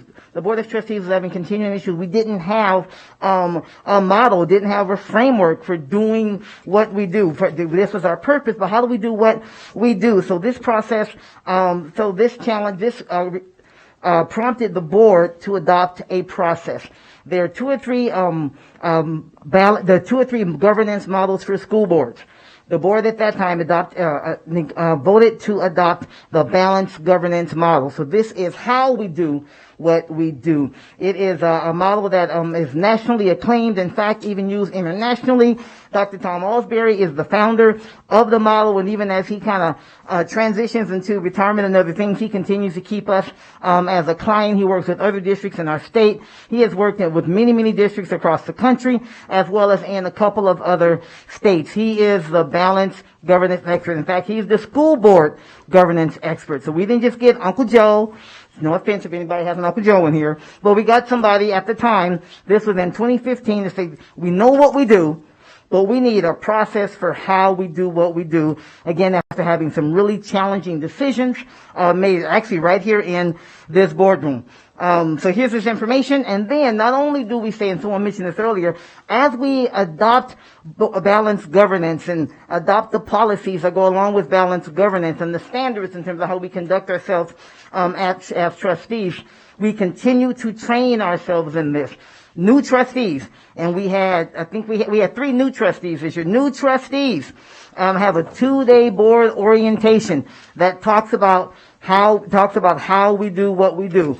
Then from there, we did 2 full days, 2 different times, one I think in March, one in April, with the full board. And actually, the full board attended at least one day. Most of us attended at least one day of that orientation to continue to inform us, to educate us, to teach us this is how we do what we do. These are the governance policies. In fact, once the election was over in November, Vice President Carlo made sure, and he sent an email to all of the new trustees, these are the governance policies. You'll want to review them, especially the governance policies in the 9,000 series, because this is how we do what we do. Really important. This is what we do. You guys are new, so you haven't gone through it yet. But you saw a little bit of review, which is why we had Dr. Alsbury come in when we did our orientation. So then this is what we see in terms of research standpoint. These are just some of the highlights of what we know. Best practices for effective school board members, right? Great school board members communicate their actions to the community. We've talked a lot about that through public discourse, written reports. Great school board members keep the public informed of the district's progress and challenges. Understand that this is not about not talking about our challenges. This is not about not talking about our gaps, not talking about the things that we know we need to do better. Great school board members work as a team. They collaborate with each other and are respectful. This is what's required of us as the leaders of the school district. They focus on what is best for all students and ensure that all students have the opportunity for success. Great school board members advocate at the state, national, local level, take advantage of opportunities, but here's the key part, and advocate for strong public schools. Keep it. That is our responsibility, then that's what brings us here today. There are going to be 3 areas of focus I have. I'm not going through the 200 plus pages because we all have that information. The public's had it, we've all had it, and we've all read it at least 1, 2, 3 times, right? So there's no reason to go through each of that. But what I'm going to do is pull out some things, because 20 minutes is not a whole lot of time, right? To talk about the multiple and consistent and ongoing violations of board policies and protocol. I'm going to talk about the duties of care. Second, duty of care and of loyalty owed by trustees. We're called trustees for a reason. And then I'm going to talk about deliberately propagating distrust, disruption, and disinformation, and how that hurts the district. I'm going to ask you to do this, colleagues. Keep the main thing the main thing. There are only 2 main things for you to consider tonight. You're going to hear a whole bunch of stuff. There's going to be some spaghetti thrown against the wall to see if anything sticks. But the main thing, what is on the agenda, is have there been violations of board governance policies? And in that being the case, is this behavior, not beliefs, not politics, not views, very important, not beliefs, not politics, not views, but is this behavior that we say these are the actions, the manner in which a trustee on the Washington County School District Board of Trustees should conduct himself or herself. Those are the things I want you to focus on. So first, violation of board policy. Board policy 9051. It says that board policies that we have to follow the principles and enable us and our members to act lawfully, efficiently, respectfully, and strategically. Very easy. Trustees who fail to follow governance policies, either during or outside of a board meeting, shall be addressed using balanced governance progressive response process. This is what we're in the middle of doing right now. And in the event that the board president fails to follow board governing policies and processes, meaning policy 9051, section 4, then the board vice president shall engage in those. And ultimately, you can have a vote against the president. So we are here, and I am presenting because board policy dictates that I do so. And if I don't do so, you guys can call me Elvis President. And by the way, you should. Policies violated. So many policies violated. Started at the very, very beginning. All the policies violated. This is the evidence we have in the packet. This is the evidence we have in the packet. And this doesn't mean that any of these policies are only violated one time, by the way. That's not what that means at all. Okay, again, keep the main thing the main thing. There are 27 policies on here, many of which were violated on more than one occasion. This is what I ask you to think about. Board policy. Board policy requires, not 9051 requires, that first we have a meeting to discuss behavior regarding violations of board policy. We did that. No change. And then we asked the board to, okay, let's reaffirm our commitment to adhering to board policies. We say we're going to adhere to board policies when we take our oath. We did that. Our trustee Church, voted no. Then he later sent an email, right, saying, okay, yeah, I'm going to do that, but I need some help. Right? That's kind of behind the scenes, and that's a part of the misinformation and the mistrust, right? And then we had short-term change.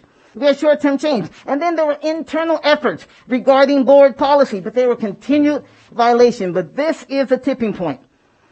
The tipping point is what we just spent 3, 4, however many hours talking about. That's a tipping point. It became clear that when the allegations, unfounded allegations, by the way, intentional misinformation, right, and distrust about this, just talk about trustees, but that also would include Councilwoman Bartle, knowing and hiding and covering up the residential status of former trustee Calvert. Enough. Because you know what should have happened? What should have happened is, hey Angie, when did you find out? That's what should have happened. That's working collaboratively. That's working together as a team. That's working respectfully. But you know what did happen? It came out of the board meeting. Well, I'm just saying that we cannot have that happen if we're going to work together as a board. And then today, for the first time, that board policy is being tested. Distrust, disruption, and disinformation. Second, duty of loyalty and care. Bottom line, I looked this up, did a whole bunch of research. At the end of the day, this is what it means. Do no harm. That's what it means. We are called trustees. We aren't called council. We aren't called commission. We aren't called committee. We are called trustees. We are charged with being entrusted with the well-being of the district. It's expected to be do no harm to manage an asset. The asset is the district. Bottom line, the asset is our students. It's our students. And what more can be at stake than creating an environment where our students can have the best possible educational opportunity that they can. Okay. Encouraging this does not include behaviors that are this board policy. This includes, actually, that's a typo, behavior that harms the district, which means encouraging and propagating lawsuits against the district. That harms the students of the district. Let's hear from Trustee Church in his own words. So what do people do, Jeff? I mean, we're trying to support you and we're trying to help you, and I know it gets frustrating for you, and you better damn well run for re-election. But we've got to get you more help. Yes. Number one, lawyers. You know, we're reaching out. We haven't made a final decision yet, but lawyers, if you know any lawyers that want to help, that will do it at a reasonable rate, we're reaching out to lawyers. Propagating a lawsuit against the school district is doing harm. It is doing harm. This is not about saying this is how I feel, this is what I think. This is not about that First Amendment right. This is about protecting being a trustee. And by the way, just because you say something doesn't make it true. But what we find in the packet, and what I'm going to show you here in just a second, is a lot of things being said that just aren't true. Here's an example. When we start talking about public comments, right, and moving the extra public comment period that we've been able to have for years and years and years because of the length and the time of the meetings, right? This was, by the way, included in the lawsuit. You all saw it in the packet. That Trustee Church publicly stated that he agrees with 99% of it. And in that lawsuit, in that proposed lawsuit, because the lawsuit never happened, open meeting law violation we were accused of an open meeting law violation because the meetings went so long. Right? And in his own words, this is what Trustee Church said about the length of meetings. So what do people do, Jeff? I mean, And then you also made a comment that we're going to stay as long as it takes. Not me. I'm leaving tonight at 6:30. If we can't get this done by 6:30, I'm out of here. And in the future, I'll never stay until after midnight unless it's just absolutely positively urgent. Okay, so there's no meeting law violation because the meetings are going too long. So we make an adjustment so that at least if the meetings are going to go long, we can take care of the agendized items first. Not to not hear the other items, but to prioritize the things on the agenda. So we get that pushback, but then at the same time, you don't want to hear from parents. You move, this is not... That is propagating distrust and misinformation. Today is about board policies. But the misinformation and the misleading inaccuracy is probably even worse. People expect their public officers to take more responsibilities and take them seriously. And I believe we all do that. People expect public officials to challenge the status quo while working to make things better. There's nothing wrong with that. People expect public officials to do that. People expect public officials to take a stand that may be unpopular, even if he or she feels it is the right thing to do. But people do not expect their public officials to lie to fit a particular agenda or narrative. And that is hurtful to the district. That is misleading. That is inaccurate. That sows distrust. That sows disinformation. Let's look at the website content of Trustee Church. Here's a sample. This is on his website. Here's a sample of current and proposed training for students, teachers, and staff. Attributing this quote to the superintendent. We want 64,000 social justice warriors. When challenged, nobody could come up with the source of that quote other than Trustee Church. She never said it. What do you think that does to the trust in this community? No, we don't want a statement like that. I agree. But when that is on the website from a trustee, even a personal website, people say, oh, shoot, this is what's happening in our district. And it's not true. Other things on the website. Letters to teachers regarding the response to George Floyd. That's false. She did not send that letter out to the teachers. Washington County School District lied about per pupil funding. False. He misread the report. False. Did not happen. Washington County School District caught mishandling WC1 funds. False. False. Not true. People expect their public officials to challenge things. People expect their public officials to really speak their mind. People expect their public officials to stand for what's right. But they don't expect their public officials to lie. And I think when it comes right down to it, we have to ask ourselves some really important questions. Breaking news. Caught red-handed. Misuse. False. False statements. That's not about a political view. That's not about a First Amendment right. You can say it, but as a public official, should we say something when we know it isn't true? Wild Creek High School, over $252 million. Not true. Not true. And I will say, by the way, if you aren't sure if something isn't true, then you shouldn't say it as though it's true. If you aren't sure if something isn't true, if something's true, then you shouldn't say it as if it's true. We saw some of that already earlier tonight. I'll give you a First Amendment example. of cutting and pasting, of making things misinformation, misleading, distrust to suit a narrative. Trustee Church quotes this in his argument about First Amendment. Elected officials have a free speech right to express their beliefs and opinions. No one's going to argue with that. But you know what he left off? This part. But their unruly expression of opinion can be properly managed by the entire governmental body so long as the restriction is not content-based. That's the rest of the story. We got one part of the story. We didn't get the whole part of the story. This is intentionally doing harm to the district through disinformation, disruption, and distrust. The ACLU agrees. False. This was in the packet. Last page, in fact. I put it in the last page on purpose. The ACLU actually said, you know what? We don't agree. He's misrepresenting our relationship with each other, right? We understand why you have the policies that you have. And in fact, we know that you have to do what you have to do, even to the point of censure. The ACLU said that months ago. That's the local ACLU. Now he's going to call a Houston case. A case is going on to the high court in the land and so on. But I'm talking about what he lied about. That's what I'm talking about. I'm talking about what he lied about. And isn't it important? Isn't it important that our public officials tell the truth? Finally, ACLU false information. Other leaders speak out without distrust, discord, and discontent. We're talking about lying to the public. I've seen some of the emails. Martin Luther King took a stand. Gandhi took a stand. But you know what they didn't do? They didn't lie. You can take a stand, but they didn't lie. Public officials can disagree, and we should. We should have discourse. We should have different opinions. Absolutely.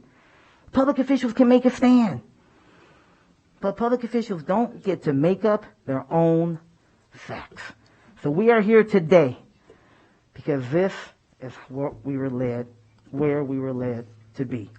One more time, in his own words. If I've done something wrong, withhold a hearing and discipline me or tell me what I've done wrong so I can correct it. I think that's what we're doing today. I think that's what we're doing today. He's done something wrong, we're holding a hearing. Because at the end of the day, we got to make some decisions. I hate being here. I'll be honest with you. Never in a million years would I have imagined that we would be involved in censoring a colleague at all. There are no winners here. No matter what happens, no matter what the vote is, there are no winners. And it's too bad that we find ourselves here. Think about this, colleagues. Pretty soon we're going to have a new colleague. And this is what we have to ask ourselves. Is this the behavior we desire to see? Do we want more of this? Because if we don't do anything, we're saying it's okay. That this is the way to be a trustee. Once again, keep the main thing the main thing. Do you violate board policies? And is this how we want people to act? If this is behavior we're looking for a new trustee, or if it isn't the behavior, then say something.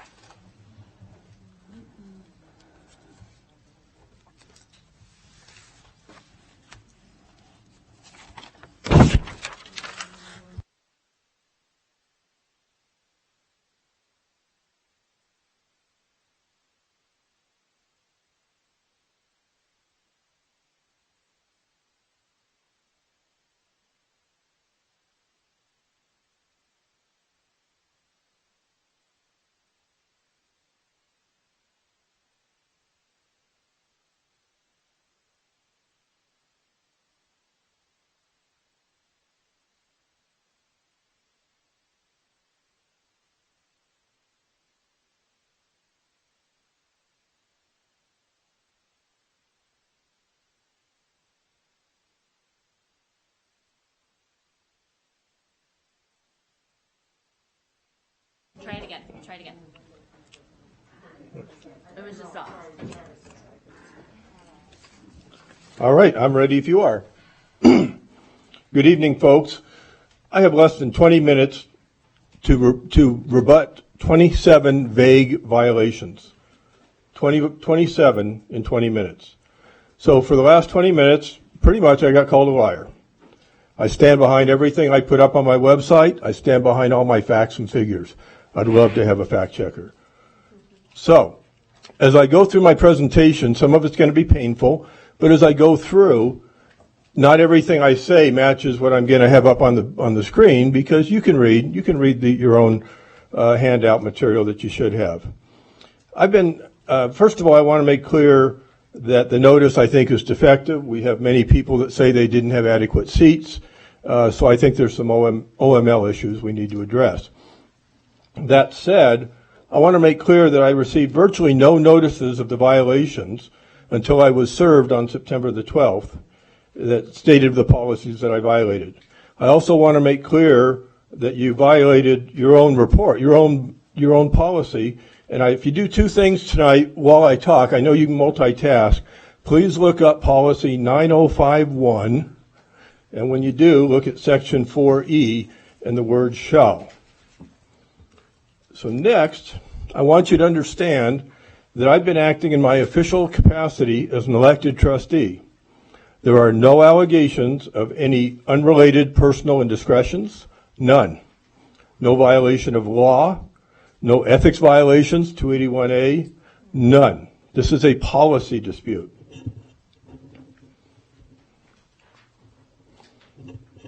I work for the citizens.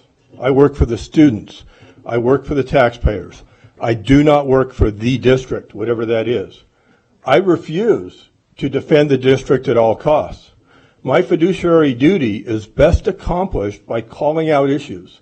First in private, as I did with the Calvert issue, and then in public. I did the same with the OML issue. I proudly fulfilled my duties.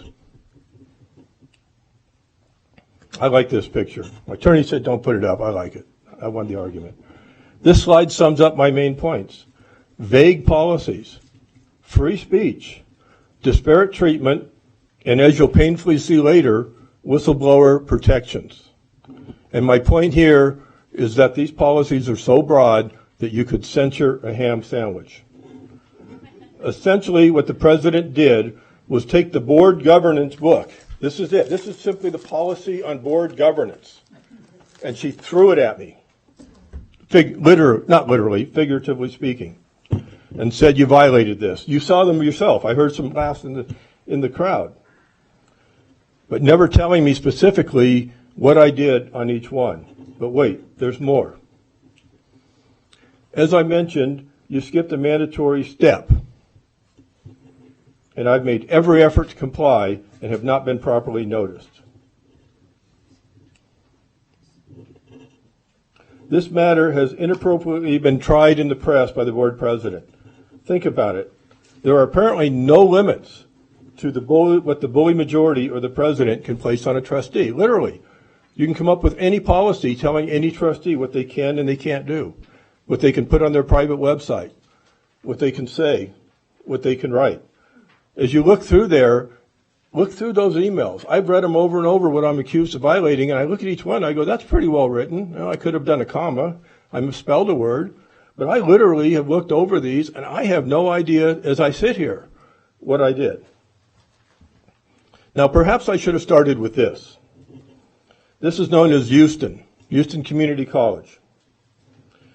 That basically says, and you can read it, that basically says that the Supreme Court is hearing this very issue of censure. So it's going to be out within months. For you to rule today, and then we have litigation, and then you got to backtrack and apologize, it just makes no sense to hold this hearing until Houston is decided. I mean, that is just so logical. Remember how you were misinformed that the ACLU backed my position? You saw that email from Mr. Rombardo? There it is in writing. Who are you going to believe? Your lying eyes or this? I mean, it's right there. ACLU supports Wilson as the right of free speech. They support robust debate, free speech, And this is so important, even litigation. Just last week at the policy board meeting, we discussed litigation. Employees sue the school district. We don't fire them for suing us. Suing is a legal right they have. So Dr. Taylor just told you how bad I was for threatening to sue when that is a legal right. And that was affirmed by legal counsel last week at the board policy meeting, that you have a legal right to sue. And if you have a legal right to sue, then you certainly have a legal right to threaten to sue. Because it wouldn't make sense to do one, but not the other. Now it's going to get painful. I don't need to show you all this and read everything to you, but do as we say, not as we do. Part of the allegations is I've used my identity as a trustee on my website. If you read my website, like we're going to see, I do a disclaimer on everything that the views are mine. First Amendment protected, Nevada Constitution protected. I don't see that up there. I see people using their, and we have plenty more that we didn't put up, believe me. So my predecessor, Scott Kelly, violated policy by endorsing students doing a walkout. He wasn't censured. Do as we say, not as we do.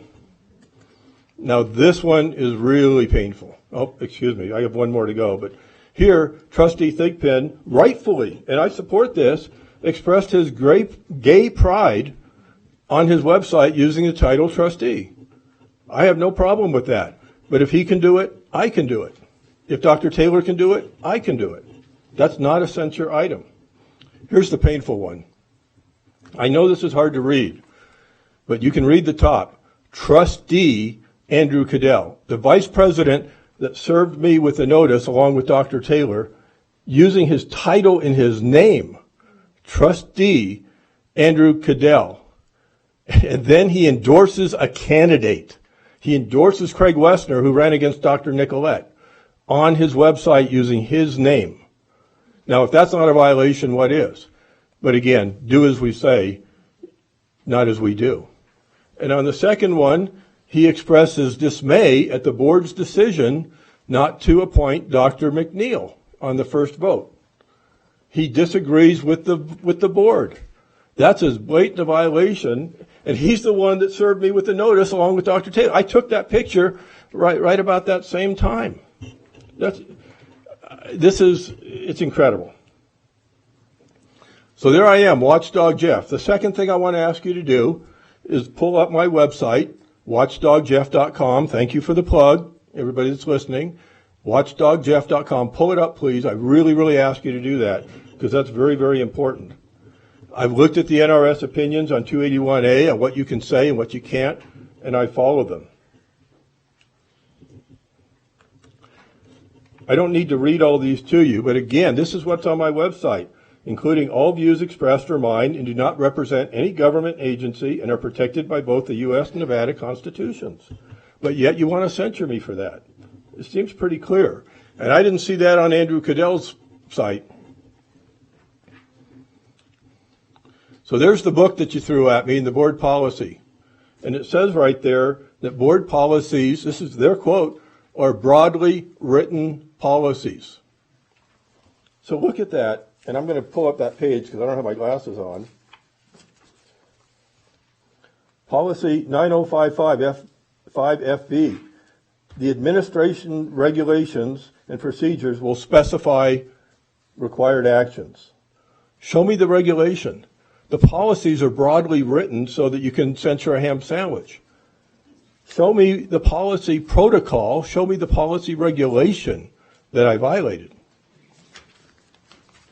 They threw the book at me without any specifics. So there, look at that. Policy 9070. There it is right there. It says that only the superintendent may adopt, or shall adopt protocols. So you're censuring me for violating policies, but the superintendent shall adopt protocols.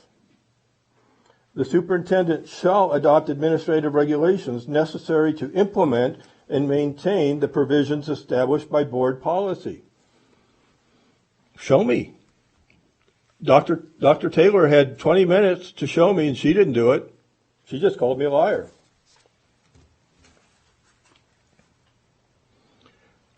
So this is really, really important. Many of you weren't here. April 28th was the day that I received my warning. And as you'll see there, and I think there's an email on the record, I wrote Dr. Taylor and said, hey, if I do anything wrong, tell me. I'll make every effort. I'm going to play ball. I'm going to stay within the guidelines. So you tell me if I'm not. So show me, and it hasn't been done, show me all those emails that said, hey, Jeff, yesterday your website, Jeff, tomorrow your website, you said this at the policy meeting that we just played on the TV. You told Monica J. you want lawyers. Yeah, I did. What's wrong with that? You going to censure me for that? Really?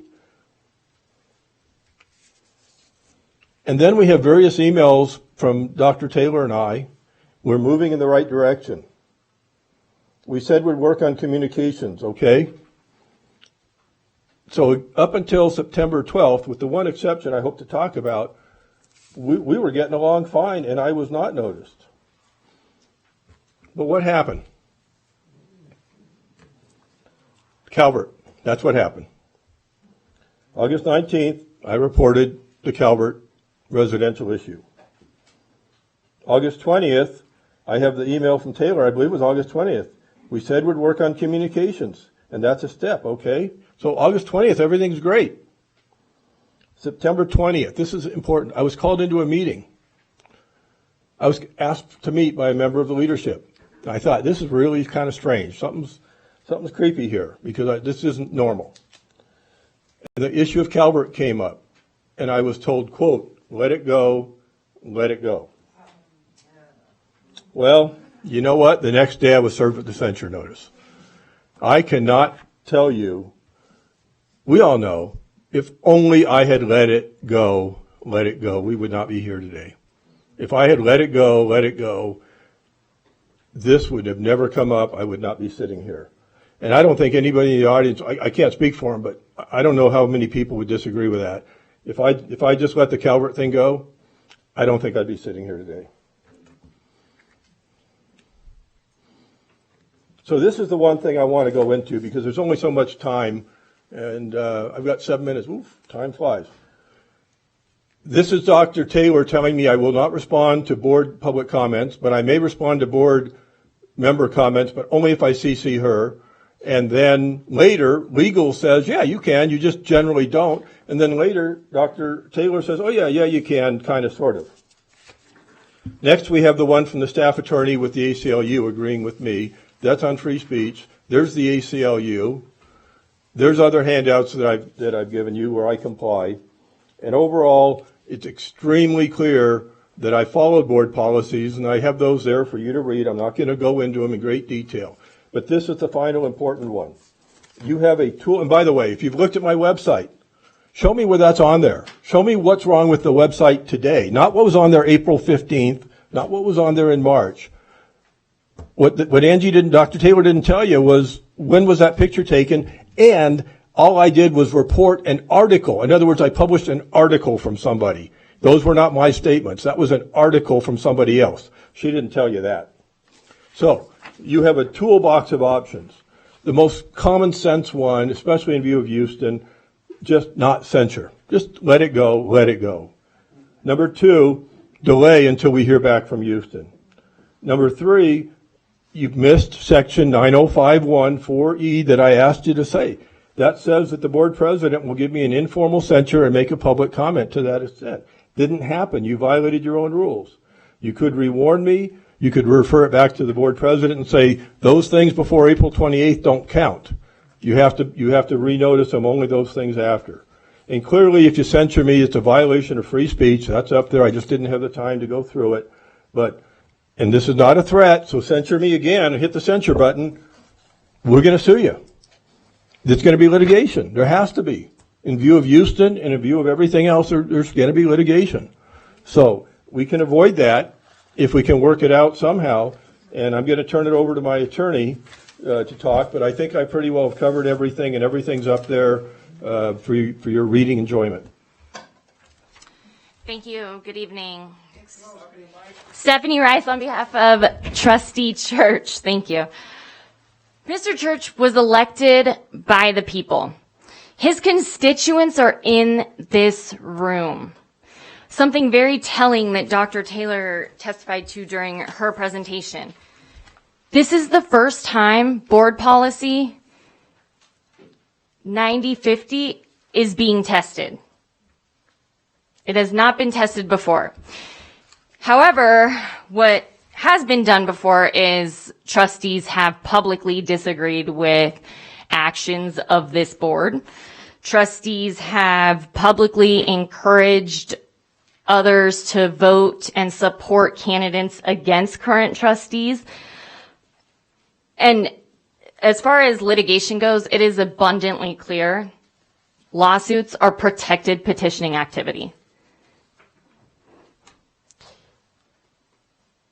I can't help as I sit here but think, what if Mr. Church was advocating for something on the other side of the political aisle?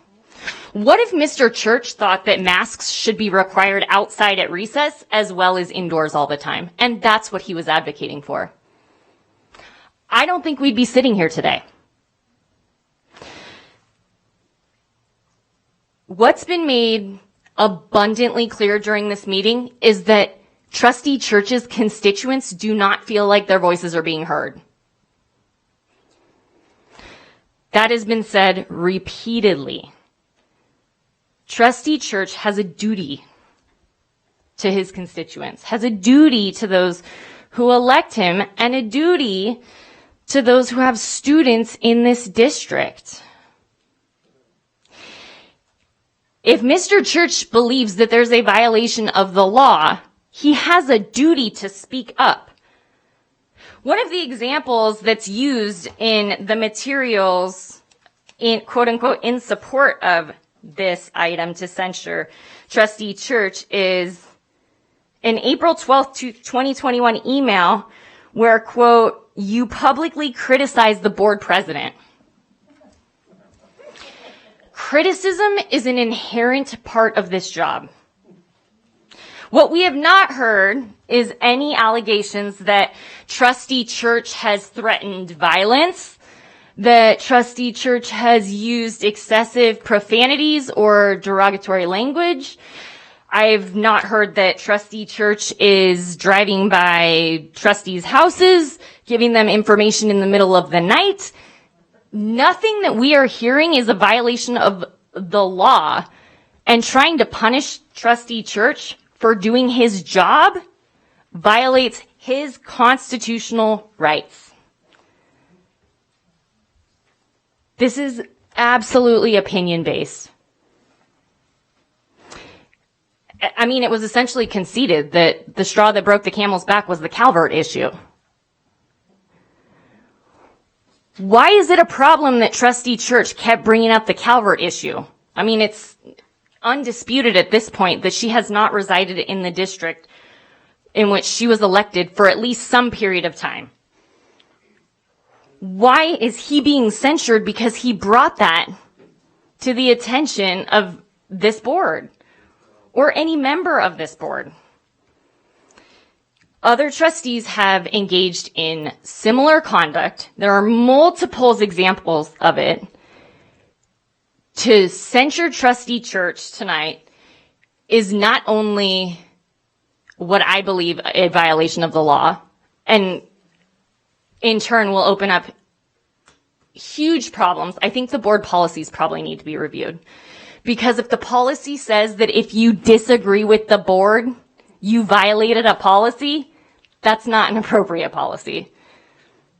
And I don't think you need to be a lawyer to understand that. That's not appropriate. Everybody has the right to their opinion, and that's what Trustee Church is doing. There's, I guess, been 3 examples that we've seen that are apparently, allegedly, inaccurate. But we haven't seen anything to substantiate the fact that they're allegedly inaccurate.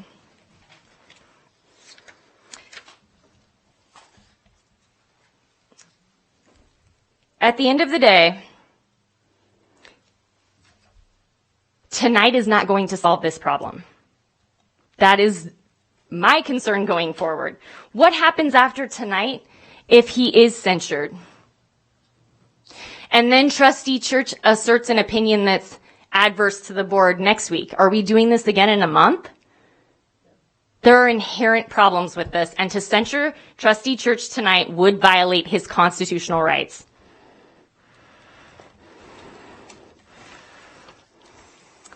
I don't think I have anything else, but I'm available for comments and questions if anybody has anything.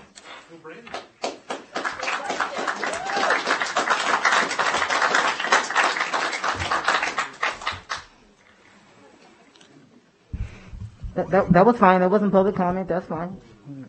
Okay, what we will do is we will, why don't we have public comment, and then we'll go to the board, and then you just certainly at that point can ask Trustee Church or myself questions, or his legal counsel. If there are issues of law, what have you, we can ask legal counsel here. But we do want to have an opportunity to hear from those of you who have waited, so thank you for waiting. I just will remind you, please, that we do have a mask mandate. If you would please wear your mask and wear your mask properly, covering your nose and mouth. I know it's an issue. I get it. I just talked for 20 minutes with it. It's not the most comfortable thing in the world, but I am going to ask you if you would do that. Wear your mask, or if you're having a face shield, that's fine. And again, it needs to be covering your nose and your mouth. If not, then we're gonna have to ask you to leave if you would. Make it easy for all of us if you would just do that and comply. I would really, really appreciate it. And once again, before we get to public comment, I'm going to remind people that it's not a list reading, but it's actually on the back of the public comment card, and it's right out of the Nevada Open Meeting Law, pursuant to NRS 241-035. This is part of what's pulled from it, is that public comment such as willfully disruptive comments that are irrelevant, repetitious, slanderous, offensive, inflammatory, irrational, amounting to personal attacks, or interfering with the rights of others will not be tolerated. I didn't make it up. It's here on your card. It's right here out of the NRS. So let's just do this thing together. We're here. Obviously, our board members are here, and this opportunity for public comment. Once again, I don't want to interrupt anybody. I know your comments are really important, so I'll give you a little hint. If you have to, if you need to adjust your mask, and we go from there. JJ? Thank you, everybody. Murray Kane, Val White. Before you start the 3 minutes, then Lori. I demand that the Mr. Kane, I'm sorry. Please go ahead, JJ. No, turn your mic back on. Val White, then Lori Agnew. Okay, Mr. Kane, you have 2 minutes. Before you start the 3 minutes, a procedural issue. You're on public comment. Recuse yourself. You're one of the proponents in this matter. You can't now sit and judge and be president of the entity. Sit. Recuse yourself immediately. Okay. This, if you want to know what the main thing is, it's the United States Constitution. That's the main thing. That no law be enacted abridging free speech. It doesn't say except for Washoe County School District. It says no law abridging free speech. This is, I've represented public agencies in a former life, 50 different public agencies at least. I've never seen anything like this. I've never even heard of a president or chair of a public entity getting up and castigating someone for violating board policies, which include the fact that you can't criticize. So you get to criticize him, but he can't criticize you. That's not how this country works. This is a brazen, unconstitutional attempt to get a majority vote to silence a colleague because he doesn't agree with you. You rely, I'm not making this up, you rely on unconstitutional matters. Attachment C to your agenda is a notice that you sent to Mr. Church, Trustee Church. The notice says, and then you threw up all those numbers on the board, after you said that, you're going to throw a bunch of stuff against the wall and see what sticks. Well, none of those numbers stick. One of the numbers, 9051, Board Policy 1B1, and by the way, a board policy is an enactment under the first Constitution. It says This is what your board policy says. A trustee can't publicly criticize the board or trustee. That's what he's being tried for tonight. You can criticize him. You can get up here for 20 minutes and call him a liar, but he's going to be censured because he criticized you on valid board policy. Let's see how that stands up against the constitutional mandate. What's the constitutional criteria that we're facing here? It's Times versus Sullivan, Justice Brennan. And you should be teaching your students this. Quote, Justice Brennan, "This nation is founded on the profound national commitment to the principle that debate of public issues shall be uninhibited, robust, and wide open, and that it may well include vehement, caustic, and sometimes unpleasantly sharp attacks on government and public officials." That's the constitutional standard. Let's see how you mandate, let's see what you, Thank you, Mr. stand up against. Your time is up, sir. Thank you. You say, Mr. Kane, your time is up, sir. You I'm say sorry. he can't criticize You only get 3 you. minutes, sir. Your time is up, sir. Thank you so much, sir. Your time is up. Sir, I'm going to have to ask you to sit down. I'm going to have to ask you to leave. Val White, Lori Agnew, Jack Burbridge. Okay, this is public comment, and we know this is public comment. Please, please. I want to get to everybody. I want everybody to be able to stay and hear the meeting and all of that, so please, thank you. Ms. White, I believe you're next. Maybe she stepped away. Let's go, and we can come back to her if we need to. Lori Agnew, Jack Burbridge. I think Ms. Agnew, I don't think she... I'm sorry, welcome, sir. What's your last name, sir? My last name is Burbridge. Burbridge. Welcome, My Mr. first name is Jack. Okay. Welcome, Mr. Burbridge. Thank you. Thank you. My name is Jack Burbridge. I am 77 years of age and have 5 children and 12 grandchildren. All but one of those went through the Washoe County School District system. 6 of my grandchildren have gone on to major universities. I guess I am one of those domestic terrorists that are coming to school board meetings across the country to protest what is being and not being taught in our schools. Jeff Church was elected to this school board to represent his district, which I believe he is trying to do. I believe he is trying to be silenced by Angie Taylor and other board members because he disagrees with some of their views, particularly his opposition to social justice curriculum, trying to be implemented into Washoe County School District school curriculum. He tried to attend the teacher training course this summer, but was denied access, which to a bystander like myself, it had the appearance of hiding what the teachers were being taught, which also makes this censure looks like he's being silenced. We are currently living in a society where the buzzword is cancel culture and woke. And I believe this is what is happening to Jeff Church. Thank God we have someone on this board that is standing up for people like me and my family. I read where Mr. Church will not run for re-election. Please reconsider that decision, Mr. Church. We need more people like you, not less, on our school boards. I think as parents and grandparents, we need to look more closely at the background of all potential school board members running for election for each district before we cast our vote in the future. I have one other question I would like to ask Ms. Taylor. Were you a speechwriter for Barack Obama? Because you made one heck of a speech. Thank you. Thank you, Mr. Burbridge. Valerie Fianaka, Bev Stenjum, J.S. McElhaney. Welcome, Ms. Fianaka. Hi, thanks again. I rise today in support of Jeff Church. I understand that a board needs structure in order to be effective. However, this board's out of control.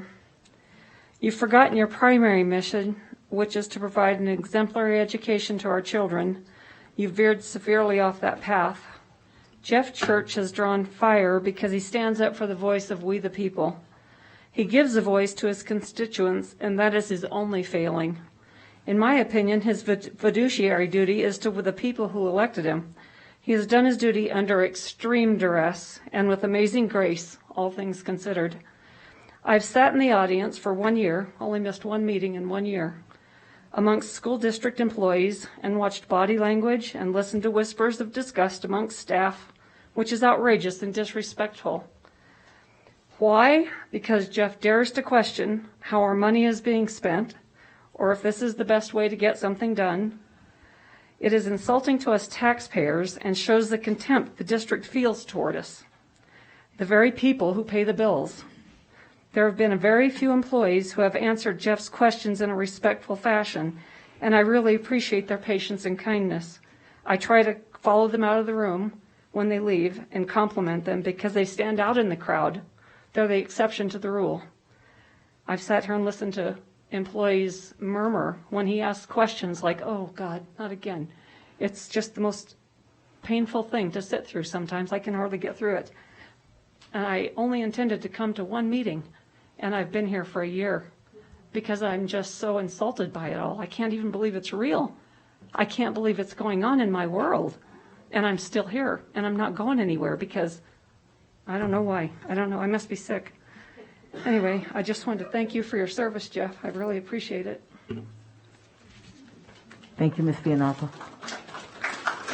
Bev Stenjum, J.S. McElhaney, Pablo Nava Duran. Hang on just a sec. I want to just sir, I just want to make sure if Ms. Stingeon, is she still here? She's gone. Okay. Okay, please. I just wanted to make sure we stayed in order. Go ahead. Go ahead. What's your name, sir? I'm Dr. J.S. McElhaney. Welcome, Mr. McElhaney. I'm a retired dentist. I've lived here 43 years. I practiced dentistry in Reno for 40 years. I had 2 children that went through the Washoe County School District program. I was married to 2 teachers, so I know quite a bit about the policies of the school administration, which has disgusted me my entire life in Reno. The stories they told me made me very angry. And fortunately, I'm not married to them any longer, but that's beside the point. Anyway, there's only one purpose of a school, and that's to teach basic subjects: reading, writing, arithmetic, the U.S. and world history, civics, and the U.S. Constitution. Students need to be taught to think critically, not to memorize propaganda. Students should never know the politics or the sexual beliefs of their teachers or their administrators. Teachers today don't teach facts, they teach propaganda. I'm here today to support Jeff Church, someone I've known for 3 to 4 years. He is an honest, upright, and right-thinking man. He represents a very large percentage of the population of Washoe County. When he speaks for them and me. The Washoe County School District Board, policies are designed to make members conform to their protocol. That is not the purpose of this board. The First Amendment gives each member the right and the duty to speak their beliefs and to represent those citizens who are not on the board.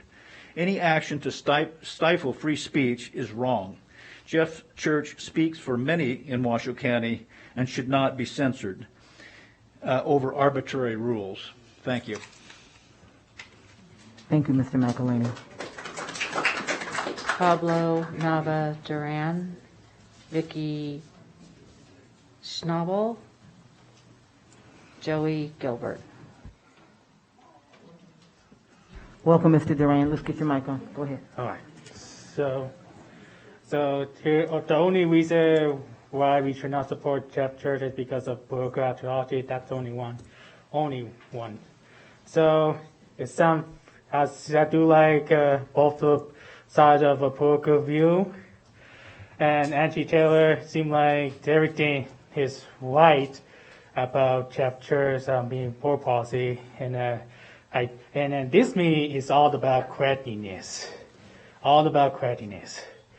So if chapter was validated, you gotta decide to censor him or not, or delay delay. Maybe we could, if you decide to not to re-censor him, that would be fine with me.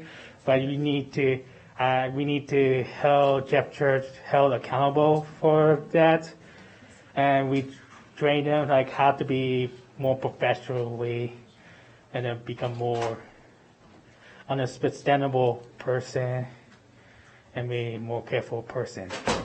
So on the Angie Taylor board, on the presentation, I saw like it's very, I saw that on the radio, it's feel like it's very similar to 2020 election on the sedition of GOP lawmaker who tried to overturn an election. And then here come a January 6th doing insurrection, all kind of stuff. You know, some people think that's a freedom of speech. But if you do some overthrow the election, overthrow the government, that's not free speech. Oh, so that's sedition or insurrection, all kind of stuff. And for the sample, if I heard Jeff Church go to file a lawsuit on that if you guys will censor him, then but this is a more difficult vote. You got one vote to censor him or not. If I decide not to censor him, try to retrain him and then move on. And I got a message for this audience over here. Sound like you're computer ignorant and without any knowledge or any try speaking the truth. That is a lie, of course. So, and the people support chapters are supporting the same people who supported on January 6th try to overturn an election. Yeah. Okay, come on, order. Okay. And then that's it? Okay. All right. Thank you, Mr. Duran.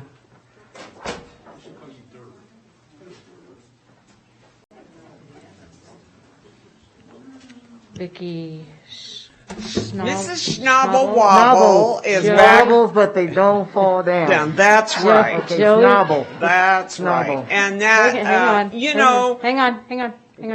Okay, hang on. We don't want to start the clock. She's going to read the next two names. Joey Gilbert, John Eppolito. Okay. I'm back again. And this time I am supporting Jeff Church. If your policies and your activities are proper and well supported, then there should be no problem with somebody disagreeing with you. And when people tend to disagree with you, you kind of put them on trial. Now, something that really disturbed me, I wouldn't even be here tonight speaking against this, except that I read the Sunday paper. I'm 75 years old, so I bet I'm older than any of you sitting up here, and I have never in my entire life seen anybody put on trial on a newspaper, and that you guys allowed that to happen. If you had allowed him another page and a half to speak what he felt, and because you did that, that destroyed any respect I would have had for you. You do not deserve my respect when you don't honor people and allow him to speak the other side. If your ideas are so good, then people will support you, and you could take anything somebody could throw at you. But you are not allowing anybody to speak against this board. And you failed in teaching my grandchildren and my children They are not well-spoken. They don't even know how to spell or even write. And you guys, that's your mission, is to teach these kids the basics, and you have failed in that. You spend all your time supporting social issues. They have no place in the elementary school. If you would mind, Ms. Schnabel, just get your mask up while you're finished. Thank you so much. Okay, it's okay. That's all right. I'm glad that you told me to do that. But the fact is that you're failing in your duty to train my children. Because if you were helping my children in their education the way you should be, those kids should come out of that school with high marks. I came from the state of Iowa, and I was back there. Iowa and Missouri. They have none of these social issues going on. It's all about educating the children. You need to back away. Let somebody report their side, and if you don't agree with it, and if it's wrong, let the public decide. But you're not the one to decide what people should say or can't say. And I'm just discouraged. Very discouraged. Thank you, Ms. Schnabel. Once again, we're just going to keep the applause light, okay? Thank you. Joey Gilbert. Mr. Gilbert. John Eppolito. Catherine Clemens. Mr. Gilbert, I don't think he's here. Mr. Eppolito, welcome. Hi, John Eppolito. I have 2 kids left in the district, and Jeff Church is my representative. And I voted for Jeff Church. And what I see happening here, the board has censured the parents already by removing the initial public comments. Then children, students who think differently than what the teachers are telling them are being censured. I have a couple examples. Sparks Middle School, 12-year-old grandson on his first day of school. His math teacher told the class that his daughter identifies as a boy. His science teacher told the class that she divorced a man so she could marry a woman, and she's a proud lesbian. Now, Jeff Church might not like this kind of stuff, but you guys might be okay with it. A lot of us don't think that's the part of the school. Here's another one. We had a kid come in here and tell you why he disenrolled himself from school. It was because his history teacher told the class on the first day that she would be focusing on BLM and LGBTQ issues instead of U.S. history. He took himself out of school. You guys censured that kid. You didn't come to his rescue. He doesn't think like Angie Taylor, so he has to go find another school. Here's some kids at Galena that were trying to start up a conservative club, and a teacher wrote them a note back that said, quote, "Some misguided fool put a propaganda flyer on my car in the Galena High School parking lot. Be thankful I didn't catch you doing it, you dim-witted Trumpian bastards. Are you some of those flat earth Christians who believe every stupid thing the Bible or that fat orange stupid sex offender says?" End quote. This is the kind of thing that Jeff Church would speak up for, but some of you wouldn't. This is why we like him. Then there's the middle school teacher that I forget where she went to school. She had all those ridiculous videos on. A parent said she lit into a kid and told him how great the gay lifestyle is. Again, you know most of us don't want the critical race theory, the social and 85% of the people who took the survey said they don't want the critical race theory. So what do you guys do? You ignore that and you start a stupid task force that's going to push the critical race theory. Jeff Church will stand up for that. If you guys would stick to educating children, you wouldn't have all these problems. We wouldn't be here right now. Diane Nicolette is my other trustee. If she had the same problems, I would stand up here and defend her also. Oh, man. I should have planned this out. Oh, then at O'Brien Middle School, there was the teacher who had to remove his gay flag, or his, pride flag, and he cried in front of the class. That's what's happening in our schools. Thank you, Mr. Eppolito. Leave this man alone. Thank you, Mr. Eppolito. You're welcome. Catherine Clemens, Darla Lee, So what was that first name? Once again, that's when we can't hear the names because you're clapping. That's what we're trying not to do. I understand it's late. So if we can all adhere to that, there are people in the front that are like nodding, yeah, they can't hear. So we can all adhere to that. That will be awesome. Thank you. Go ahead, JJ. Catherine Clemens, Darla Lee, Christy Randolph. Okay, are any of those here? Okay, let's go ahead, JJ. Cindy Martinez, George Lee, Morgan Lidrick. Welcome, Ms. Martinez. Thank you, President Taylor. Trustee Church, thank you for your courage, your steadfastness, your bravery. I experienced a number of internal affairs investigations in my own agency because I dared speak up against the groupthink, the wrongdoing, the abuse. And let me tell you, it's a lonely place when people tell you that they'll be with you when you charge the hill, and when you turn around and you find out really there's nobody behind you. But I think Jeff Church is finding that we are squarely behind him. I want to remind this. You see, you interrupt everybody. If you would just let them clap and leave them alone, you take up more time correcting our citizenry than if you just let them express their First Amendment rights. Don't interrupt me, please. I want to remind everybody that this is the Constitution of the United States. It's the supreme law of the land. The First Amendment has absolute clarity that there is no policing of content. Obviously, you don't want us to be up here and be foul-mouthed, etc., and insulting. But unless I misunderstood your presentation, President Taylor, you read of what's on the back of the blue card for NRS 241-035, and I inferred, or I understood you to say that these subjective corrections or restrictions on what we can say are contained in the statute, and they're not.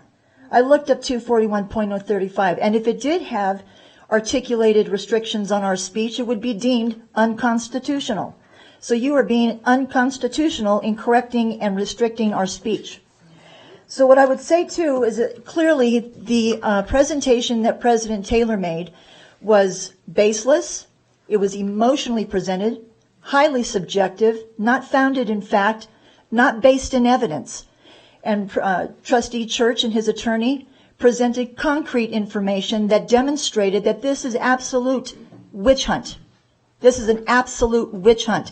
The fact is that there's liberals on this board that cannot stand conservative thought. You see, we think, taught what to think.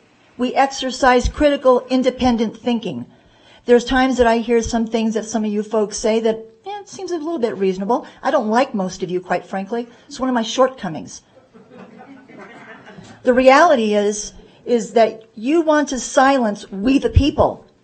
And what this last year and a half has told us is that we're not going to tolerate government's boot on our neck anymore. Clear. And another thing, President Taylor, you must recuse yourself immediately. Thank you. Thank you, Ms. Martinez. George Lee, Morgan Liddick, Melanie Sutton.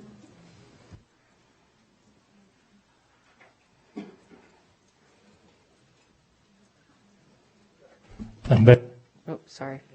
What? The mask is helpful, isn't it? Yeah. Okay. Will you identify, sir? Are you Mr. Lee? Yes, George okay. Lee. Thank you, sir. Sorry. It's okay. It appears from your diatribe about how bad Trustee Church acted. I just had a couple of questions. Like somebody mentioned that you were behind the RJ propaganda campaign. Well, okay, that's a poor choice of words. I'm sorry. The public exposure of this meeting tonight, or whatever, because they'd already published something about him. And I just don't know if you were behind that as a board or as a president. That's kind of interesting that you would try to do a campaign in the press to save your public image. your public image is not worth it. It's Mr. Lee, better to be. There's no personal attacks, please, Mr. Lee. It's not a. That's Thank not a you. personal attack. I'm just pointing out no public image is worth fighting in the press to win a policy argument. The other thing is there are a lot of things actually. Improvement of education is one of Trustee Church's bottom line policy changes that he'd like to see. I haven't seen an agenda item forever that has included that. You know, you say, according to your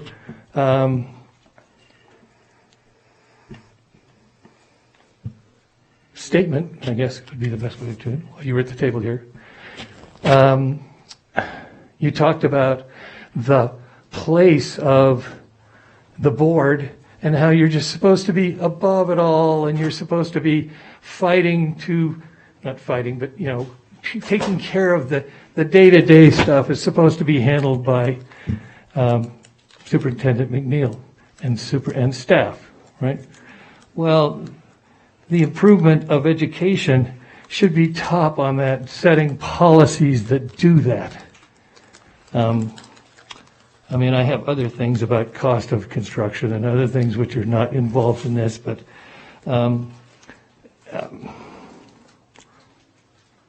public image, doing anything for a photo op or having public image is trying to win a case. It's like going in social media and publishing, you know, nude pictures of your opponent. It's just nuts, okay? I'm not saying you did that, okay? I'm just saying. Thank you very much.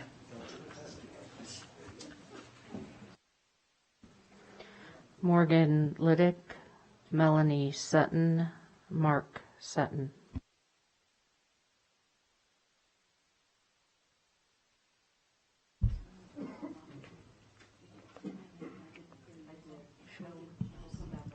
Is this Miss Lee? Since she's right here, let's just go ahead and hit her right here. Is that okay? Come on, Miss Lee. Let's get your mic on. Okay, go ahead. Welcome. Missed. It's okay. No problem. Come on. You're good. Oh, let's get your mic on. I'm sorry. Let's get your mic on. Okay, go ahead. Okay. Darla Lee for the record. And what I would like to do with your indulgence is to read a statement from someone who could not stay for this lengthy meeting. So this is from Ellen M. Shaw, citizen. We elected Jeff Church to the school board, and we are very proud of the job he is doing to protect our children's education. That you don't agree with him is not a punishable offense. The last time I checked, we are still in the United States of America, and we are still allowed to have differences of opinion. Your actions to censor Mr. Church for doing his job, the job for which he was elected, is based upon potential violations and alleged misconduct. Shame on you. This hearing is an embarrassment to each of you. Your threats are meaningless, a waste of time and money. You serve at our pleasure, and we elected Mr. Church to protect our children's education. Since it is we who elected him, his efforts are on our behalf, and Mr. Church has an equal say on this school board, and therefore it is our say that you are attempting to censor. There is no misconduct by Trustee Church. I would add that I absolutely agree with Ellen's statement. And as I was thinking and listening to the supposed support for censure, it is truly unfortunate and sad that you on the board would allow this to take place. Jeff Church, every time, and I have been to many of these meetings, has always conducted himself with politeness, with integrity, and he has never lied. Not to me personally, and I don't believe that he has lied on this board as a trustee. There is a quaint little colloquialism, you might say. It's called a kangaroo court. It's a mock court in which the principles of law and justice are disregarded or perverted. And quite frankly, I have to say that right now, I think this has been a perfect example of a kangaroo court and a censure of a good man, an honest man, who is trying to do the best for the children of this district. So if you are going to vote to censure him, shame on you. Thank you, Ms. Lee. Okay, I'm going to do this one time. I'm going to start asking people to leave. Okay, please, let's just continue. We know you know the routine. Let's just continue with it, and we can get through this. I would really appreciate it. Okay, thank you very much. Morgan Liddick, Melanie Sutton, Mark Sutton. Mr. Riddick, welcome. Oh, good evening again. Thanks to the limited time to address this issue, I'll confine myself to two supposed violation of policy and a comment. First, on policy 9050, the purpose preamble to this policy states that the board's mission is to, and I quote, create an educational system where all students achieve academic success, develop personal and civic responsibility, oh boy, and achieve career and college readiness by any objective external measurement, including the National Report Card, the NEAP, the ACT, the SAT, and Nevada's own SBAC. You have failed. Unless under 50% academic proficiency is success, in which case we have more serious issues to discuss. Having failed by President Taylor's own standards, you must now all resign or be removed. Is that what you want?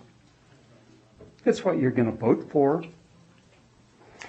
As to policy 9051, does anyone here think that tonight's action will, and I quote again, increase stability on the board or improve satisfaction from the community? I don't think so. So that's another failing of this board. Removal again. The fact that Mr. Church was elected should give you all pause. His concerns and principles are shared at least by his electors, and evidently a little more widely than that.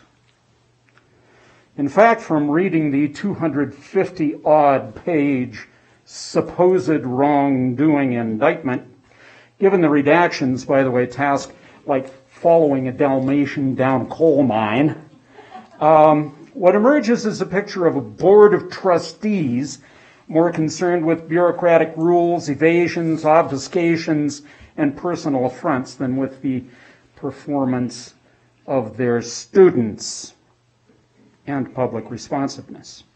This is not about you. This is not about who you want to work with. The people decide that. It's about students. If you forgot that, shame on you. Shame on all of you. Thank you, Mr. Riddick. Melanie Sutton, Mark Sutton, Lesko Brandon. Welcome, Ms. Sutton. Good evening. I would like to follow what Cindy said. You need to recuse yourself, considering you're the person, because obviously your vote's going to be biased, right? Because you're the one. Jeff lied, in your opinion. Anyways, I'm here in support of Jeff, obviously. Jeff is on trial for lying. You continually make up your own rules. With you silencing Jeff, you are silencing his district. But that's what you do, right? You remove the first public comment, and then you remove the approval of the agenda. And then, well, this happened first, but you changed the location where we all can't fit, so we can't hear each other.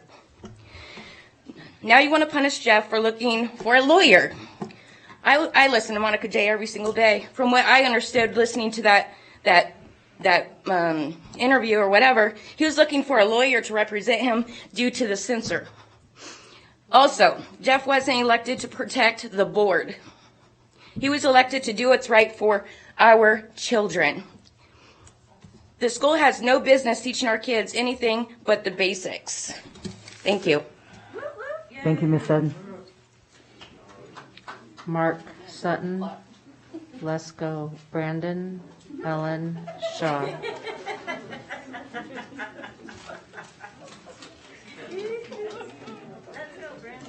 Welcome, Mr. Sutton. Thank you. Mark Sutton for the record. Thank you, ladies and gentlemen of the board. I had this whole thing written out, spent a couple hours on it last night, hoping it would be something that would make any sense to y'all.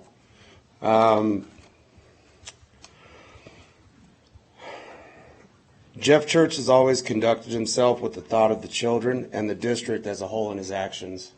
I am here in solidarity, well, I guess plurality, whatever you want to use it as, in support of this man and the censorship that is being attempted, in my opinion,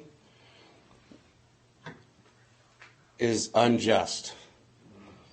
I have never seen, and I have been watching these school board meetings, and I have been present at many for months. I have never seen him conduct himself unprofessionally. I have seen every bit of concern here in this building and away from this building at multiple meetings for supporting our police, for supporting our flag, supporting our veterans, supporting our children. Everywhere that I've seen this man be in the public spectrum, he has conducted himself in a professional manner, always. So I want that to be on the record.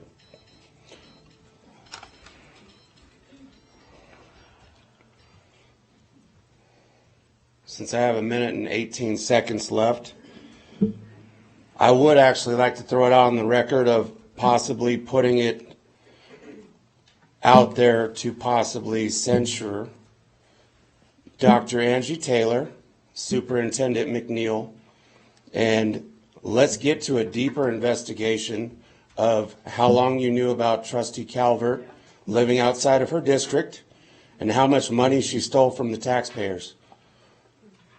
This is an important deal.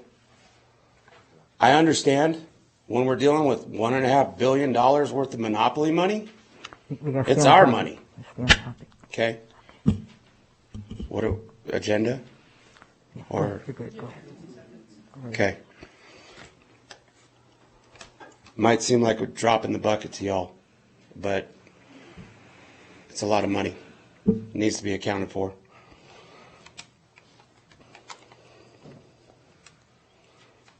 And I'd also like to speak to not re-enrolling in the National School Boards Association. If you can see on and them topic calling of us this, domestic terrorists Mr. for Sutton, being. If you can see on this agenda item, that will be agenda item for tomorrow. You can certainly come Okay. in. Thank you, sir. We're not domestic terrorists. We're just concerned parents. I appreciate it, sir. Thank you. Lesko Brandon, Ellen Shaw, Eugene Jersovich. Mr. Brandon? Is it a Mr. Brandon? Ellen Shaw, Eugene Jersovich. Please, sir, come on out. Looks like Mr. Brandon's here, is not here, but Ms. Eugene, I don't want to massacre your last name, sir, so welcome.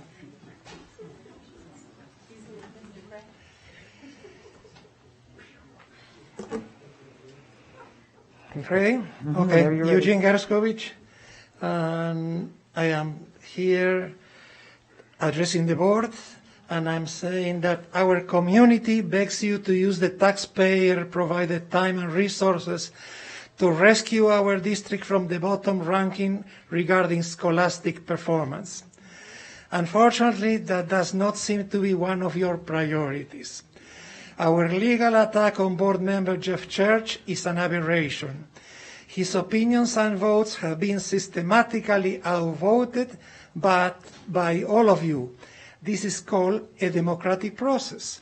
Nobody ever expects 100% agreement on any governmental body, and that is what you are trying to achieve in your attempt to censor him from the board. I am asking you, please stop the damage already done and move on in a more constructive path. Thank you, sir. Roger Edwards, Melissa Clement, Bruce Foster. Welcome, Mr. Edwards. Well, I'd say good evening, but I've been here for 10 hours. I've had it. I'd like to call your attention to one of the 116 board policies that all you trustees are required to be familiar with and to follow. In this case, Board Policy 9051, a little thing to do with community engagement under the Balanced Governance Model Standards 2. The board recognizes that all members of the community are stakeholders in the success of their schools. The board practices community engagement as a reciprocal advocacy process that creates and sustains meaningful conversations, system connections, and feedback loops with multiple groups in the community. You guys are trying to follow this, right? Trustee Church represents 1/7 of the community. 1/7 of 450,000 plus people and their children. That's just one violation that you guys are accused of tonight. I'd like to also call you to Board Policy 4505, one you just talked about earlier. And then this one, it says, the district shall not suspend or terminate the employment of or take any other adverse personnel action against an employee who in good faith reports a violation of law by the district or district employee to the inappropriate authority, including school police or whatever, in following these policies. That's exactly what Trustee Church did. If anything, he should be given an award, hardly a censure. Thank you, Mr. Edwards. Melissa Clement, Bruce Foster, John Ayers. Are either of those bodies here? I don't think so, JJ. If so, we'll certainly catch you. Dean Wilford, Julie Adams, Dawn Fossum, Kimmy Hinkle, Kimberly Clark. Right here. Welcome, Ms. Clark. Well, thank you. I don't really like to do this kind of thing, so I will make this short and sweet. Basically, I see that Jeff Church is trying to represent all of us. I don't believe that all of your intentions are in line with that. Just for instance, most of the night tonight, I watched y'all look down, except for when Ms. Taylor was speaking. So it doesn't seem like you're too concerned with what we all care or think about. We are the public. We are who employ you. The public back here says don't censor him. So to censor him will be insubordination. The only thing I see going on here is a hostile work environment. I would file a lawsuit if I had to work in this environment. Thank you, Ms. Clark. Bruce Parks, Margaret Spatz, George Spatz.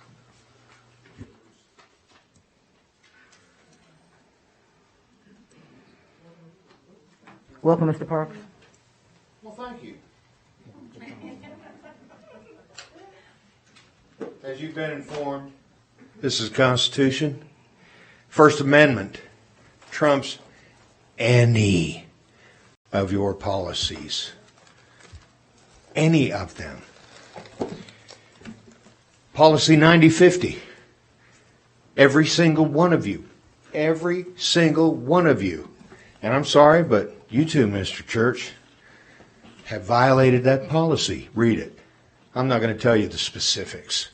And I owe you an apology, sir. If I'd known that this was going to take place, I would have never brought that information forward to you.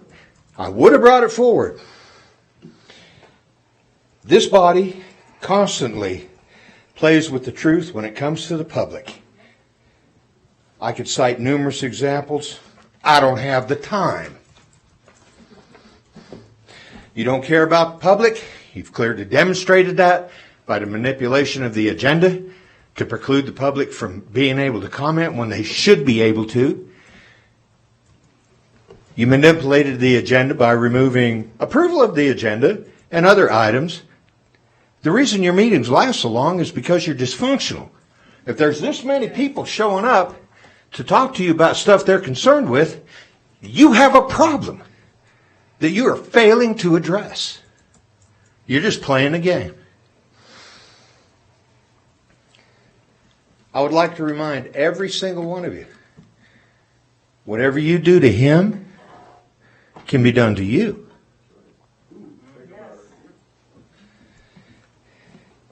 And by the way, I really hate when you use the term colleague. You don't consider him your colleague.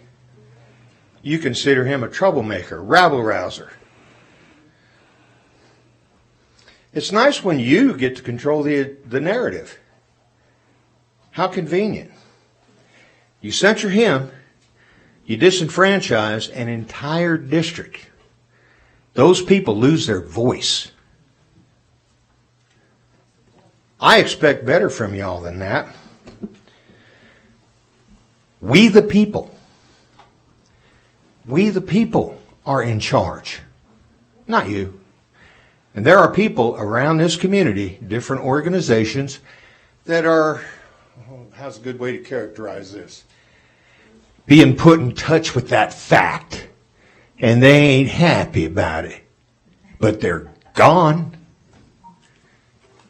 Who's next? Thank you, Mr. Parks. Once again, it's not that hard, you guys. Please don't make me ask someone to leave. My goodness. Yes, go ahead, JJ. What's next? Margaret Spatz. Sorry, say again? Margaret Spatz. Oh, yeah, Mr. and Mrs. George Spatz. Jean Haynes. Michael Haynes. Janet Butcher.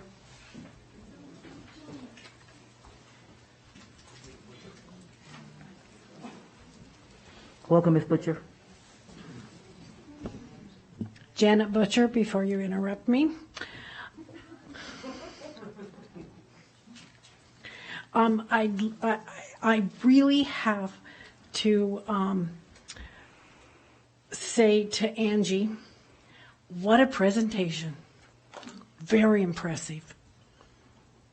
I just wonder, did you do it? Or did you use a staff member to do it?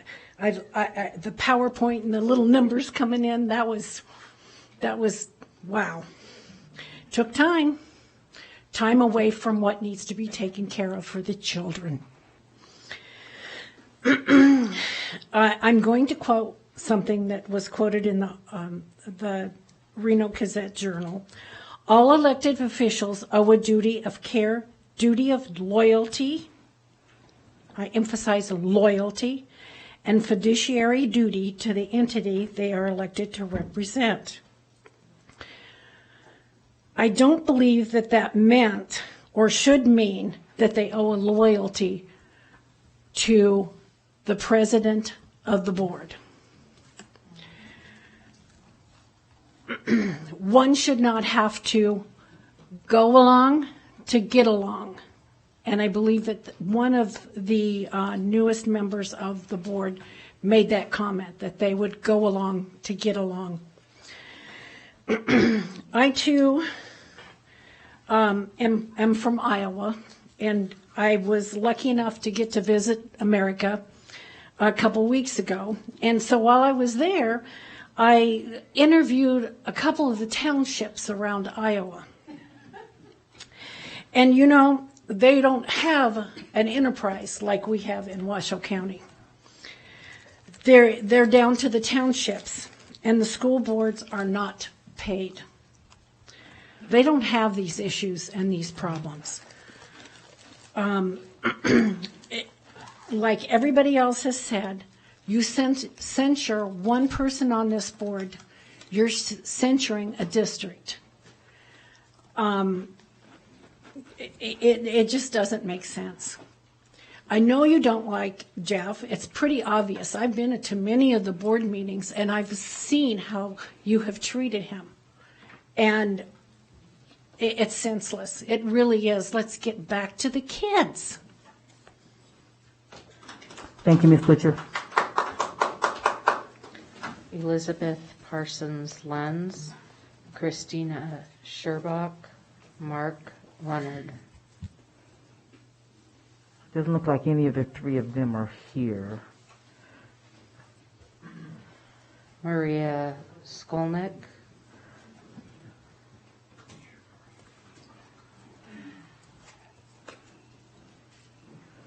Welcome, Ms. Skolnick. Good evening. I almost forgot how grueling these meetings were. Two agenda items. It takes 7 hours to get through. And you know, I almost left because it just took forever to get here to speak on behalf of Jeff Church. But I stand here tonight, representing many moms from our district. We all are parents, taxpayers, and constituents from Jeff Church's, Trustee Church's District A. And we feel that if you censure him, you censure all of us. I think Jeff Church, Trustee Church, has been one who we could trust, who has been honest, and who has been transparent. A voice that we have been waiting for to represent our voices, what we want for our children, for an exemplary education. We want parental rights. We have not gotten that. We've been coming to these meetings all year, and our voices have not been heard. President Taylor, I was pretty shocked at your 20 minutes today.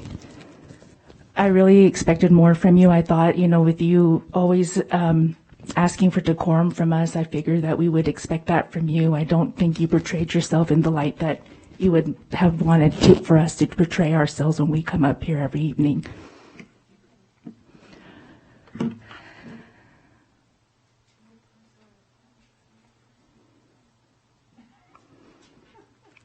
I think two things that Trustee Church has always pretty much was important to him was quality of education and fiscal responsibility. And yet, every couple of weeks we watch, either I'm here or I watch from home, and it seems just like a circus show. We have forgotten our children. Just like the gentleman said, he came here, he was missing dinner with his family time, like I am tonight. Because we have forgotten what is most important, our children, their education. And I learned recently that you all opted to not purchase the component of the math assessment and the math testing. And I'm wondering why. And why did I have to find out at my child's parent-teacher conference? The math testing component has been taken away from our MAP testing. Where is the quality education that we are promised? The fiscal responsibility. So where is that money going? Thank you. Thank you, Ms. Coleman. Victoria Meyer. Troy Ross.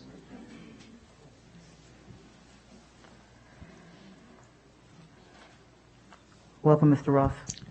Thank you. President Taylor spoke of the duty Trustee Church owes to the district. I'm really curious what the district is. It really isn't a what, it's who. It's the people. It's the people that you've been hearing from tonight. So, with that in mind, how is it that you are standing in judgment of the district, those people?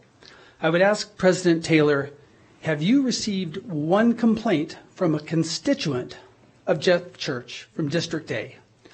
If not, what is there any grounds for to even consider a censure?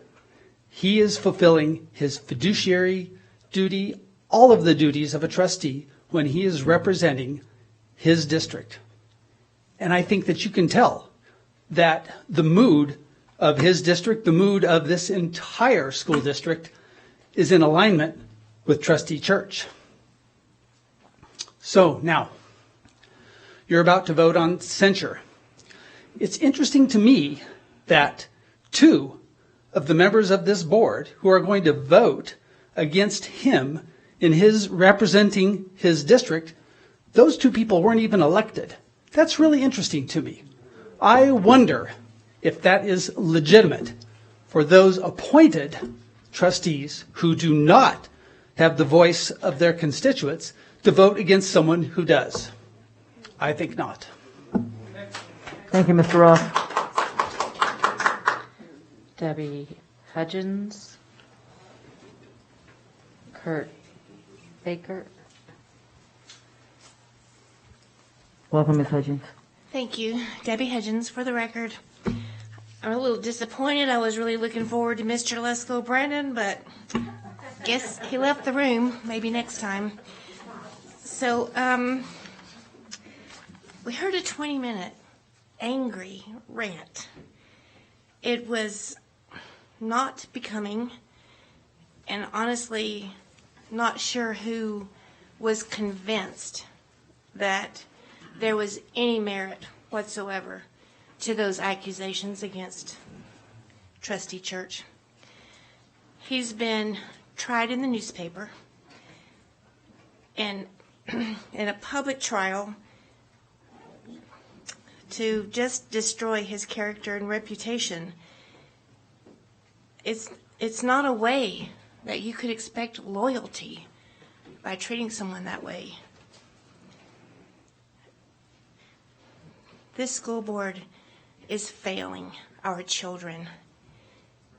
And when someone points that out, you get angry and want to chastise and scourge them. You want to censure us. You don't like us coming here all the time. We don't like coming either. But we're going to keep coming, and this is only a small representation of what you're going to see. There's going to be more, and our numbers will keep growing. This room will be overfilled every single time until we get through to somebody, or we get somebody in your seats that will listen.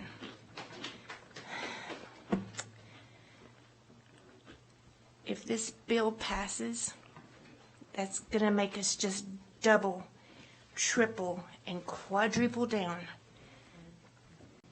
to get these seats filled with the right people. We already have it planned. It's coming. So I really do hope you'll get a bigger room for next time. Thank you. Thank you.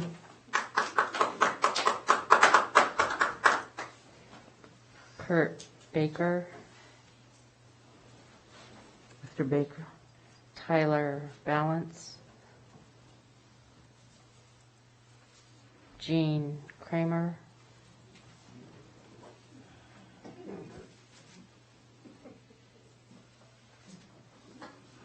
Welcome, Ms. Kramer. Thank you. I'm Jean Kramer. I've lived in Washoe County for 52 years. I was a university and a public school teacher. I have 3 children who have attended Washoe County schools. However, today I am ashamed of what the school board has become. It is more concerned with gender references, including LGBTQ, transgender, gay, lesbians, and so forth, than it is with educating our children. The board chooses to censure anyone who does not agree with them, censoring our First Amendment right. Jeff Church is an example of someone who is not afraid to speak his mind and to support the will of the people, something the board cannot apparently tolerate. I am ashamed of this board. It is no wonder that Nevada is 50 in the nation. With all the money the board gets, it still cannot increase student achievement.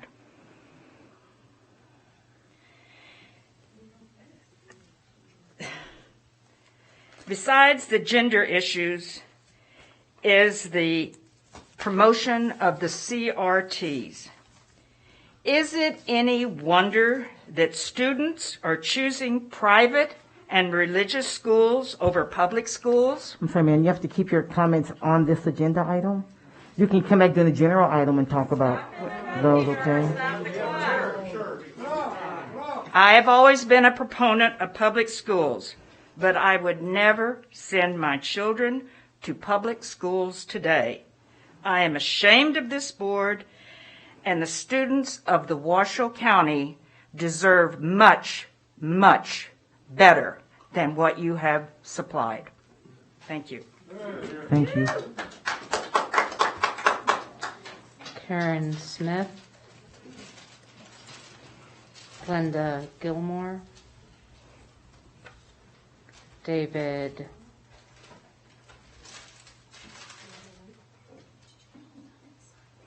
can't pronounce his last name. Is there a David who's on the list and needs to be called? Sandy Norton. Deborah Abate. Cindy Evans.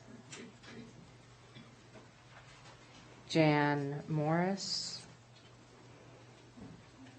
Rebecca Dezen. Nicole Harris. Welcome, Ms. Harris.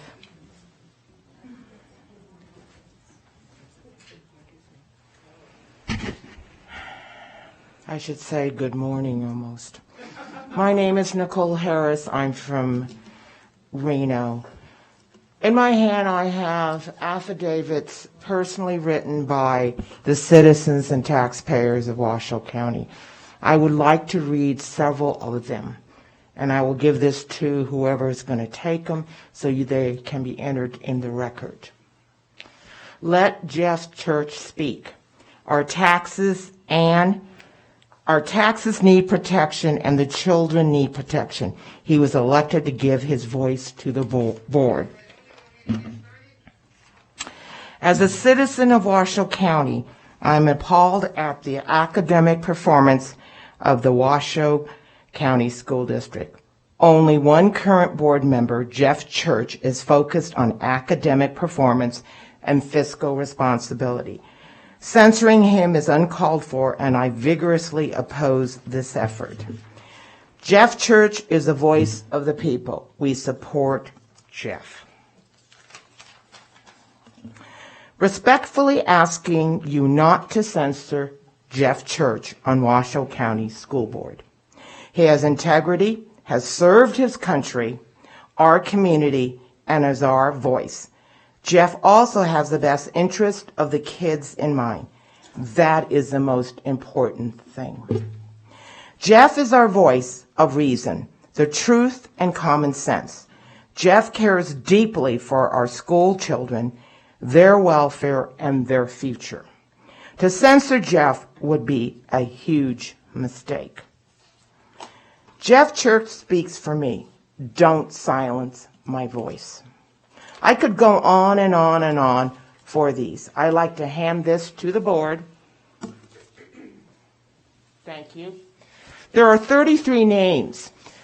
And if we were going to do a petition, I'm sure we could get thousands more. Now, all of you are intelligent folks. Some of you have various business experience, degrees. The majority of the individuals here in the room have asked you not to censor Trustee Church. If you do not go along with that and decide to censor him, then you are going against the will of the people. Trustee Jeff Church is the only one that has come into our community to explain the statistics of what's going on in the school district and how we, as community partners, can help. I have campaigned with Trustee Church in the beginning. I watched him develop. I have watched him do his presentations. He has asked us to help him. Please do not censor him. Thank you, Ms. Harris. Pamela Mazie. Kurt Baker. James Bentham.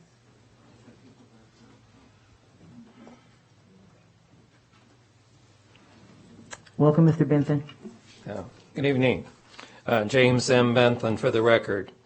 I especially liked hearing the earlier testimony of both sides. I believe that's an important aspect for tonight, especially for everyone watching and hearing. So I did take a few notes. Testimony on the purpose and goals. Priority for the school district for academic achievement.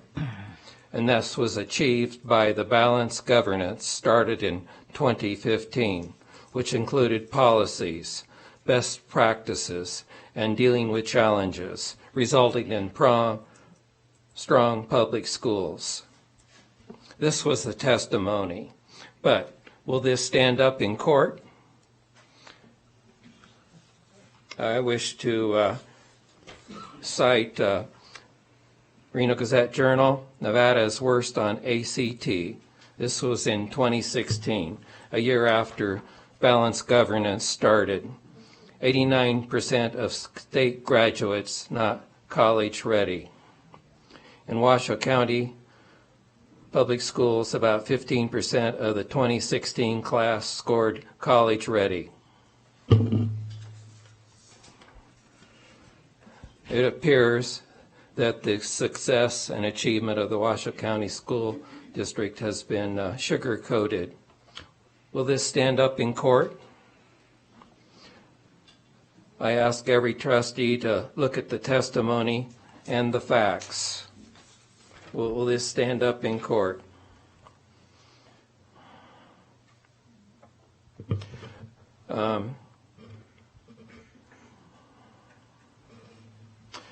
Also, since this came out, has there been a committee on quality of education started by the school district to meet these challenges? Mr. Benson, I want to just kind of direct you back to the agenda item, sir.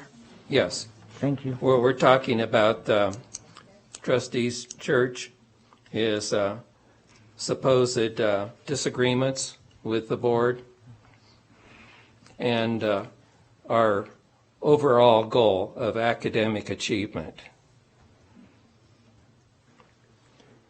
So I believe that trustees should look at the facts and vote accordingly. Thank you. Thank you, Mr. Benton. Robert Beals. Is it Fields or Fields? Fields? Beatles. Welcome, Mr. Beatles. Thank you. Appreciate it. My name is Robert Beatles. Been here around 27 years here in Reno. One of the largest landowners here in Reno. built a bunch of successful businesses here in the United States. I don't want to be here, but it's apparent that I need to be. And it's really sad what I see here. I mean, it kind of reminds me of like a kangaroo court that's funded by Soros and Act Blue and all kinds of just crazy crap that's going on that shouldn't be when it deals with our kids. You know, it reminds me of what Lenin said. Lenin said, "Give me 4 years to teach the children, and the seed I have sown will never be uprooted." That was Lenin. I think that our education board here should be on trial, not Jeff Church. Church is here for us. What are you doing for us? What are you doing for our kids? I mean, seriously, we're here at almost midnight talking about censuring the one guy that's standing up for our frickin' kids. Who are you? What the hell are you guys doing? Seriously. I mean, this is just ridiculous what's going on here. You know, you're trying to remove the one person that can, like, seriously, stand up for our kids and do their job. But I tell you what, God has blessed me. I have a shit ton of money. And I'm going to do everything that I fucking can to remove all of you. I'm going to ask you I'm going to to remove please not all use of you. profanity. I'm going to do everything that I can. Profanity. Okay? Everything that I can to remove you all. Okay? I'm going to do everything that I can to peacefully remove you all. Because this is ridiculous what you are doing to our kids. We should be talking about our kids, not the one person here standing up for them. You people should be ashamed of yourselves. My great uncle was Ben Franklin, okay? Rebellion to tyrants is obedience to God!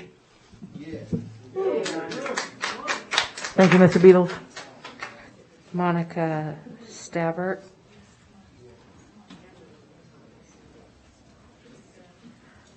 I'm going to just say welcome, Ms. J, because it's a little easier to pronounce your last name, if that's okay. That's absolutely fine.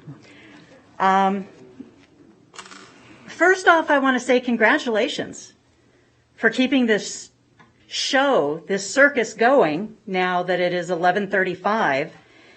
And as someone spoke with the Reno Gazette-Journal, and one person showed up to stand in opposition against Jeff Church. People called into my show, and I made sure that they knew that this was going on today, and we had more than 100 people here. Outside, inside.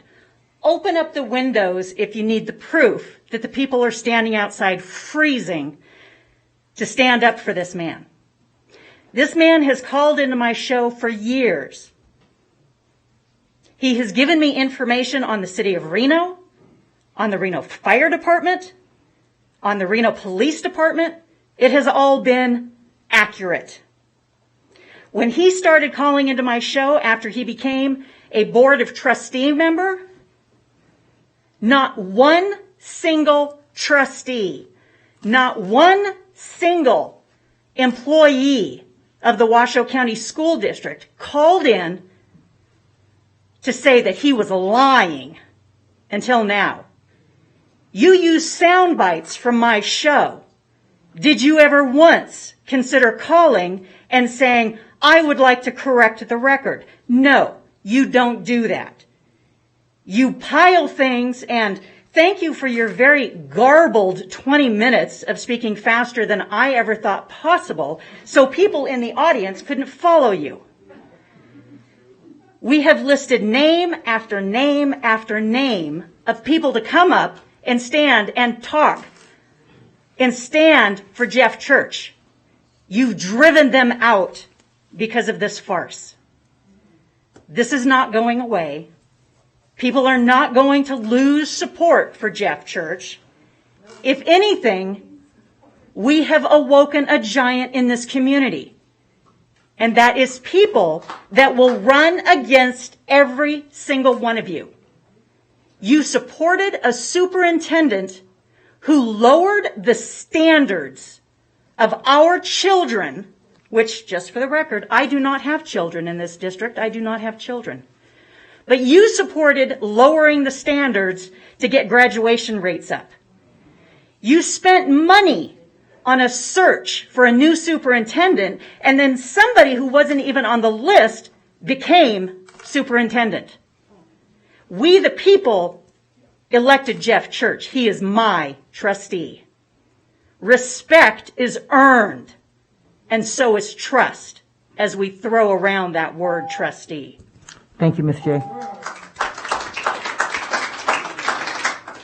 Those are all the cards I have. Thank you. You want to read our names? The board received emails from Joe Morabito, Carl Sweeter, Mr. and Mrs. Van Cleve, Dr. Rhonda Tyser, Mr. and Mrs. Stan Jolliffe, Dinah Mayer, James and Judith Covert, Ross Gronert, Jim Verner, Selena LaRue Hatch, Rachel Fisher, Stephen Hatch, Morgan Liddick, Jacqueline Wiebe, Anna Jones, Beth Martin, Carol Reavers, Ken Schlemmer, Jacqueline McCluskey, Julie Duval, Nancy Carlson, Christina Sherbrook, Ellen Shaw, Anonymous, Rick and Carol Winter, Julie Lee, Tom and Judy Romans, Jane McCarty, Alyssa Wagner, Joseph Schultz, Ethan Pettipies, Gerald Balance, Victoria Mayer, Elizabeth Parsons Lenz, Lee, Dr. Kimberly Alcock, Susie Burkett, Jerry Katz, Jenny Bishop, Yolanda Knack, and Pam Payne. Thank you, JJ. That closes our public comment period. We'll bring this item back here to the board for questions, comments. If there's a motion at the pleasure of the board, this is that time. I'm sure, I'm certainly willing to answer questions. I'm sure Trustee Church feels the same way.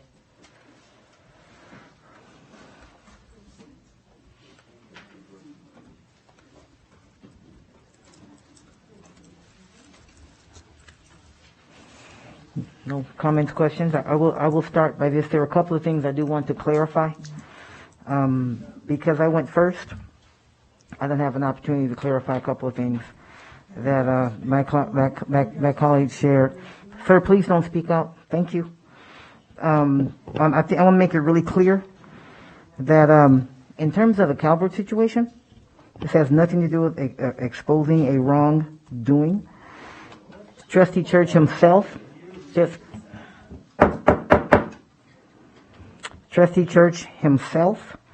said that on the 18th he exposed the situation with Trustee Calvert.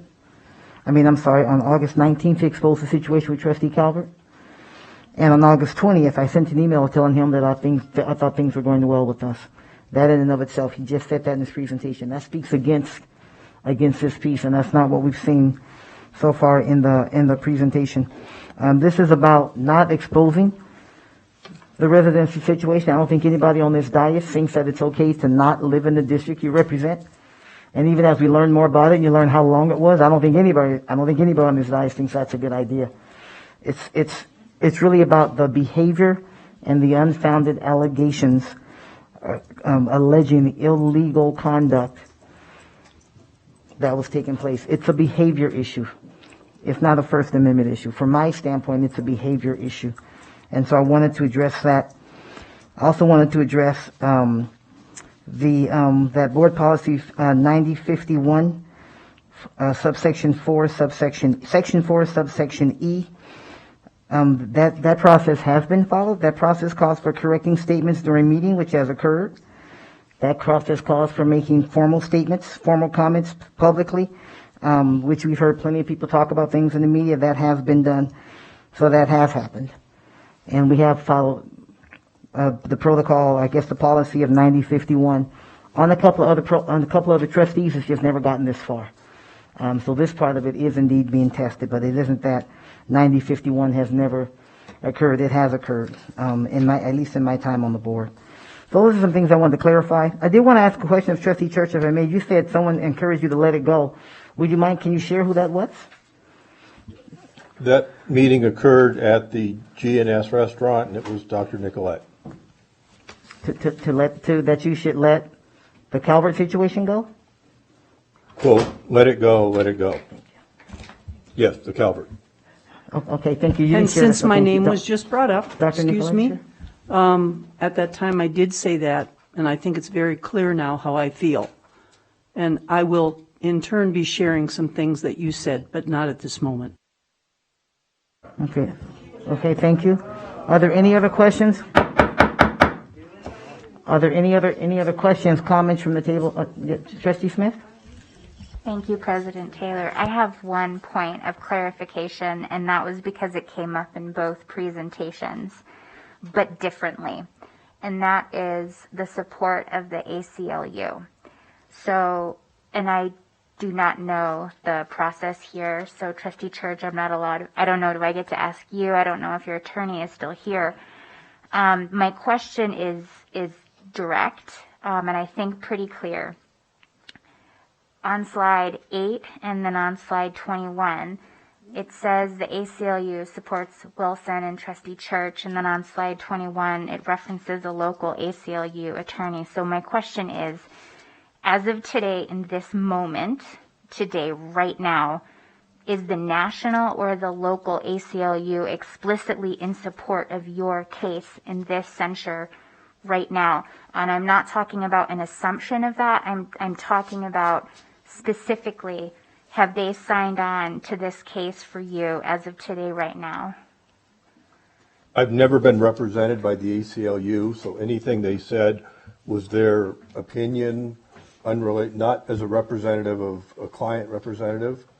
And without the ACLU being here one way or the other, I don't think anybody could answer that question one way or the other, what they believe. In other words, what I'm saying is, I think it's wrong for them, for anybody to say that the ACLU agrees with the school district. What we put up, you can read with your own eyes and make your own opinion. For sure. I'm not suggesting that they support the school district, but I was looking at slide 8, and it says ACLU supports Wilson and Trustee Church, and then also on slide 21. And I only bring this up because it was also in President Taylor's presentation, and so I am just, it's one of those unique, singular things in both presentations that I am trying to discern the accuracy of. Sure, let me clarify that. The slide that said the ACLU supports Wilson and then inferred that they support me.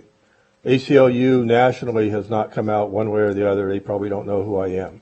The ACLU came out in support of Wilson, and that's on the slide, and I have the whole ACLU, what's called an amicus brief, and they are anti-censure. In other words, they believe that's a violation of free speech. They promote robust discussion, and they specifically promote litigation and the right to litigate, which presumably would mean the right to threaten litigation. So specifically, to answer your question, that's on Wilson, but if you read that, it would be clear to the average reader that they would be opposed to this. But nationally, I would say they don't know who I am. The ACLU wrote a letter that's up there that they've never retracted, that was a quote from the press, and they've never retracted that. So, we could argue all day, but they're not here to defend themselves. So, and I think I made it clear, they never represented me as a client.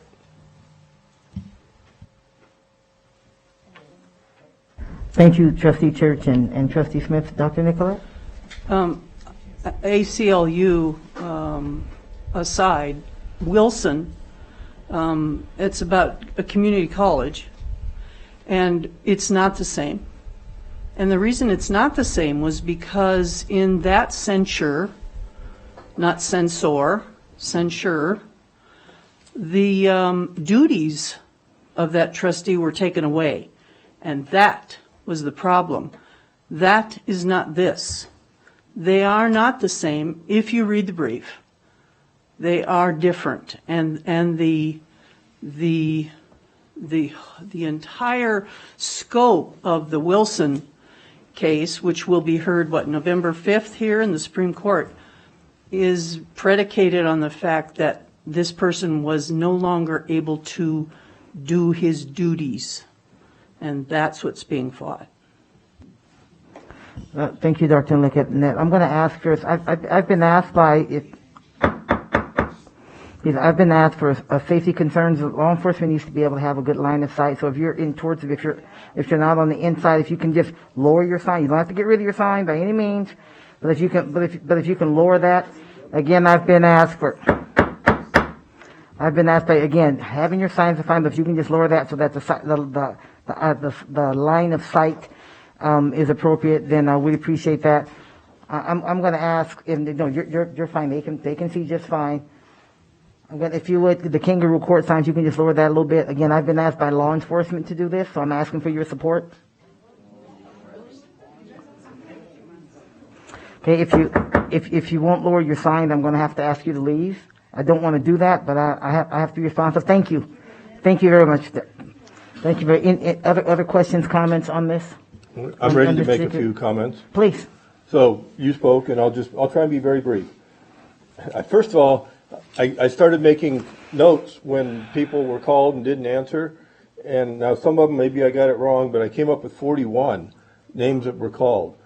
Those were people that were disenfranchised, because I think of the lack of adequate seating and space and the time and everything else. And just that tells me, on top of Houston, which Houston, Dr. Nicolette is halfway correct, that's the main focus of that. But the First Amendment free speech is also in that, and that's in that amicus brief. It's not been decided. So I'd hate to have that come out and say, oh, gee, we were wrong. So that said, I stand by everything on my website, but no one has ever told me what's on there, and I've asked you to look tonight. What was on there before April 28th shouldn't be discussed, because I was spanked, and I wrote the email that I'll try to comply and show me if I do anything wrong. So if there was something before April 28th, to me that's absolutely insanity to hold that against me. So you have to show me what I did after April 28th. And even then, I do still maintain not only First Amendment, but 14th Amendment vagueness. When policies are vague that you can censure a ham sandwich, they're just not good policies, lacking that regulation. Now, that said, the comment was just made minutes ago about behavior. I've watched the videos of me at the meetings over and over in many cases.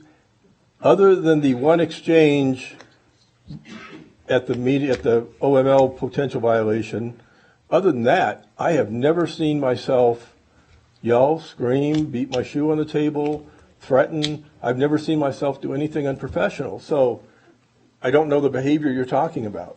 It's speech. It's not behavior. You showed the one where I was going to the rodeo. Yeah, we started at 2. I said, I'm leaving at 6:30. And I also said, this is not fair to the people here to go past midnight. What we should do tonight, and what we should have done in all those other times we went past midnight, is to obey the meeting, meaning abeyance, put it on hold, and reconvene. Now, those people that spoke don't get to speak again, but those 41 people that didn't get to speak were disenfranchised. So the most logical thing is to say, no censure. This is, Mr. Church put on a good rebuttal. There's enough. This isn't like guilty. He's not. We think he's guilty. You don't have enough evidence to say he violated the policies. You don't have enough. You're not there yet. But if you're going to vote for that, if you think there might be, then you need to just postpone, let those 41 people speak, let Houston play itself out, etc. I gave you, anyway, it's in the options that I gave you. But the other option, I'm going to say this right up front and then I'm done. There's no plan B. That website will be up tomorrow. It might be up next week. It'll be up the week after that. It's probably going to get worse. I'm going to speak my mind. I'm going to exercise my First Amendment rights. As Dr. Nicolette said, a censure is just that. What's the next plan?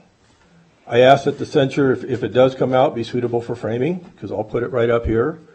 And like I think it was my lawyer said, are we going to do this every week? Do you want to do it every month? Do you want to do it I don't care. It works for me. I get my little speeches in, and I get in the newspaper. So you got to think about what's the plan B. Now, is the plan B to sue me? Because now we've taken it to a new level, and then I need to be indemnified by the school district because I'm acting in my official capacity. But you got to think it through. What's the plan B? Thank you. Thank you, Trustee Church. I'll go to you, Dr. Nicolette, but I do want to respond to that. I've said this in emails publicly as well as in conversations and so on. My hope is that regardless of how we end up tonight, the board still needs to vote. Regardless of how we end up tonight, that this will put us in a position where we all kind of take a step back and say, okay, how do we move forward in a more positive and productive manner? I'm not saying what that looks like, what that means or whatever, but that's it. And I've shared that, and I feel that same way. Okay, so there's a response to that. Dr. Nicolette? Yes, I'm probably going to take quite a bit of time here because this is really very serious, and I hate that we're in this position because you are absolutely right. We should be talking about academic performance and our diverse population of students because we have many, many students who have many, many needs.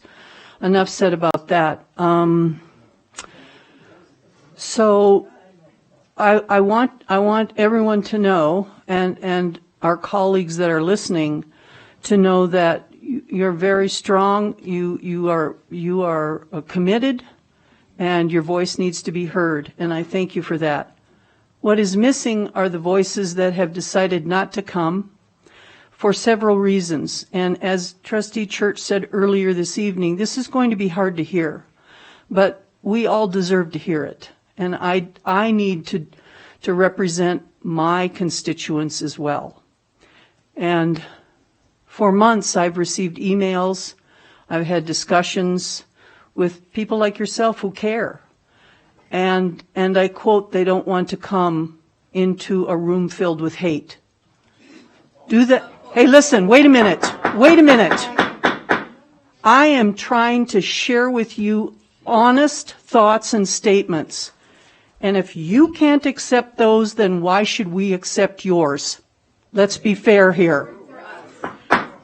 We work for 500,000 Washoe County residents. 500,000. That is our job. Please, no yelling out. No, you don't have to agree. I understand it, but let's continue to have decorum, if you would, please. Thank you very much. This is serious. I know that, and you know that. And I am trying to be very honest and forthcoming with you. My constituents are tired of hearing that my fellow trustee Church is the only one who cares about kids. It's simply not true. Teachers are tired of hearing that. Parents are tired of hearing that. I've had students ask me about it because I regularly visit schools. It's the honor and the joy. Yes.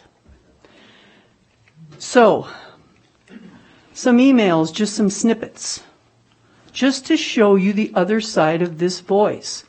It's important that we recognize this. We are all important. So, what took us so long to get to censure? It was just a question.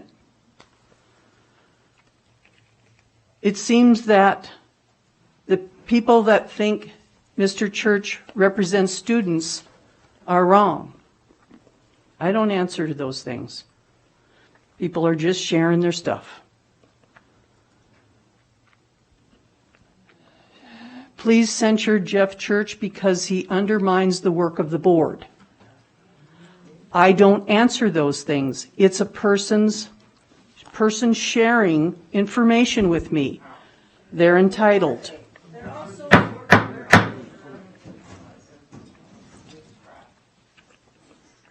Trustee Church does not speak for me. Where are they? I just told you. Don't respond. Don't respond. Okay, they don't. There's no more. Yep. Thank you for that. I have a lot more I could share. Suffice it to say, I don't want to throw this in your face, but you got to understand that we receive hundreds of emails, and they are very diverse.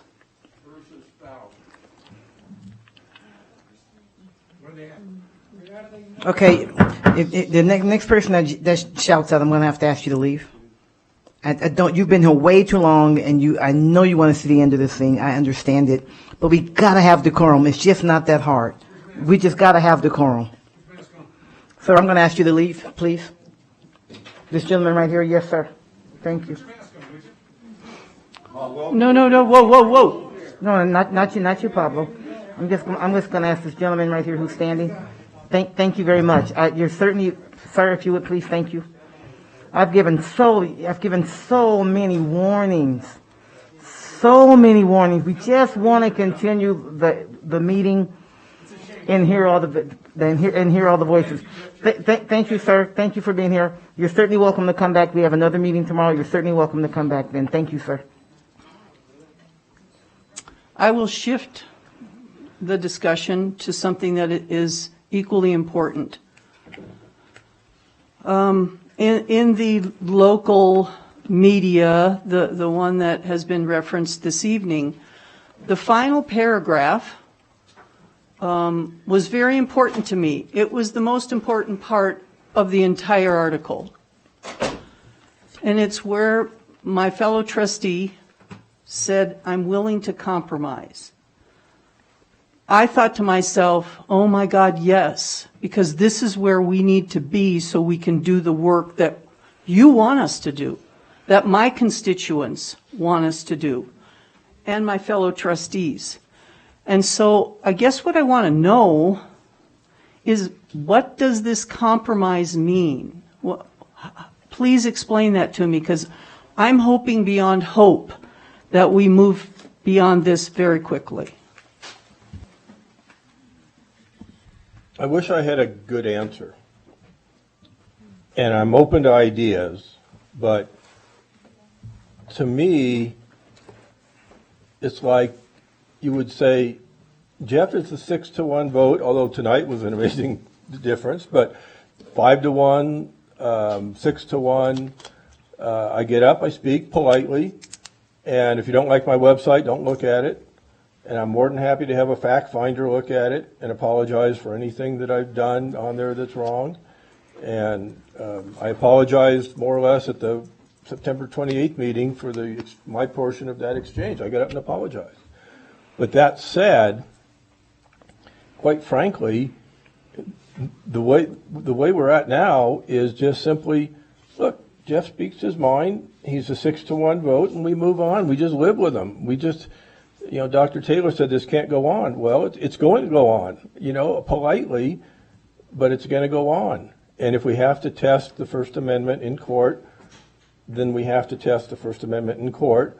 I met privately with Dr. Taylor and her legal counsel and my legal counsel, and we presented some options of compromise. But I can't give you a specific tonight other than to basically say, look, Jeff speaks his mind, and we disagree, and he votes 6-1, and until September of 2022, that's just the way it's going to be, and then things may or may not change. But what's the big deal? He speaks his mind, and then we move on, rather than censure him for, like the ham sandwich, for these broadly written policies. But again, I did meet, and I would meet again and again and again, to offer some alternatives, which I did offer in private, but I don't think it's appropriate to bring those up now. I appreciate that. I guess I would ask that you think a little more about what compromise means, and I could care less about your websites, by the way. That's your stuff, man. That's what you want to do, and you want to put that out there. That's your gig. I do care about what our teachers, our students, and my constituents are really thinking about and worrying about. And it does worry them. The votes, you bring up the votes quite a bit, and that somehow seems to bother you. I'm not sure why, because I've lost 2 on a vote. So I'm not sure where that goes. I respect your opinion, and you ask very good questions. Sometimes I'm not sure what your intentionality is. Does that matter? To me, it does. You probably don't always understand my intentionality.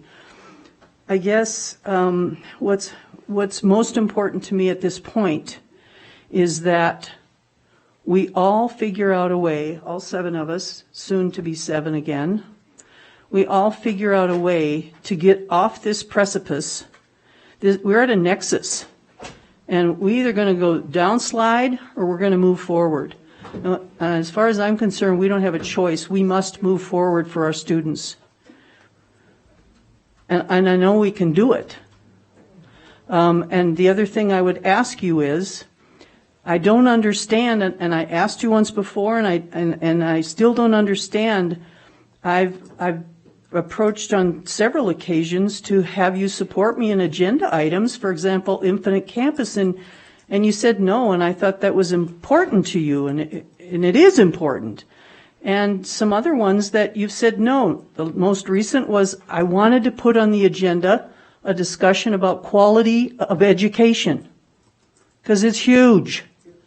And until we all can talk about quality of education and what it means to us and our students, from a grassroots to a 30,000-foot view, we're not going to get anything done because we don't even know what each other knows or thinks. And you declined having that put on the agenda, and I'm so confused. So I'm hoping that we can talk about what the compromise is. And I'm open. That's a long answer for me to give on the issue of what we were going to put on the agenda and what we weren't. And the bottom line is, while I do apologize for that, it kind of got overcome by events. Number one, I got sick, then I went on a vacation. This takes 99% of my time on top of being prepared for the normal meetings. So it wasn't that I was opposed to them, but it was those other time issues that caused me to drop the ball. Thank you, Trustee Nicolette. Trustee Church? Other comments from the board members, from board? Decisions on the going forward? One thing I will say is the reason I brought this forward, as I said before, is Board Policy 9051 requires that that's what the board president does, and so that's why it happened that way. Other comments? Trustee Rodriguez? Yeah, I guess can I just make direct questions? Is that what we're about? For President Taylor's presentation, is stating here that you did state that, quote, website content, 64,000 social justice warriors. Did you post that? And do you believe that? No. No and no. First of all, I have no recollection of that whatsoever, and I have no idea when that was posted, if at all. But assuming it was, I remember the person that came to me with that information, and if it was posted, it was an article from them. In other words, we put something, an op-ed in the Reno Gazette. It's not the Reno Gazette's fault. So that's my answer. No, I have no recollection of that until I saw it tonight. I've heard it spouted before, and I've heard Dr. McNeil on the record correct that record, and it was on the website, both of those things. They were not said by Dr. McNeil. So my answer is, having no recollection of it, it's not there now, and it hasn't been there in a long time. And if it was there before April 28th, it's been scrubbed, as I agreed to do, as part of my emails of moving in the right direction. I want to respond. That was actually, Trustee Church, that was actually a screenshot from your website, and it wasn't an article. It was actually a statement that you had in the box on your website that talked about, here's a sample of current and proposed training for students and teachers. I was going to bring it up. And then they had a quote. That's how it was. It wasn't attached to a letter. It wasn't an op-ed. It wasn't a flyer. It was actually content that was on your website that was screenshot. You may not recall, but that's when it was captured. Do you remember the date? No, I don't. Again, if it was before April, again, I have it does not look like the kind of thing I would put up, because I agree that Dr. McNeil didn't say it. I knew at the time. But it was up. So, you say it was. Now, that said, I've got a webmaster who's an elderly gentleman, but you've seen the website. It's not bad. occasionally he's put stuff up, and occasionally I've called him and said, take it down. So if that got put up, it was not with my knowledge or consent. And I'm not trying to blame him, but it is a fact. Sometimes I've had to spank witnesses that aren't here tonight that know the same thing because we've dealt with them on that before. But I have no idea where that came from. I don't condone it, and it's not on there now. So, and I'll say right now, I don't condone that. It's not an accurate statement. And I would say that's the problem. Well, and I agree with Clerk Nicolette. Like, I don't really care what you post on. I personally don't, and I would agree that, especially seeing other trustees, former trustees, posting things, First Amendment right. I might have one more comment to answer your question. Of course. If nobody ever told me, if somebody said, Jeff, what is this on your site, it would have been down in a heartbeat. Thank you. You know, but I do agree that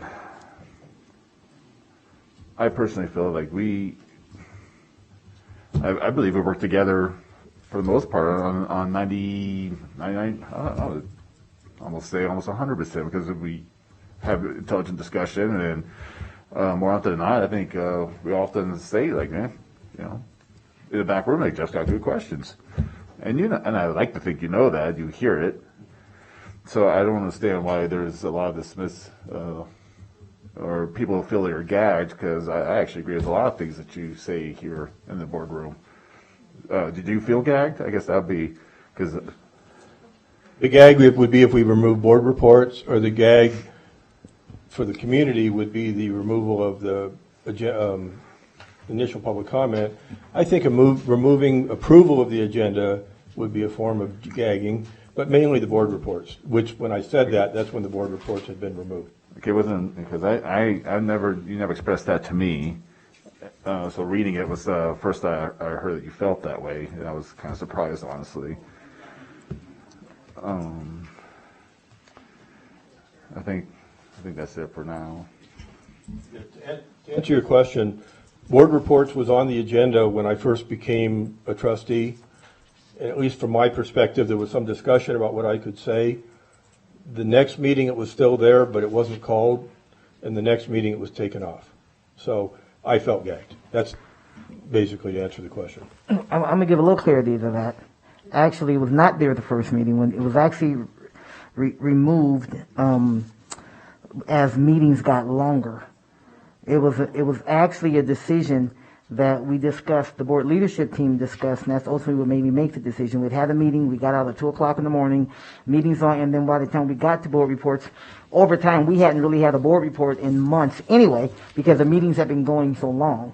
And so the challenge with that is, when that happened, I sent an email to the board saying, consultation with the board leadership team, we're concerned about the length of meetings, we're going to try to keep things tight, and mentioned 2 or 3 things we're going to do, and one of them was remove board reports. We don't get to them anyway. Because remember, board reports, the intention of board reports is this is what happened when I visited the school. Let me share my thoughts and perspectives, right? So that's what that was from. And the challenge in that was Trustee Church felt as though it was done to him, and then shared that, even though there was an email that explained how it happened, and then shared with the community, Angie took it off the agenda and none of that was accurate. See, again, it's not the statements, it's the behavior, it's the misinformation, it's the misleading things. That's the issue.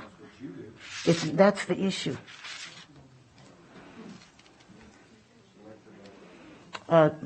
Trustee Smith? Thank you, President Taylor. And this is something that I do want to share, because I do believe that I do have an expectation of all of my colleagues that whatever you post on a website or anywhere be accurate. So I am going to come out and say that what is on a website matters in terms of accuracy. That is important to me. I believe that that's a reasonable thing. I believe that what you post should be correct, and I do believe that you are responsible for that. For me, a lot of this circles around objective truths, like the cost of the Wild Creek High School, or Superintendent McNeil saying certain things. Or I believe there was also a letter that someone had written, Trustee Church, that you said that you agreed with 99%. Factual things matter. I support and I encourage differences of opinion, sincerely. But for me, I do center very much on accuracy, whether that be a website, whether that be a newsletter, whether that be a highlighted letter, whether that be said in a meeting. I do want to make clear to all of my colleagues and to the public, not just Trustee Church, that the accuracy of that does matter to me. Thank you, Trustee. Is that a question I can address? Trustee Church, sure, you can comment. Again, if I agree with, it was a Joey Gilbert letter, if I agree with it 99%, I didn't say what 1% I didn't agree with, that's a free speech right. And it's not censurable, or in my opinion. And I did walk it back a little bit right after, but nobody lets that go, to say, well, maybe I agree 90%, and what's the difference? 85, I largely agreed with it. And that's just a fact. 99%, I spoke off the cuff, and I tried to walk that back later, but I said it, and you won't let me go on that. And we frequently say things up here or elsewhere that we go, I wish I had a do-over on that. But it wasn't on my website, and I did agree with the letter, a large majority of the letter. And like I said, afterwards there's emails and conversations where I tried to walk back the percent, but it's my free speech to agree with it. The one thing I will say on the website and some of the stuff that's up there now, I welcome a fact checker. I stand by the hands in the pocket where you got caught and you had to pay back the money. I forget how much. It was on public record with a conversation with Mr. Mathers. And if I believe it's true, then I believe it's true, and I had it backed up with fact. And, sometimes when you disagree with somebody, you label it as misinformation. It's like the masks, like Dr. Nicolette said with the science on the masks and the COVID. There's science on both sides. Neither side is lying, and I stand by that one. And I stand by the Wild Creek High School. Give me a few minutes and I'll do it. I'd love to have a fact checker come. I've begged for a fact checker. I have begged over and over for people to fact check me, and nobody's ever done it. Except, well, I take it back. This is Reno refused to publish some stuff I had until they fact checked it, and then they published it. So they did hold me to task, and there were a couple things they took out or changed because they couldn't verify one way or the other, or they felt I was wrong. And okay, great, fact check me. The Wild Creek, I'll pull it up. I could probably find it right now, where it says in public documents from the school district, $252.7 million. I didn't make that up. And the fact is, we don't know yet because it's not built. So you call me a liar. What if it comes out at 253? You going to apologize for calling me a liar? I would. Okay, because it's not built yet. So I do stand by a lot of the stuff, and if I'm wrong, I'll admit it. Just like, for whatever reason, that one comment that was attributed to the superintendent. I think that trustees have a responsibility and obligation to not let me put something out there and then you tell me if it's true, but to let me make sure it's true before I put it out there. I think it goes, I see it differently. I see it goes the other way around, and especially because your voice as a trustee, our voices, any of us as individuals, our voices as trustees, when it comes down to matters in the school district, have a lot of weight. Has a lot of weight. And because we're in the positions that we're in, then it gets more people thinking about it. It gets more attention to it and so on. So we have a moral obligation to make sure that what we're saying is accurate. Not, I'm going to put out there what I think, I'm not quite sure, but okay, maybe it's half accurate. Like the per people funding. Well, okay, it's kind of half accurate. We have a higher level of responsibility and accountability to that. All of us. All of us. And the thing is that I think it's also important. Again, it's not the, hey, you have a different opinion and so you share that view. That's okay. Board policy does not say you cannot disagree with the board. That was said several times. That's not what board policy says, and we've talked about that before. I know Vice President Calder, when you spent some time on that, this is how you disagree. I disagree with that. Yes, the board voted X. I disagree with that. Here's why. That's okay to do that. There are ways, and we've had conversations about that. That's part of the frustrating piece, is we've had conversations about that, but that stuff doesn't seem to change. And so it's like that continues a perpetual cycle in my mind, is that, you know what, this is just not going to change.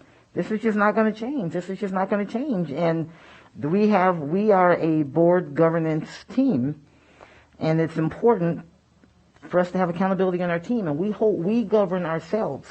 And if there's something in board policy that we don't like, guess what? We get to change it. We get to change it. It's not Angie's policy. It's not Diane's policy. It's not Jessica. It's not our trustees. Sorry, it should be a little more formal, but it's late, right? We, as a board, we get to change it. Now, granted, that means it takes a majority vote, but we get to change that. It's not Angie made these rules up. That's not the way it happened. We can say, you know what? We don't like that. Me and so-and-so want to put that on the policy agenda. Great. It's got to be on the policy agenda by policy. And then we can change it. That's the way it should be done. It gives us an opportunity to do that. That's the way it should be done. Just like getting something on the board agenda is, hey, just get another trustee to co-sign on it and say, yeah, you have 2 trustees, that's great. But instead, you choose hey, here's my list, I can't get this out here anyway, I'm just put this out there. No, the way it's done is, hey, I'm interested in this, will you help me, will you go with this, put this on? That's the way it should be done. Not let me attack the board and say I'm gay because I can't say this at a meeting. You see it in conversations with your colleagues. We've had a conversation about that. More than one conversation about that. That's the way it goes. And when it isn't done that way, it harms the district. Trustee Nicolette? Thank you. In light of the time and the fact that we have a very important meeting to review 11 applications for District F tomorrow morning, and a 2 o'clock meeting in the afternoon with some very important topics, one of them academic performance, I would like to make a motion, and it is this, that we give us, the 7 trustees, an opportunity to discuss this further, identify compromise, and agree that we will, each of us, review our board policies and dig deep into how we can utilize our policies to support our student academic success. Did you get that, JJ? Why don't you want to try to read that back, and then we'll see if there's any appetite for a second. You want to try it, JJ? If not, then Dr. Nicolette can correct it, and then we'll see if there's any appetite for a second. That the Board of Trustees table the item. Would it be table? It's what I don't know what your intention is. Continue the item to allow the trustees to discuss possible compromises and review board policies. Turn your mic on, Dr. Nicolette, please. Thank you. Let me tell you what my intent is that we have balanced governance and we have board policies that align with that framework. And right now it's what we have. And I think that we need to all agree that we're going to at least work diligently to uphold policy, especially as it relates to our students and academic success. I didn't do very well on that. I guess my point is that I want to continue this conversation because this is ugly. If we can have order, please, everyone, please. Thank you. Let me try again. and practicing, because this is messy stuff.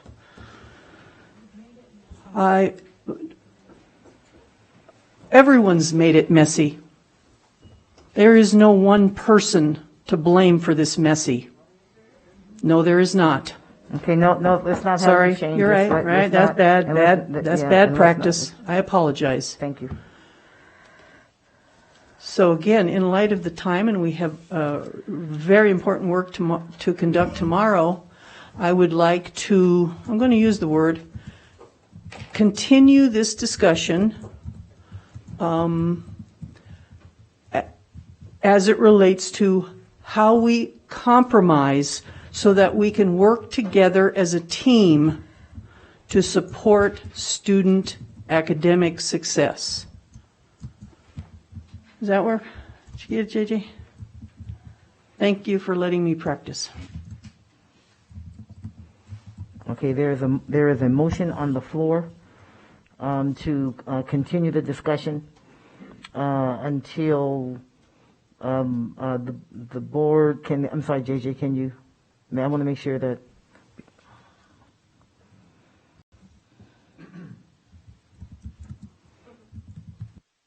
I don't think I got the last part, but to continue the discussion as it relates to how the board can compromise to work as a team for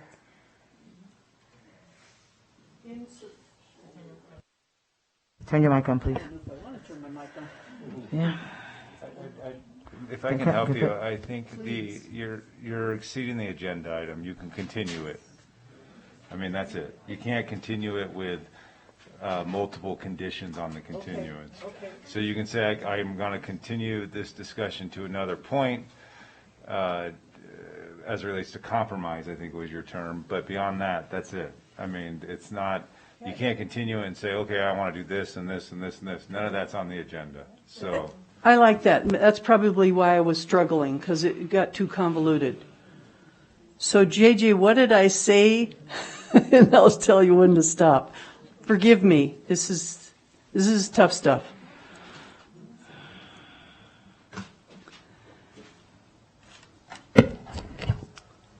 that the Board of Trustees continue the discussion on this item as it relates to how the trustees can compromise to work as a team. The end. Thank you. I'll second. Okay, there's a motion on the floor, as read, that the discussion is continued to see how the trustees can compromise to work better as a team. If there is a second on the floor, motion by Dr. Nicolette, seconded by Trustee Church. I see a couple of lights, Trustee Rodriguez and then Trustee Smith. So I will say, as the second to newest trustee being in here, I would like to try to resolve this before we do appoint a new trustee, if possible. I would just hate to have a new trustee come in and walk into this more so than Trustee Smith and I. Okay, thank you, Trustee Rodriguez. Trustee Smith? So I struggle with this because I don't understand exactly what it is that we're compromising on. And I say that because I am a relatively new trustee. I am the newest trustee, so I'm not relatively new. I am the newest trustee. I don't actually feel confused about our board policies. I don't actually feel confused about the importance of accuracy or any of those things. And so I don't want that to imply that I'm not interested in things being better, because I 100% am. I just feel like it's a vague motion. Like, are we going to get together and like talk about like things we're going to be okay with in terms of not being accurate, or insinuations on staff members? Like, what is it that we're actually compromising on? And I say that because I am already committed to working with all of my colleagues. Trustee Church, I hope you don't mind, but for example, Trustee Church and I are first and second on an item right now that we just submitted a couple days ago. So I already feel like I totally suitably compromise and work with all of my colleagues. So I just need to understand where it is we're going with this motion, because I believe I already do that, and I also believe I already see this from my colleagues as well. So help me understand what is it that we're voting on exactly. Okay, thank you, Trustee Smith. I want to go to Trustee Church. Thank you. I guess the first answer is we don't know till we try.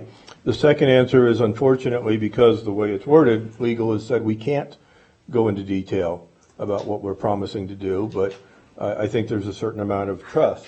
The other reason I seconded it, believe me, I'll catch flack from the right because they want to hold people's feet to the fire. They want to know how you're going to vote.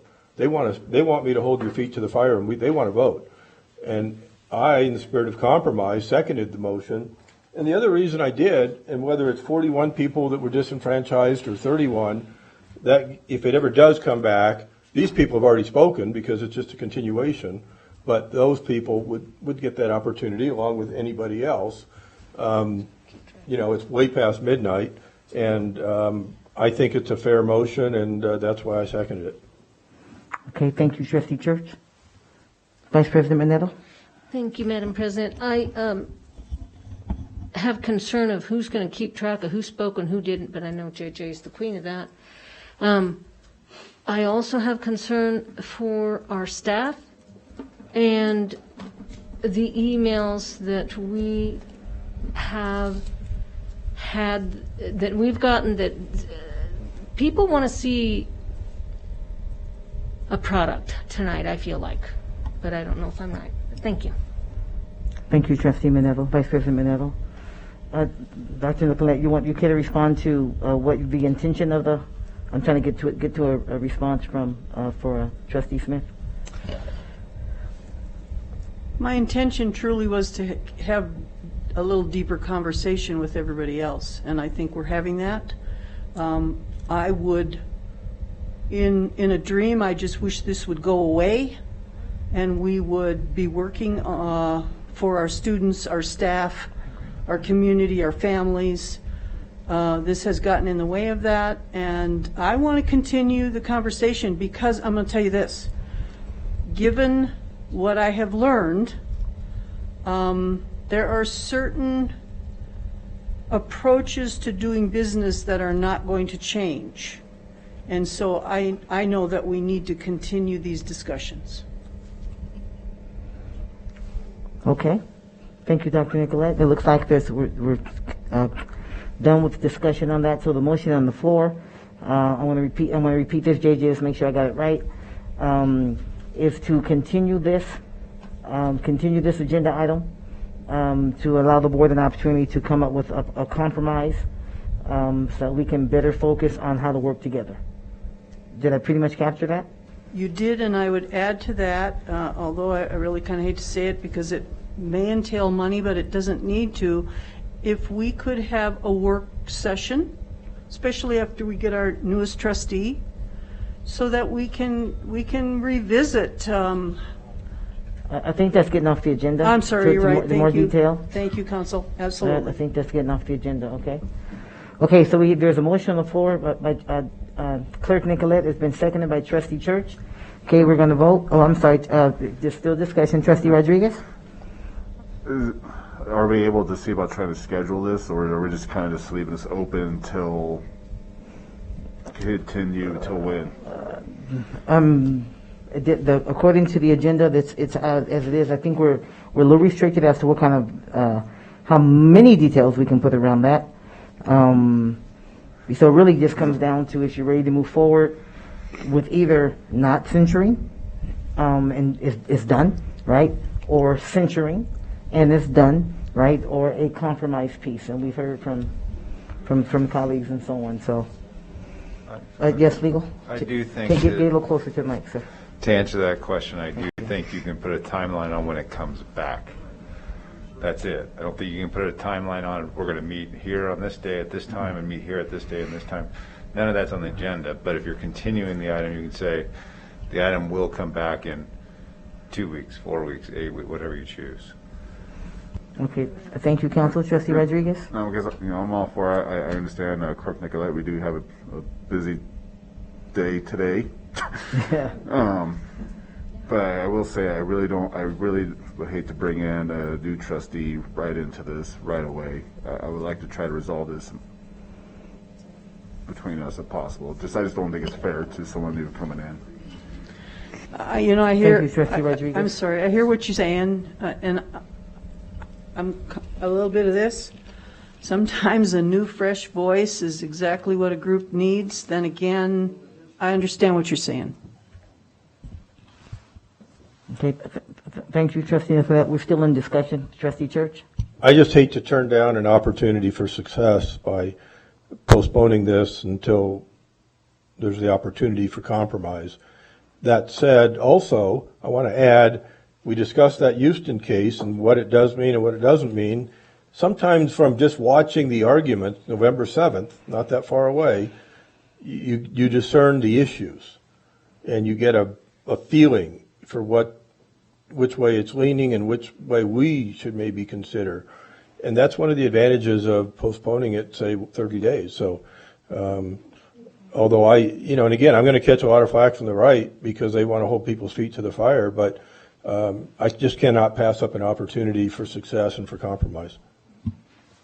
Thank you, Trustee Church. Any further discussion? Now, on this really big, important issue, so we should probably roll call this one. Yeah. And I just want to make sure we're clear. There's 6 of us seated, so do we still quorum? So that means it's a quorum. You need 4 votes in order for that motion to pass. Okay, so JJ will roll call this. Trustee Rodriguez? Yay. Trustee Minetto? No. Trustee Nicolette? Yes. Trustee Smith?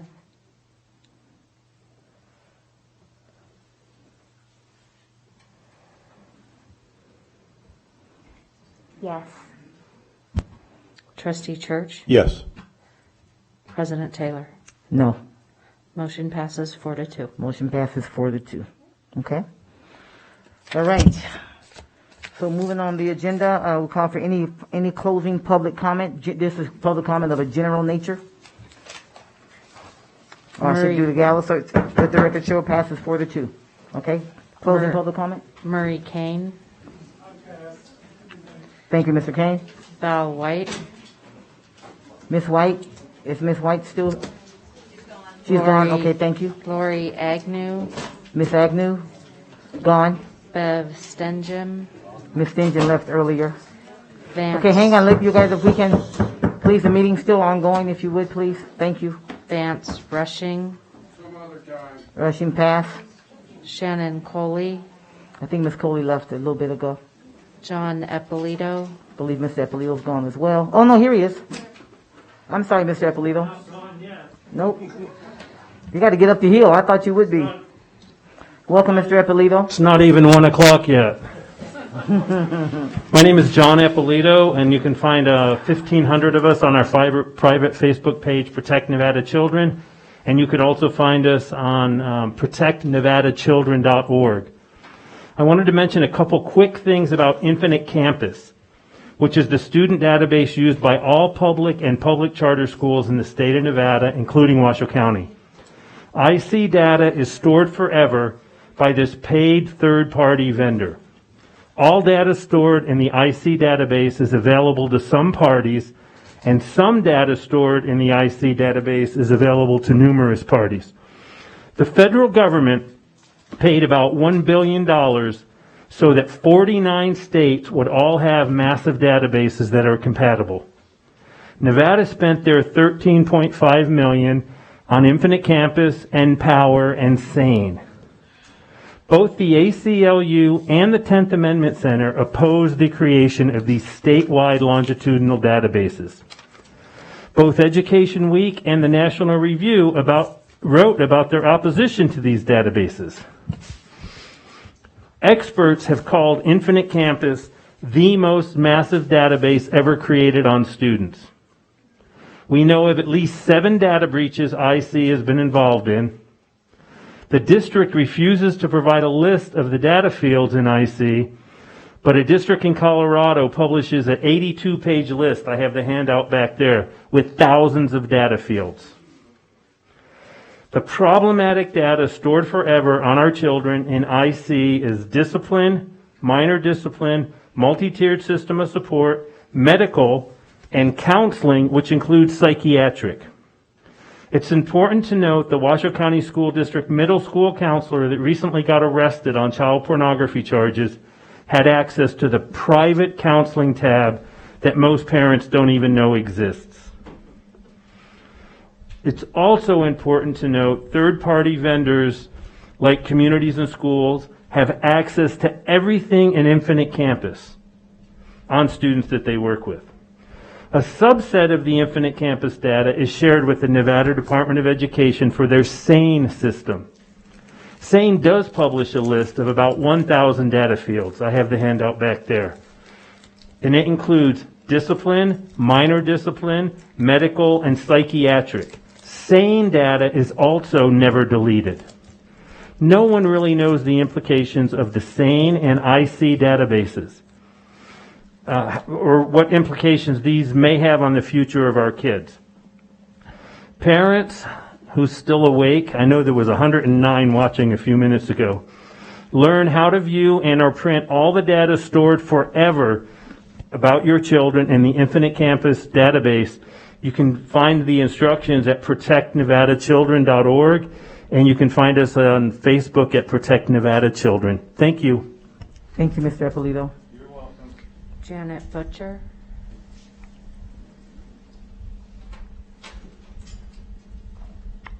Welcome, Ms. Butcher. I should say good morning, Ms. Butcher. Janet Butcher. Once upon a time, I came up here as Martha Washington. I asked the board what it was going to do for Constitution Day, since each educational institution that receives federal funds for a fiscal year is required to hold an educational program about the U.S. Constitution for its students. Didn't happen this year. Nothing was put forth, no programs. I got a response that they were going to say the Pledge of Allegiance. That's something that should happen all the time, every single day. But this was supposed to be a day set aside for Constitution, that there should have been a program put forth. That's where an example is of how the students are being failed. They're not being properly educated. And I also would like to say that I've been to a lot of board meetings since the first of the year. Been to a few before that, but never like I have been this year. Tonight was the first night that I saw somebody be aggressive. I've never seen anybody be aggressive before. I've heard people say they were going to vote you out. I've heard people get passionate. I mean, we saw Angie get passionate tonight. But tonight was the first night that I saw somebody jump up out of their seat and go after somebody, and they were not asked to leave. And that's interesting.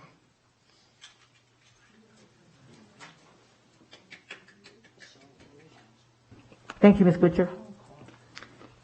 Melanie Sutton.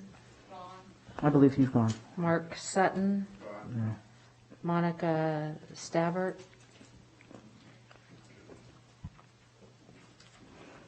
Good morning, Ms. J. Good morning. I can go all night. I don't go to bed until 3 a.m. before my show, so this is no problem for me. You guys cost me over $1,000 today because I had to cancel clients to be here at 4 o'clock. So this is affecting me. I'm a taxpayer. I don't have children in the district. Jeff, thank you for all you do. Today you are going to be voting on renewing your dues to the National School Board Association. This association, with the help of the Biden administration, the White House, sent a letter to Merrick Garland calling people who stand up for their rights to speak. Domestic terrorists. 5 members of a 7-member school board resigned in Elko County. school superintendent stepped down. This is not going away. More and more parents will become involved. More and more parents will speak up. And I will talk about it more and more on the air. You all are welcome to call in at any time and disagree. But this is about our kids. I urge you to withdraw your dues from the National School Board Association.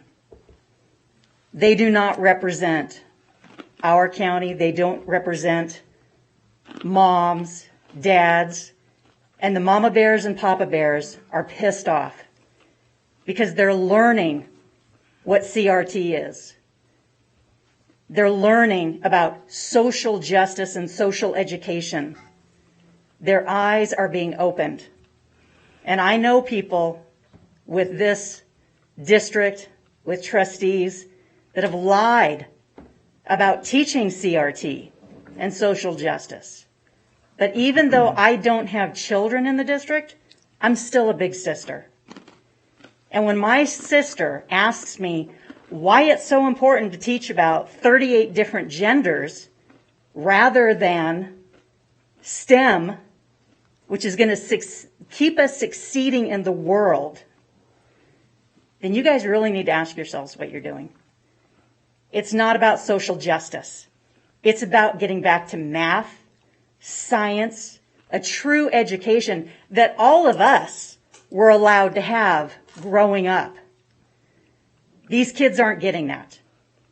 And the mama bears and papa bears are not going to stop coming to these meetings, no matter how long they go on. You need to consider redoing this building. The bathrooms are atrocious, and it's way too small. Thank you, Ms. J. George Lee. Bruce Parks.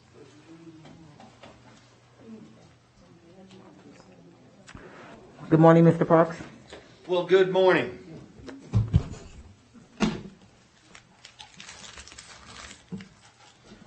Love the cherry-picked emails. Your constituent asking why Jeff is the only one standing up. It's because he's the only one that is. I come to these school board meetings time after time, and I don't hear you talking about your mandate. We're still churning out kids that are functionally illiterate, and you're not doing anything about it. Jeff, you don't compromise your principles, despite what they want you to do. You stand your ground, sir. George Washington had compromised his principles, we'd all be British subjects still. Stand your ground. Stay the course. Had 3 agenda items tonight. It took almost 9 hours. If that doesn't speak to the dysfunction, what does? What does it take to get it across to you that you're being ineffective? It just boggles the imagination. I heard this, we need to make sure that we're accurate. I'd like some accuracy from this board. And I heard discussion about morals. There's some of you people here that the moral compass is so screwed up you can't find the parking lot. How do you change policy when you can't get anything on the agenda? Because you're being ostracized by the rest of the people on the board. That's not teamwork. You people don't understand what a team is. You certainly don't function as one. You never have in the entire time that I've been coming to these board meetings. If you wanted to function as a team, you'd be out there asking your constituents what they think. What are you afraid of? Why are you not doing that? You work for them. But no, you sit here in the puzzle palace and you think, well, I know what's best for everybody. This is what we're going to do. And there's been many times in the history of this country people thought that way. They're gone. We have people that think that way right here in this room. We have people in the county commission building that think that way. We have people on the city council that think that way. They're being replaced. If you want to come together and work as a body, start talking to your constituents and then bring that back here. Not this garbage. They're the ones that hired you. That's who you work for. You work for me and them. Get it right in your minds. Thank you, Mr. Parks. Christina Sherbrock, Troy Ross, Sherry Bowers, Nicole Harris. Good morning, Ms. Harris. My husband wants to know if I'm safe. I told him, don't worry, go to bed. I got security. I'll be home. Rarely do I attend a board meeting this late. First of all, I want to invite any of you to come to some of the community meetings that I host, that I'm a member of. I've been hearing that either you guys don't care, or you're afraid, or it's not your group. So I invite each one of you to come. I've written emails to you. I know several of you have agreed that you would meet with me. I would like to extend that you come meet in our communities. I want you to be there front and foremost to ask the tough questions of us, because I think it's only fair that you ask us to help you. If I was in your shoes sitting here for 9 hours, I would be very frustrated. And if this is going to continue for every meeting, this is very disheartening. We obviously have a problem. So you want to work together. That's great. The question is when and how. And time is running out. Time is not on our side. If we don't do something now, we're going to live under communistic rule sooner than later. And I share that story with you, not with the new members of the board, with others. So I would invite you to come to some of the community meetings. We would love to introduce you. Let the community, let the constituents. As I hear, this is district what, this is district what, I said, that's one thing. But when I sit on a board, and especially an international board, when I have members worldwide, my vote on the board is not just for the United States of America, which I represent, but it's for the entire world. So even one of you sitting from his district, your district, the decisions you make affect everyone in this county, the entire state. Number two, I'm going to urge you to really question the dues that we pay to organizations. I'm tired of giving money to individuals and organizations that I don't get double benefits. Money's real easy to come, but if they give me the same thing I've been paying for years, I'm stupid. And if I don't ask them for more, I'm doubly stupid. So I really question the dues that we're paying to all these organizations and really write them the letter and say, what more are you going to do for my money? Thank you. Thank you, Ms. Harris. Cindy Martinez. Good morning, Ms. Martinez. Good morning. Thank you. Thank you. I want to thank our men and women behind the badge who have steadfastly maintained security on this, and we're in very trying, very fraught times. And I know when the young man got up and charged, that it set my radar up.